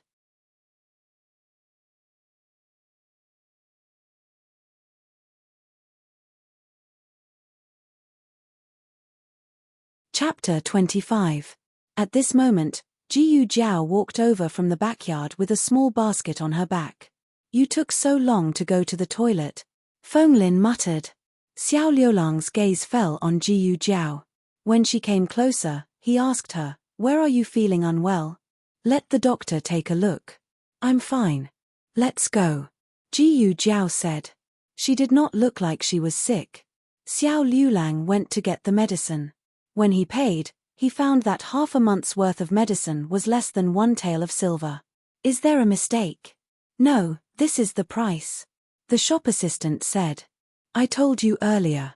Their business is not good, so they lowered the price." Feng Lin whispered in his ear. But the price was too low. But other than this, Xiao Liulang could not think of any other reason. It could not be that there was a noble person secretly helping him. The group left Huichun Hall. The second boss personally sent them to the door. When he brushed past Jiyu Jiao, he smiled and stretched out 5 fingers at Jiyu Jiao. The medicine fee was 5 taels of silver. "Put it on the tab first." Jiyu Jiao gave him a domineering look. "Deduct it from the consultation fee." Speaking of which, the second boss had not asked her to treat others yet. She did not know what kind of business he would give her when the time came. Brother Xiao, I'll send you back, Feng Lin said. Xiao Liulang did not allow him to refuse. No need. Uncle Luo's ox cart is right there. Go back to the academy and study well. You'll have to take the exam next year. Speaking of this, Feng Lin felt a headache coming on. His knowledge was actually not that good. The teacher always said that his essays were too rigid and did not have enough creativity. It would be fine if he met the conservative examiners, but if he met the new examiners, he would definitely fail. Feng Lin sighed. All right, I'll go to the academy first. Be careful on your way. Then, he glared at Jiyu Jiao again, as if he was worried that Jiyu Jiao would cause trouble for Xiao Liulang. However, ever since Xiao Liulang said that she had a name, he didn't call her that again. After Feng Lin left, Jiyu Jiao and Xiao Liulang did not return to the village immediately. Instead, they went to the shop to buy some things. Jiyu Jiao bought some candied fruits, peanuts, and melon seeds. She found that the old lady was quite easy to coax. As long as she was given something to eat, she could stay in the house for the whole day. Xiao Liulang, on the other hand, bought some brown sugar. He had borrowed brown sugar from Auntie Zhong last time and had yet to return it to her. When the two of them carried the things onto the ox cart, second Uncle Luo smiled. Where are the New Year's goods? It's about time. It's almost the end of the year. The two of them were stunned at the same time. They suddenly realized that it was almost the end of the year. In fact, the two of them were not living in a daze. It was just that they didn't have the habit or plan to celebrate the new year. The New Year's Eve, when the whole family reunited, was always the loneliest day for them. In her previous life, Jiyu Jiao had left home at the age of 8 and lived in the organization's experimental base. The organization would have a collective holiday on New Year's Eve. In the end, she was the only one left in the empty base. Jiyu Jiao didn't know much about Xiao Liulang's situation. Perhaps he had been lively before, but it was all gone. She was a lonely soul in a different world, and he was a lonely guest in a foreign land. Second Uncle Luo's words left the two of them at a loss. But the two of them didn't say anything. They just silently got on the ox cart with the things in their hands. The ox cart moved slowly. When they arrived at the village, the sky was already dark. Second Uncle Luo drove the ox cart back to his house. Jiyu Jiao threw everything into her small basket and walked with Xiao Liulang in the direction of their house. Halfway there, they saw that something seemed to have happened in front of their house. There was a group of people surrounding their house. There were 3 layers inside and 3 layers outside. It was so tight that not even a drop of water could trickle through. There were faint sounds of cursing coming from inside. Aunt Zhong, who couldn't leave because she had to feed her 2 grandsons, shouted at the two of them. Aya, Liulang, what took you so long to come back? Something happened at your house. What happened, Aunt Zhong? Xiao Liulang asked. The Jiyu family came to visit. They're arguing with your great-aunt. Great-aunt? When did such a person come to their house? Could it be the old lady? The old lady had dementia. She would be bullied badly. Jiyu Jiao turned to Xiao Liulang and said, I'll go take a look first. Aunt Zhong hurriedly said, hurry up and go. Your grandmother isn't easy to deal with. Jiyu Jiao had been here for so long, but she hadn't seen the original owner's grandmother. She only knew that her surname was Wu. When she was young, she was a shrew. Later, she married Old Man Jiyu. Old Man Jiyu was a scholar. Later, he became the village chief. Normally, after Madame Wu married him, she should have restrained herself. However, Madame Wu became more and more arrogant. In the village, Madame Wu was the most difficult person to provoke. That was why Aunt Zhong was worried that Xiao Liulang's great-aunt would be bullied. When Jiyu Jiao arrived at the door of her house, she found that all the women of the Jiyu family were there. Madame Wu and her 2 daughters-in-law, Madame Zhu and Madame Liu. Of course, Jiyu Xiaoshun and Jiyu Erzhun were also there. Jiyu Erzhun stood next to his mother. Jiyu Xiaoshun stood next to the old lady. However, it was a little different from what Aunt Zhong had described. Because, it seemed that Madame Wu and the other 2 were the ones being scolded. You. If you have the guts, say what you just said again. Madame Wu put her hands on her hips and pointed at the old lady. The old lady asked someone to bring her a stool. She sat on the stool boldly, crossed her legs, and grabbed a handful of melon seeds. While eating, she said casually, "Why should I say it again? Is there something wrong with your brain that you can't understand, or are you deaf?" Madame Wu had been domineering in the village for so many years, but she had never been humiliated like this. It was no wonder that her two daughters-in-law invited her to come over and scold her. The two daughters-in-law couldn't withstand this old woman's skills at all. "I don't care. He must send the tail of silver to me tonight." Madame Wu couldn't win and began to act shamelessly. The old lady spat the shells of melon seeds all over her face. "Bah! Did he eat your rice or eat your porridge? Even prostitutes are more shameless than you. Not to mention one tail of silver, he won't even give a copper coin." She actually compared Madame Wu to those indecent women in the brothel. Madame Wu was about to explode with anger. Madame Wu said, You. The old lady didn't give Madame Wu a chance to speak at all. "Also, don't say that it was my Jiao who ate it. How much did she eat? How much did you ask from Liu Lang? My Jiao originally wanted to take in a son-in-law from the Jiyu family, but you didn't stop and drove them out. Since they were driven out, it has nothing to do with your Jiyu family." Madame Wu trembled with anger. That's just a branch of the family. What did she mean by driving them out? If such words spread out, would the Jiyu family's reputation still be intact? The old lady cracked another melon seed. "Oh, you admit that you've separated from the family. Since you've separated from the family, why do you still ask Liu Lang to subsidize you with money? Where's your shame? You used it to paste the wall." Madame Wu was choked and rolled her eyes. Where did this crazy woman come from? Simple. She was so angry. The villagers were about to die of laughter. Madame Wu's mouth had never lost a quarrel in the village, but today she was rebuked like a soaring gourd. The separation of the family was originally the Jiyu family's fault, but at that time, the Jiyu family claimed that it was Xiao Liulang's idea. Since Xiao Liulang didn't want to live with the Jiyu family, the villagers couldn't say anything. The villagers also knew that Jiyu Jiao always ate at the Jiyu family's house, but they didn't expect that the Jiyu family actually received money. Jiyu Jiao was only a 14-year-old girl. How much rice could she eat? But the Jiyu family asked Xiao Liulang to give them one tael every month. Wasn't this extortion? One tael of silver was enough for the whole family to eat for 2 months. Madame Ju and Madame Liu only saw that Xiao Liulang didn't give them any money this month, so they came to ask for it. How could they have expected that it would become such an uncontrollable situation? What should they do now?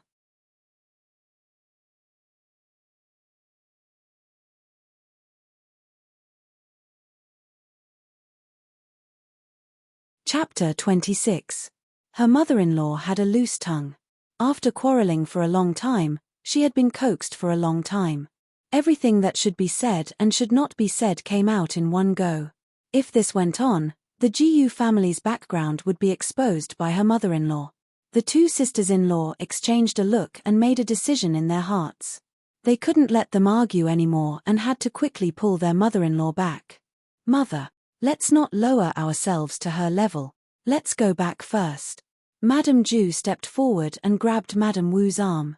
Madame Liu also walked over and grabbed Madame Wu's other arm.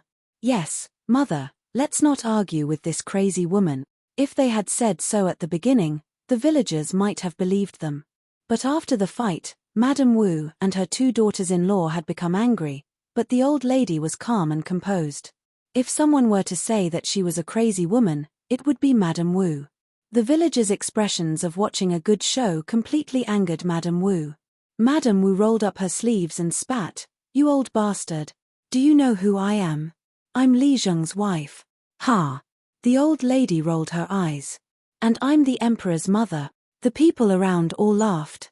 This old lady was a bit interesting. She really didn't care about the severity of her words. She wasn't afraid of being beheaded if word got out. Madame Wu herself was a troublemaker, but she met someone who was more skilled than her. Since she couldn't win, She planned to directly attack. I must drive you out of the village today. Before she finished speaking, the old lady poured a basin of cold water over her, and Madame Wu was petrified on the spot. Then, the old lady turned around and entered the house. She didn't want the stool or the Jiyu Xiaoshan. She closed the door with a bang and bolted the door. She ran away quite quickly. Everyone laughed until their stomachs hurt. Just now, the old lady was so aggressive that they thought she would fight with Madame Wu to the end. But it turned out that she was not blinded by anger. She knew that she could not beat Madame Wu and the other two, so she first splashed Madame Wu's head and then took the opportunity to lock Madame Wu's mother-in-law and daughter-in-law outside. Madame Wu had never been so annoyed before. She found a stone on the ground and rushed up to smash the door. But before the stone could hit the door, a shining sickle flew over with a swoosh and slammed into the door. Madame Wu was shocked, and the hand holding the stone instantly froze. If the sickle had been half an inch higher, it would have cut into her hand. Madame Wu was so shocked that she loosened her grip. The stone fell to the ground and hit her own foot. Ouch! Madame Wu screamed. How small could the stone used to smash the door be? She had specially chosen the biggest piece. Madame Wu was in so much pain that tears came out of her eyes. The sickle flew over quickly, and so did Madame Wu's foot. It was too much for everyone to take in. It had been a long time since there had been such a big commotion in the village. Everyone turned around and saw Jiyu Jiao calmly walking forward. She carried a small basket on her back. Her thin figure looked harmless, but there was a murderous look in her cold eyes. Everyone involuntarily shrank their necks and automatically made way for her. God knew how she threw the sickle. If she didn't throw it at the door, wouldn't she have thrown it at the back of someone's head? Thinking of this, everyone couldn't help but feel a chill at the back of their heads. Madame Liu was the first to react. She scolded, "Jiao, you came back just in time. Hurry up and let the crazy woman open the door. Look at how she smashed your foot." Jiyu Jiao sneered, "Old people have poor eyesight. Second aunt, are you blind at such a young age? Don't you know who moved the stone here and who threw it at her foot?"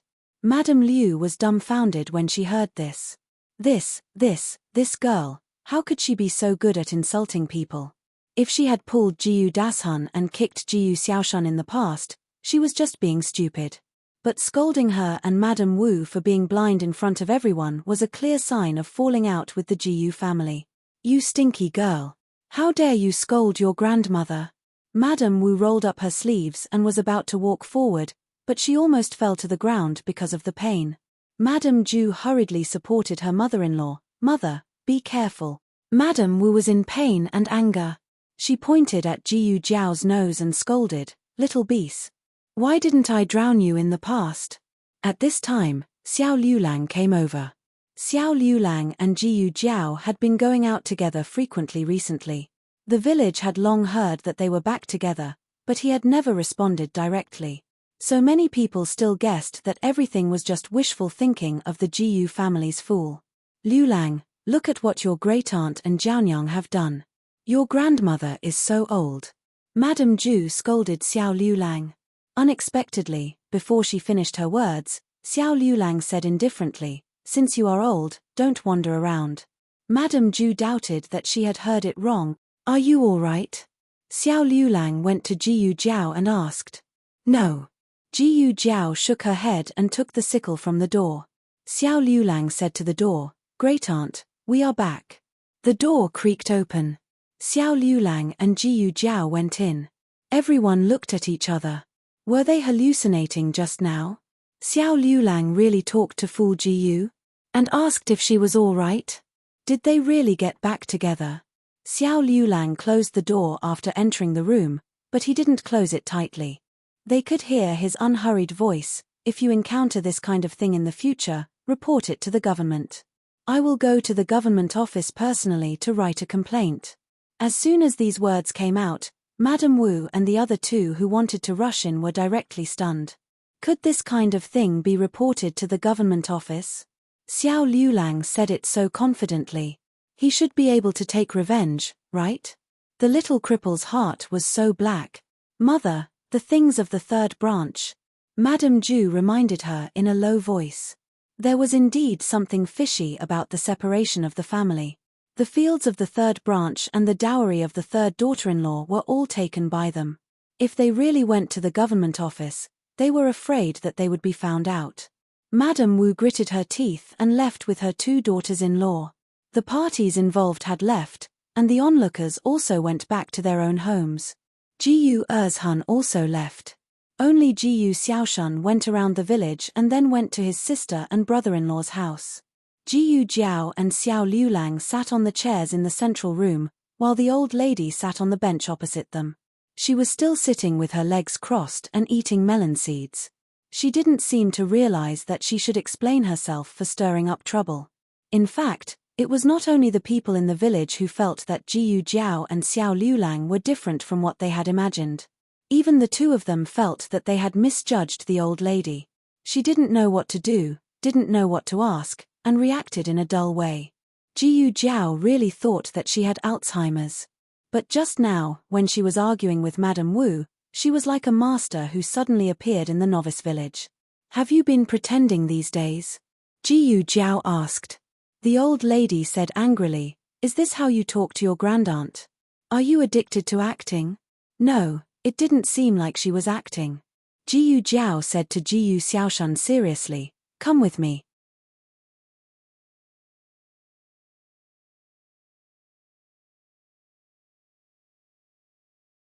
Chapter 27.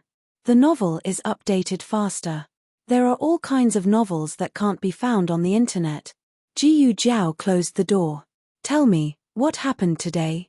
Jiyu Xiaoshun honestly told her about his nursing experience. In fact, it was nothing. The 2 of them had nothing to do, so they were eating melon seeds. Jiyu Xiaoshun was tricked by the old lady. "Tell me, which one of the 2 unfilial sons is my grandson?" This was the old lady's first sentence. It turned out that the old lady really did not remember anything. She woke up in the Jiyu family and Xiao Liulang's house, so she naturally regarded herself as a member of the family. However, the 2 of them were a little cold to her. Not only did they not eat at the same table with her, but they also did not allow her to go out for a walk. Were they trying to suffocate her to death? Jiyu Xiaoshun remembered his sister's advice and did not dare to tell the old lady that she actually had leprosy. However, he could not really say that his sister and brother-in-law were her biological grandchildren. In a hurry, he said that she was his brother-in-law's great-aunt and that she came all the way here to seek refuge with him. Jiyu Jiao did not expect that the old lady did not have Alzheimer's, so she did not give Jiyu Xiaoshun a set of excuses to deal with her. Then she said, "Why does it seem that your sister is in charge of the family?" I said, "Isn't that right? My brother-in-law married into the family."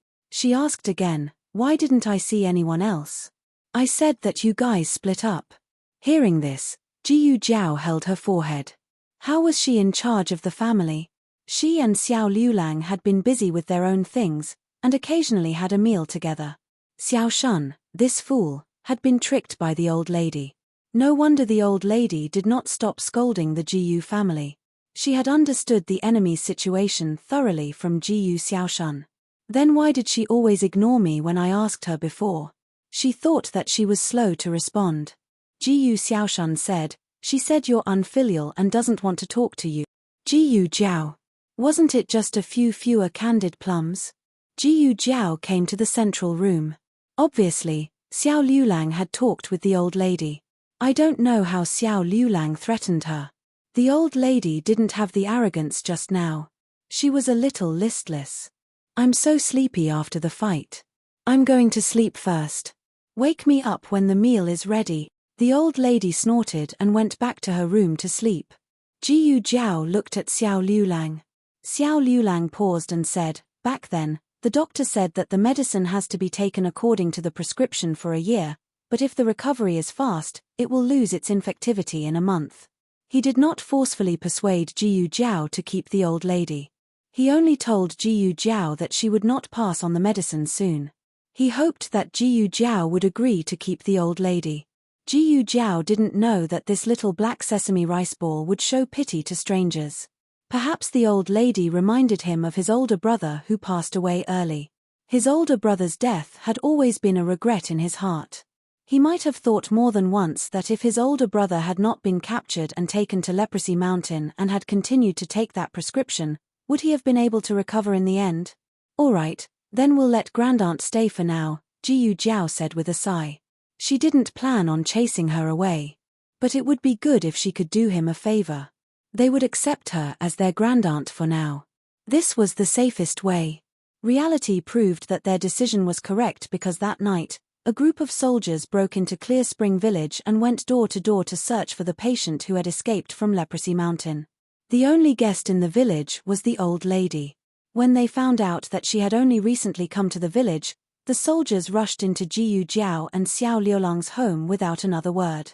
When the soldiers came, the old lady had already finished eating and was warming herself by the fire. The husband and wife were still eating at the table. Dinner was quite sumptuous. There was a bowl of fried cabbage with bacon, a plate of green onion omelette, a pot of mushroom soup, a bowl of black fungus salad, and a plate of peanuts that went with wine. Of course, no one drank wine. The fragrance of the bacon and green onion omelette wafted over and instantly made the soldiers' stomachs rumble with hunger. "Officers, is something the matter?" Xiao Liulang asked. The soldiers came back to their senses and stated their purpose. "I heard that an old lady came to your home." "Where is she?" Xiao Liulang brought them to the old lady's room. "My grandaunt. She just came from Su County a few days ago." As he spoke, he walked forward and took the plate that the old lady did not have time to hide. "You're secretly eating candied fruits again. Didn't I say that you're old and can't eat too many sweets?" Humph. The old lady was caught red-handed and turned her face away with hidden bitterness. The soldiers did not have a portrait of a leprosy patient, but their superiors had described her characteristics. They said that leprosy red spots had appeared on her face and the back of her hands. Her complexion was sallow and her spirit was weak. The old lady in front of them, other than her age, was different in every other way. Not only did she not have any leprosy spots, her complexion was rosy and her spirit was unbelievably good. Leprosy could not be cured. There were some prescriptions that could delay the onset of the disease, but it was impossible to make someone recover so well in just 10 days. The soldiers' suspicions were mostly gone. When they saw that Xiao Liulang did not avoid or dislike the old lady, they felt that it was even more unlikely. But the leader did not dare to lower his guard. He went to the kitchen and pointed at the medicine jar on the stove. "Whose medicine is this?" Xiao Liulang said, "It's mine. I have a leg injury. I went to the town's medical center to get this medicine. Let me see the medicine bag." The other party said. Jiyu Jiao went to get the medicine bag. The man opened the bag and found Panax noto ginseng inside. Panax noto ginseng was a very common medicinal herb that could promote blood circulation and remove blood stasis. People who practiced martial arts were not unfamiliar with it. Panax noto ginseng was also a common medicine for injuries. With these two medicinal herbs, they could be sure that it was not used to treat leprosy. "What is your name?" the man asked. "Xiao Liulang." Xiao Liulang said with a straight face, "If the officials have any doubts about my identity, you can go to Qianxiang Academy and ask the dean to check my household registration." The man frowned. "The dean of Qianxiang Academy? His surname is Li." "That's right," Xiao Liulang said. The officials exchanged glances and their attitude towards Xiao Liulang became more polite. Generally speaking, there was no need to go to the dean to check household registration. Xiao Liulang specifically mentioned him to tell them that he was someone that Dean Li wanted to protect. Although Xiao Liulang did not want to be the dean's disciple, it did not prevent him from using the dean's authority to intimidate others. When his face was thick, there was no pressure at all. Dean Li's name was very useful. After the officials asked a few more questions, they withdrew and left. However, the officials did not go far. Instead, they sent someone to quietly return and enter Xueningsiang's house next door. "Is the old lady next door really that brat's aunt?" "Yes." "When did you arrive?" "A few days ago," Xueningsiang said. "How come I heard that it was 10 days ago?" The official stared at Xueningsiang's eyes and asked. Xueningsiang said with a straight face, "Who did you hear that from? How come I don't know that I live next door?" The official looked at the 1-year-old son that Xuaningxiang was holding in her arms. His eyes flashed with a cold light, but he still left in the end. Xuaningxiang's back was soaked with cold sweat.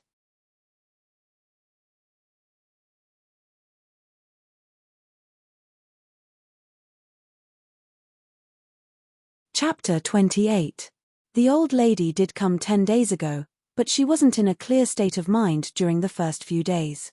She didn't remember coming so early, so Jiyu Jiao and Xiao Liulang delayed the old lady's arrival by a few days. This was different from when the old lady went missing in Clear Spring Town. But what Jiyu Jiao and Xiao Liulang didn't know was that when the old lady collapsed in front of Jiyu Jiao's door, Xuaningxiang heard the commotion. At that time, she felt that there was something wrong with that person, Xiong. Her mother-in-law's voice came from next door. Xuaningxiang composed herself and walked to her mother-in-law's room. "Mother, you're awake? I think I heard someone come into the room just now. Did something happen to second brother?" She already lost one of her 2 sons, so the old lady was most worried about her youngest son, who went to the army. Xuaningxiang said softly, "Second brother is fine. A patient from Leprosy Mountain ran away. The soldiers came to our place to search, but they already left. Is it a man or a woman? How old are they?" "They didn't say," Xuaningxiang said. "How could a leprosy patient run to our place?" Cough cough. Xuaningxiang's mother-in-law coughed violently and mumbled a few words.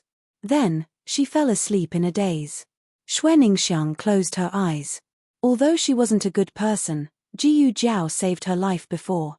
The soldiers' search didn't cause a huge uproar in Clear Spring Village. Everyone went on as usual. Jiyu Jiao occasionally felt that the old lady had a great background. Otherwise, why would so many soldiers search for her and not reveal any information about her to the public? But when Jiyu Jiao saw the old lady holding a jar of melon seeds and eating them like a squirrel, she instantly felt that she was thinking too much. Jiyu Jiao had nothing to do, so she mended all of Xiao Liulang's clothes at home. She was right. It would be much easier to make up for the loss if the cloth was treated as human skin. When Xiao Liulang returned home, he found that his tattered clothes had been mended. He didn't need to guess to know that it was Jiyu Jiao who mended them. Jiyu Jiao had never sewn clothes before. At least, he hadn't seen her sewing since he came here. But surprisingly, her sewing skills were quite good. The stitches were fine and even. The only thing he didn't understand was that when other people sewed clothes, the ends of the threads were inside. Why did she leave the ends of the threads outside? The old lady's condition was much better than Xiao Liulang's brother's. Xiao Liulang had asked the doctor how long it would take for his brother to lose his infectivity, and the doctor said it would take a month. Although the old lady had been taking the medicine for less than a month, the effects had already far exceeded a month's time. She was already able to eat at the same table. What Xiao Liulang didn't expect was that the old lady would almost choke him to death the first time they ate at the same table. "I say." The old lady calmly drank a mouthful of keel corn soup. "What's wrong with the 2 of you? I've been here for so long, but I haven't seen the 2 of you in the same room." Xiao Liulang and Jiyu Jiao both choked. "My husband is still young," Jiyu Jiao said without changing her expression.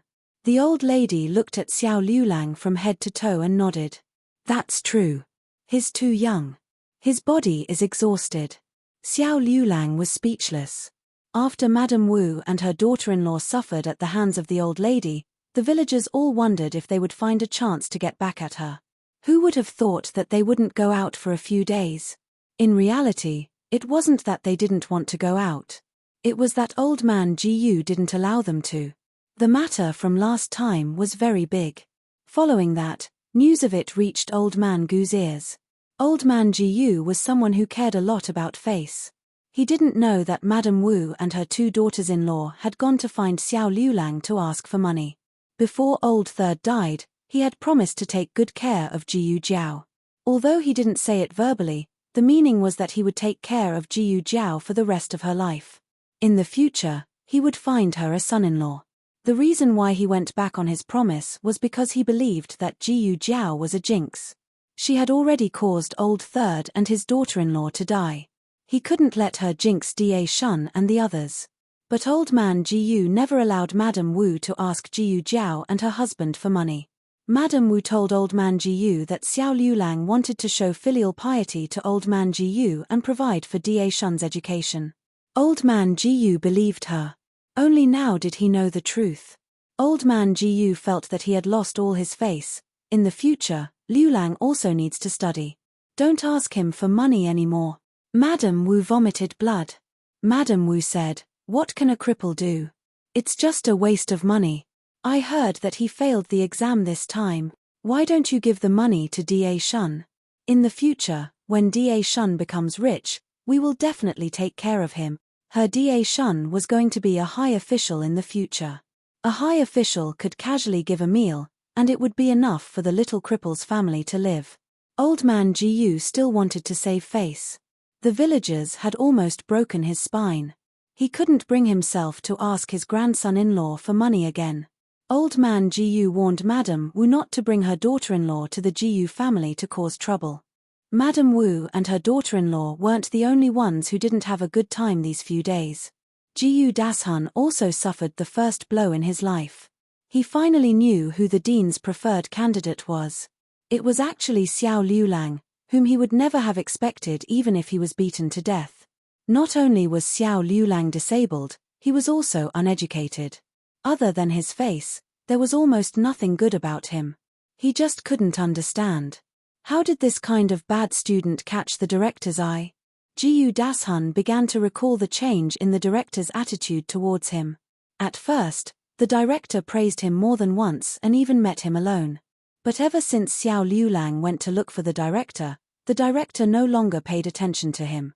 He asked himself if there was anything about his talent that the director was dissatisfied with.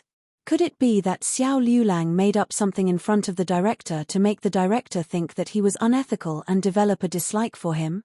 It must be like that. Otherwise, why would the director give up on him and go for Xiao Liulang, who was always at the bottom of the list? Who would have thought that such a well-behaved person would be so sinister behind his back?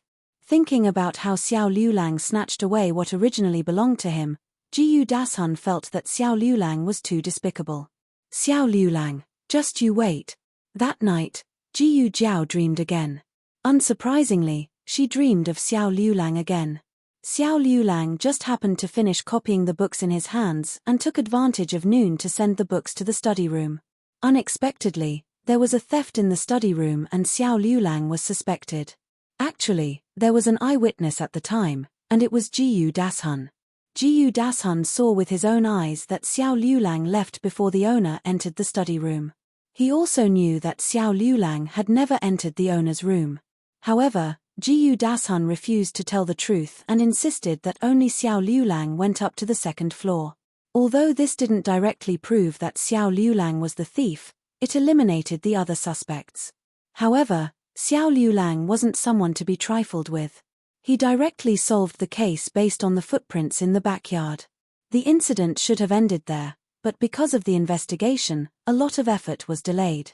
By the time Xiao Liulang returned to the village, there was a heavy snowfall. On the way, the mule cart skidded into a ditch and disfigured Xiao Liulang's face. The hideous scar followed Xiao Liulang for the rest of his life and left an indelible shadow.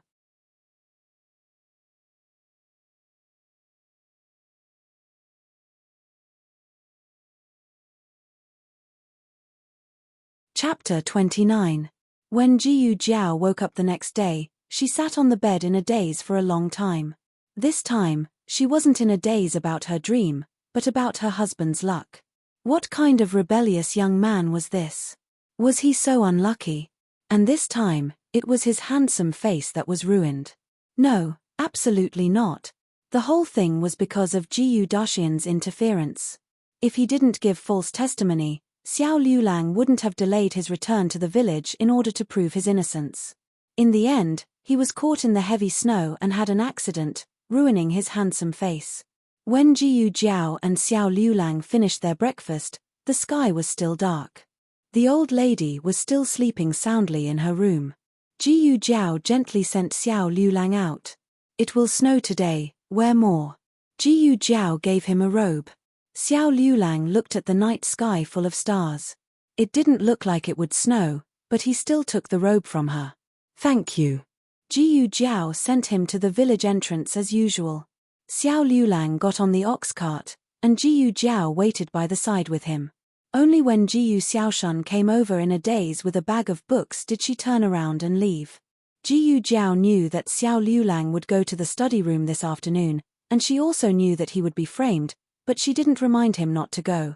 She remembered the details of Xiao Liulang's case clearly, so she knew where the thief went with the stolen goods. I've heated up the food in the pot. Eat it if you're hungry. There's also medicine. If you throw it away, I'll know. Jiyu Jiao said to the old lady in the living room. Since the old lady wasn't really suffering from Alzheimer's, there was no need to watch over her. Anyway, she was no longer contagious, so she did not have to worry about harming anyone. As for others harming her, it didn't exist. The old lady curled her lips and snorted. Jiyu Jiao went out with the basket on her back. When she passed by the Jiyu family's mansion, she happened to bump into Jiyu Yue, who had come out to wash her face. Good morning, little sister Yue, she greeted. Jiyu Yue was influenced by her mother and Jiyu Erzhun, so she wasn't close to Jiyu Jiao. Seeing that Jiyu Jiao took the initiative to greet her, she didn't say anything and went back into the house. Who's talking? Mrs. Zhu asked from inside. Jiaonyang, Jiyu Yue whispered. Mrs. Zhu pushed the door open. Jiyu Jiao also greeted her. Good morning, aunt. Morning.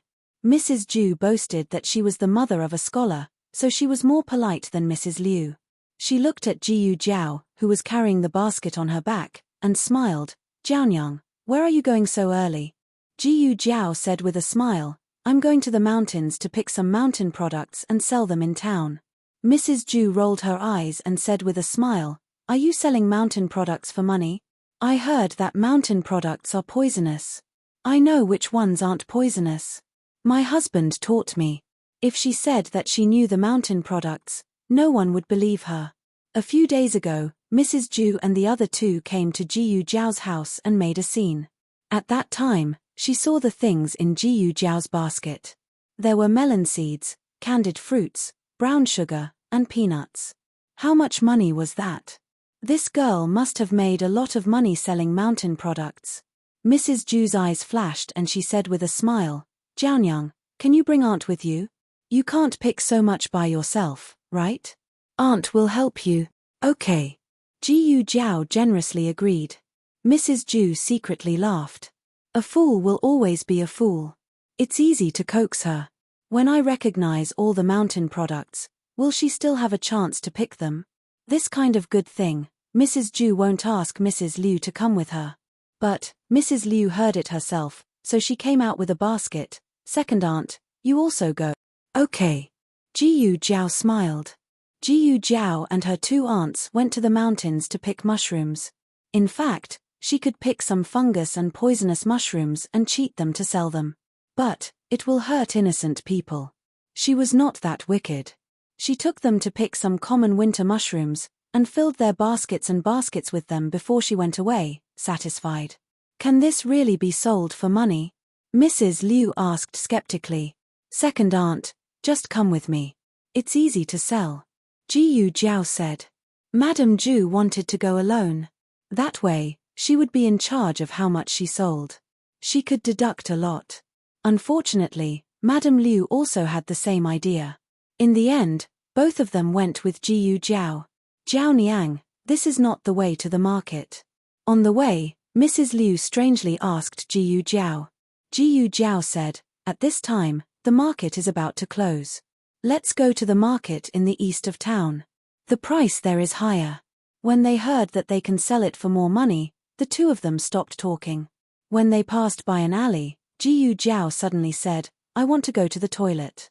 First aunt, second aunt, wait for me for a while. Go. Mrs. Zhu said. Mrs. Liu curled her lips and muttered, lazy people shit and pee a lot. Jiyu Jiao walked through the alley and went to the back door of Huichun Hall. She opened the door and went inside. After a quarter of an hour, Jiyu Jiao came back.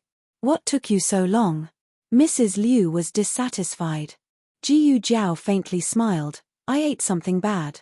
Mrs. Ju hurriedly said, "Okay, Jiao Niang, where is the market? Let's go and sell the mountain goods. Otherwise, it won't be fresh." "Okay." Jiyu Jiao smiled and nodded her head. Jiyu Jiao led the two of them to walk forward. Suddenly, a figure rushed out from the side of the alley. Jiyu Jiao didn't dodge and bumped into the person. The man was knocked to the ground. Jiyu Jiao took out her sickle and said, "You dare to bump into me?" The man was stunned. "Miss, who was the one who bumped into who?" Jiyu Jiao didn't care. She held the sickle and slashed at the man. The two of them quickly got entangled in a fight. The man's bag was knocked down by Jiyu Jiao, but he didn't have time to pick it up. Jiyu Jiao chased after him with her sickle for a few hundred meters. Mrs. Ju and Mrs. Liu's hands itched to open the bag that fell on the ground. When they saw the shining silver inside, the two of them immediately became greedy.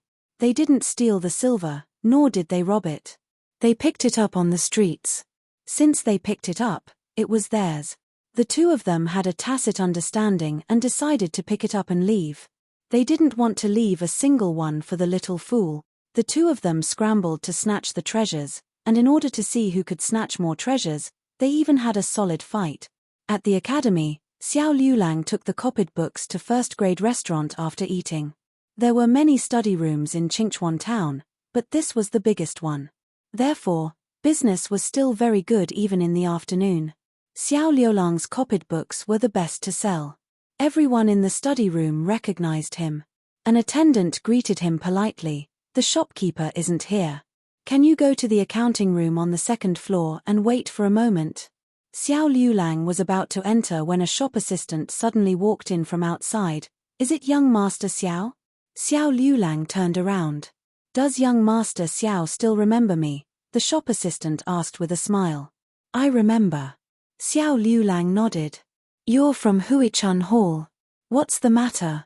The shop assistant said embarrassedly, "It's like this. I gave you a few wrong sets of medicine last time. Shopkeeper Wang asked me to find young Master Xiao. I wonder if young Master Xiao is free now? Follow me to Huichun Hall to get the medicine." Generally speaking, if the wrong set of medicine was taken, it would be sent directly. However, Huichun Hall offered to treat Xiao Liulang for free. It sounded like an apology. There was nothing wrong with it. Xiao Liulang and the shop assistant left. Jiyu Dashun, who was behind the bookshelf, withdrew his disgusted gaze. Xiao Liulang went to Huichun Hall to get the medicine and have his leg checked. The shop assistant personally sent him back to the academy. However, when the two of them got off the carriage, they heard the students outside the academy whispering. "Did you hear? There was a theft in the study room. The thief is a new student of our academy's Heaven Class A, a new student of Class A? What's his name?" Jiyu Dashun.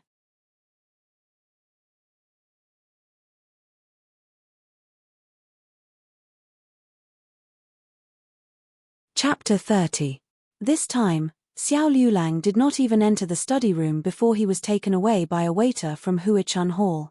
After that, he went directly to Huichun Hall to get medicine. The entire Huichun Hall could testify, so naturally, no one doubted him. However, Jiyu Dashun was different. Someone saw him go up to the second floor with their own eyes, and the room of the owner was also on the second floor. At that time, the owner happened to be out, so there was no one on the second floor except for Jiyu Dashun. Those who had been to the study room knew that the second floor was for nobles other than the accounting room. It was not open to everyone. A poor student like Jiyu Dashun should not be on the second floor. Jiyu Dashun cried out, "There was a master who asked me to pick a few books to send up to him. He said that he wanted to discuss poetry with me." Jiyu Dashun was also an ambitious student. He knew early on that his status as a scholar would bring him a lot of convenience in the future.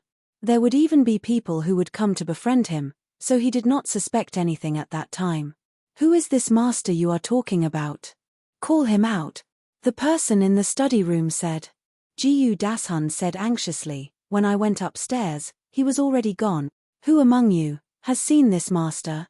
The person in the study room asked the crowd. Everyone shook their heads.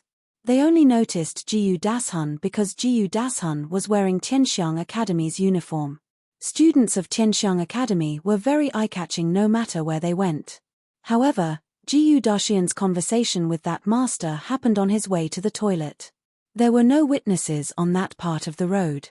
Therefore, everyone only saw Jiyu Dashun going up to the second floor with books, but did not see Jiyu Dashun being invited. This was really terrible. I didn't think that a student from Tianxiang Academy would do such a despicable thing. My family's young master's bag contains a very valuable item. If you take the banknotes, my family's young master won't argue with you, but you must return the letter. Otherwise, we'll report it to the authorities. Jiyu Dashun had been wrongly accused. The only thing they could do now was to find that old master. However, it was as if the old master had vanished from the face of the earth. They could not find him no matter how hard they tried. Jiyu Dashun suddenly had an idea. You said that I stole something, then where is the stolen goods? I'm not going to eat it. The head constable narrowed his eyes. Search his house. Jiyu Dashun was not worried about being searched. He was not afraid of a crooked shadow. Even if he turned his house upside down, he would not find the stolen goods. In the end, Jiyu Dashun was slapped in the face. When the bailiffs rushed into the Jiyu family's house, Madame Ju and Madame Liu had just arrived home and were digging a hole to bury the silver in the backyard. The bailiffs quickly recognized that these were the official silver that the owner had lost. In Jiyu Jiao's dream, Xiao Liulang judged that the murderer had climbed in through the window by looking at the footprints on the grass in the backyard and the outer wall. The murderer had committed the crime independently and was 6 feet tall. The right footprint was deeper than the left footprint. He speculated that the murderer's left foot had a slight limp, but it was not serious. Otherwise, he would not have been able to climb up the wall to the second floor. Moreover, the murderer had a certain level of skill. Some of the footprints at the crime scene contained a mixture of lime and sandalwood. This was the sandstone road that only casinos had and was originally used to ward off evil spirits. Therefore, if the thief was not from the gambling house, then he was a gambler. Sooner or later, he would go to the gambling house near the market after taking the silver. Jiyu Jiao only needed to guard the road to the market. Unfortunately, Jiyu Dashun was not Xiao Liulang. He could not solve the case and prove his innocence.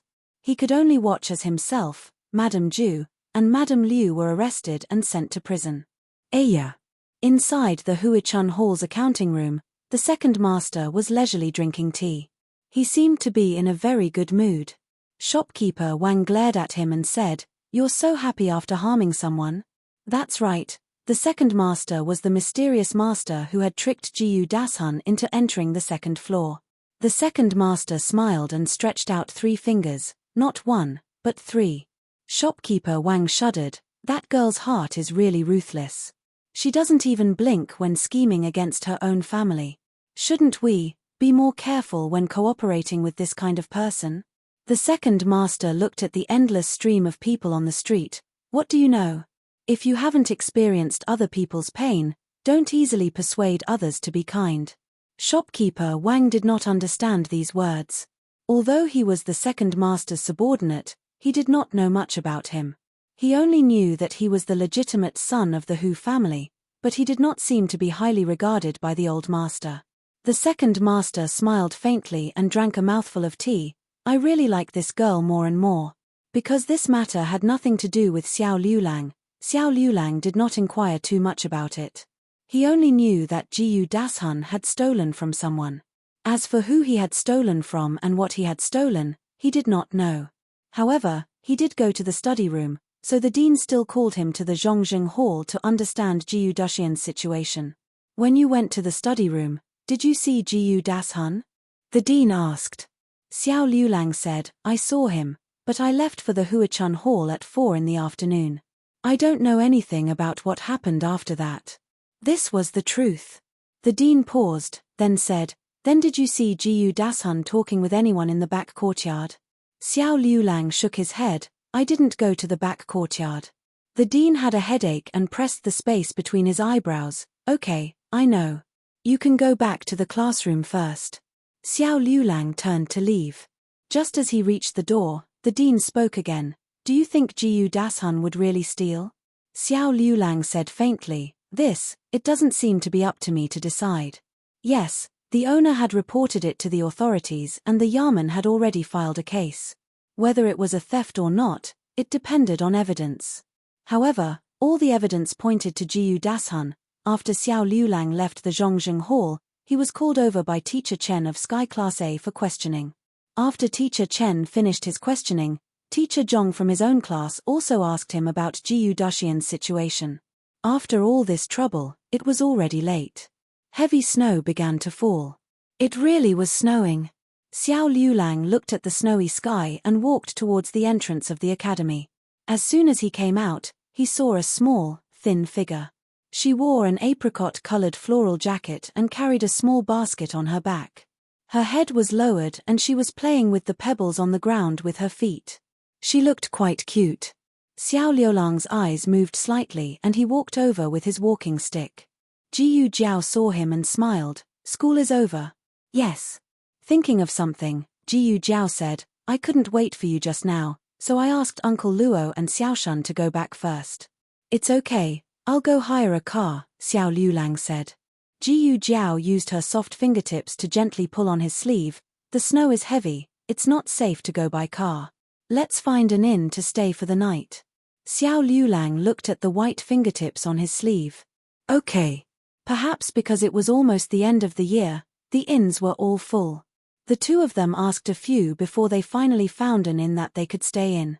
Xiao Liulang said, Give me 2 rooms. The waiter said, Sir, there's only 1 room left.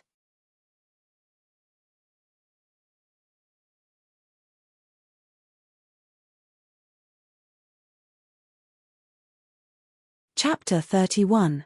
When they heard that it was the last room, the two of them were stunned. The waiter looked at the two of them in confusion. What are you two hesitating about? It's not that I want to say this, but it's almost the end of the year, and all the inn's business is quite good. In addition, there's suddenly heavy snow today, so many foreign businessmen are staying in our town. If you two continue to be picky, you won't be able to stay. They had asked along the way, so how could they not know that the room was in an emergency? But this seemed a bit inappropriate. Xiao Liulang's eyebrows showed a trace of hesitation. As for Jiyu Jiao, she didn't feel conflicted at all. They were legally married, so what if she was sleepy? Besides, it wasn't like she was rushing to sleep with him. There were no more rooms, right? However, she still cooperated and showed the same conflicted expression as him, which made her seem even more obedient. Xiao Liulang was also a person who could be persuaded by reason but not cowed by force. She lowered her head like a harmless little rabbit, faintly revealing a trace of obedience. At this time, it was a bit unreasonable to drag her thin and weak body to find an inn in the snow. Xiao Liulang calmed down. Then let's stay. The waiter led the two of them to a room on the 2nd floor. It was not without reason that it was the last room left. Not only was the room small, but it was also very cold. However, considering the heavy snow, the inn gave them a basin of charcoal for free. The room price was 200 copper coins. Usually, it was 100 copper coins, but the price had increased during the new year. The waiter put down the charcoal and left. Before he left, he told them that they could eat dinner in the lobby, or they could have the room price delivered directly. Oh, there was even room service. Jiyu Jiao was quite surprised.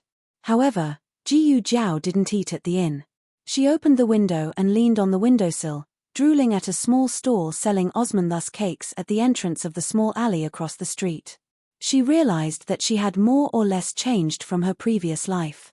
For example, she didn't like sweet things or spicy food in her previous life, but she had become very fond of Osmanthus cakes and pickled vegetables here.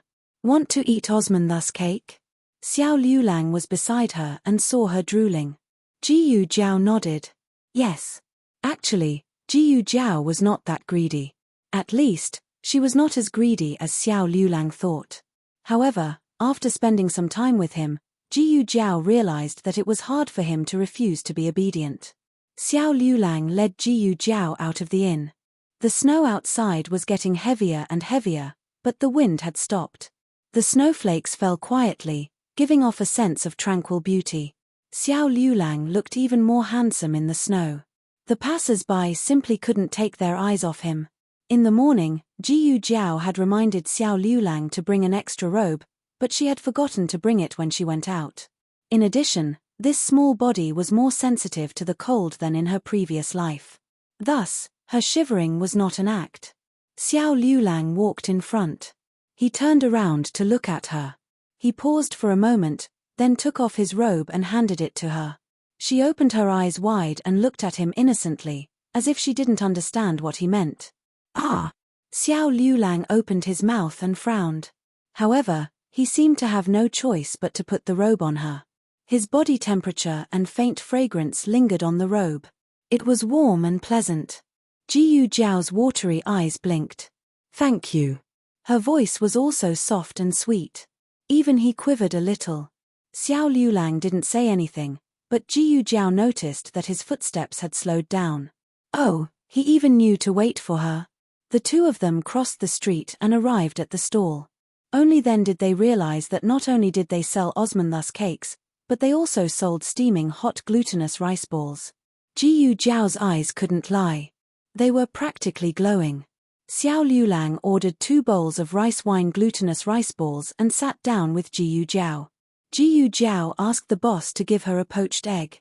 The boss thought that she wanted to eat it, so he put it in her bowl. However, when the glutinous rice balls were served, Jiyu Jiao scooped out the poached egg with a spoon and put it in Xiao Liulang's bowl. Their family was poor, so they rarely ate outside. Seeing that Jiyu Jiao gave the only poached egg to him, Xiao Liulang's eyes flashed with a complicated look. "Boss, give me another poached egg." His voice was low and smooth. In the wind and snow, it sounded even colder. The boss was so touched by the couple's affection that he specially cooked the poached egg until it was big and beautiful. Jiyu Jiao silently poked the yellow poached egg with a spoon.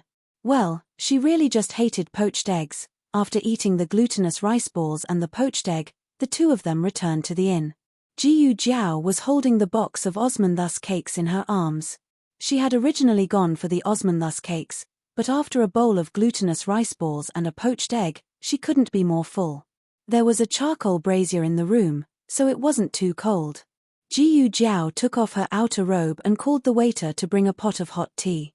The waiter asked if they wanted hot water. Jiyu Jiao asked for some. After washing up, the two of them prepared to rest. There was only one bed here. It was cold and they couldn't sleep on the floor, as it would freeze them to death. There were 2 quilts. Jiyu Jiao and Xiao Liulang each used one. After covering them, Jiyu Jiao understood why they had to prepare 2 quilts. It wasn't because there were 2 of them, but because one quilt was too cold. Jiyu Jiao was too cold to sleep. Her hands and feet were cold. She listened to Xiao Liulang's breathing and knew that he wasn't asleep either. That. Jiyu Jiao wanted to call him, but she realized that she hadn't formally called him that yet. Of course, he hadn't called her that either. It was as if they didn't know what their relationship was. Husband and wife? No. Friends? Also no. Pow. No, this definitely wasn't it. In the end, Jiyu Jiao decided to reluctantly call him husband. Husband. It was her first time calling him that, so she wasn't used to it. Her voice was a little hoarse. Xiao Liulang didn't respond for a long time. He was probably shocked by her calling him husband. After a long time, he asked in a low voice, "What's the matter? Are you cold?" Jiyu Jiao asked. "Are you very cold?" Xiao Liulang asked back. Millimeter. Jiyu Jiao's voice was soft in the night, with a hint of nasal sound after being cold. Xiao Liulang hesitated for a moment, but in the end, he still took out half of his quilt and covered it with hers. Jiyu Jiao followed the principle of you share, I share, you share. She also covered him with her quilt, and then their quilts were completely shared. The youth's body was boiling hot, like a small stove. Jiyu Jiao instantly felt much warmer. Xiao Liulang was a little startled. He seemed to be hesitating whether or not to kick this uninvited guest out of his quilt. "Husband, I'm not cold." The young girl's voice was soft, with a trace of naivety and satisfaction. Xiao Liulang couldn't kick anymore. You're tuning in to the Dreamy Chapters YouTube channel. We're so grateful for your support, and don't forget to subscribe to join us on this incredible journey through captivating stories. Your generosity through donations truly makes a world of difference, as it's the primary source of revenue that allows me to expand and enhance this channel for you. Thank you from the bottom of my heart for being a part of this adventure.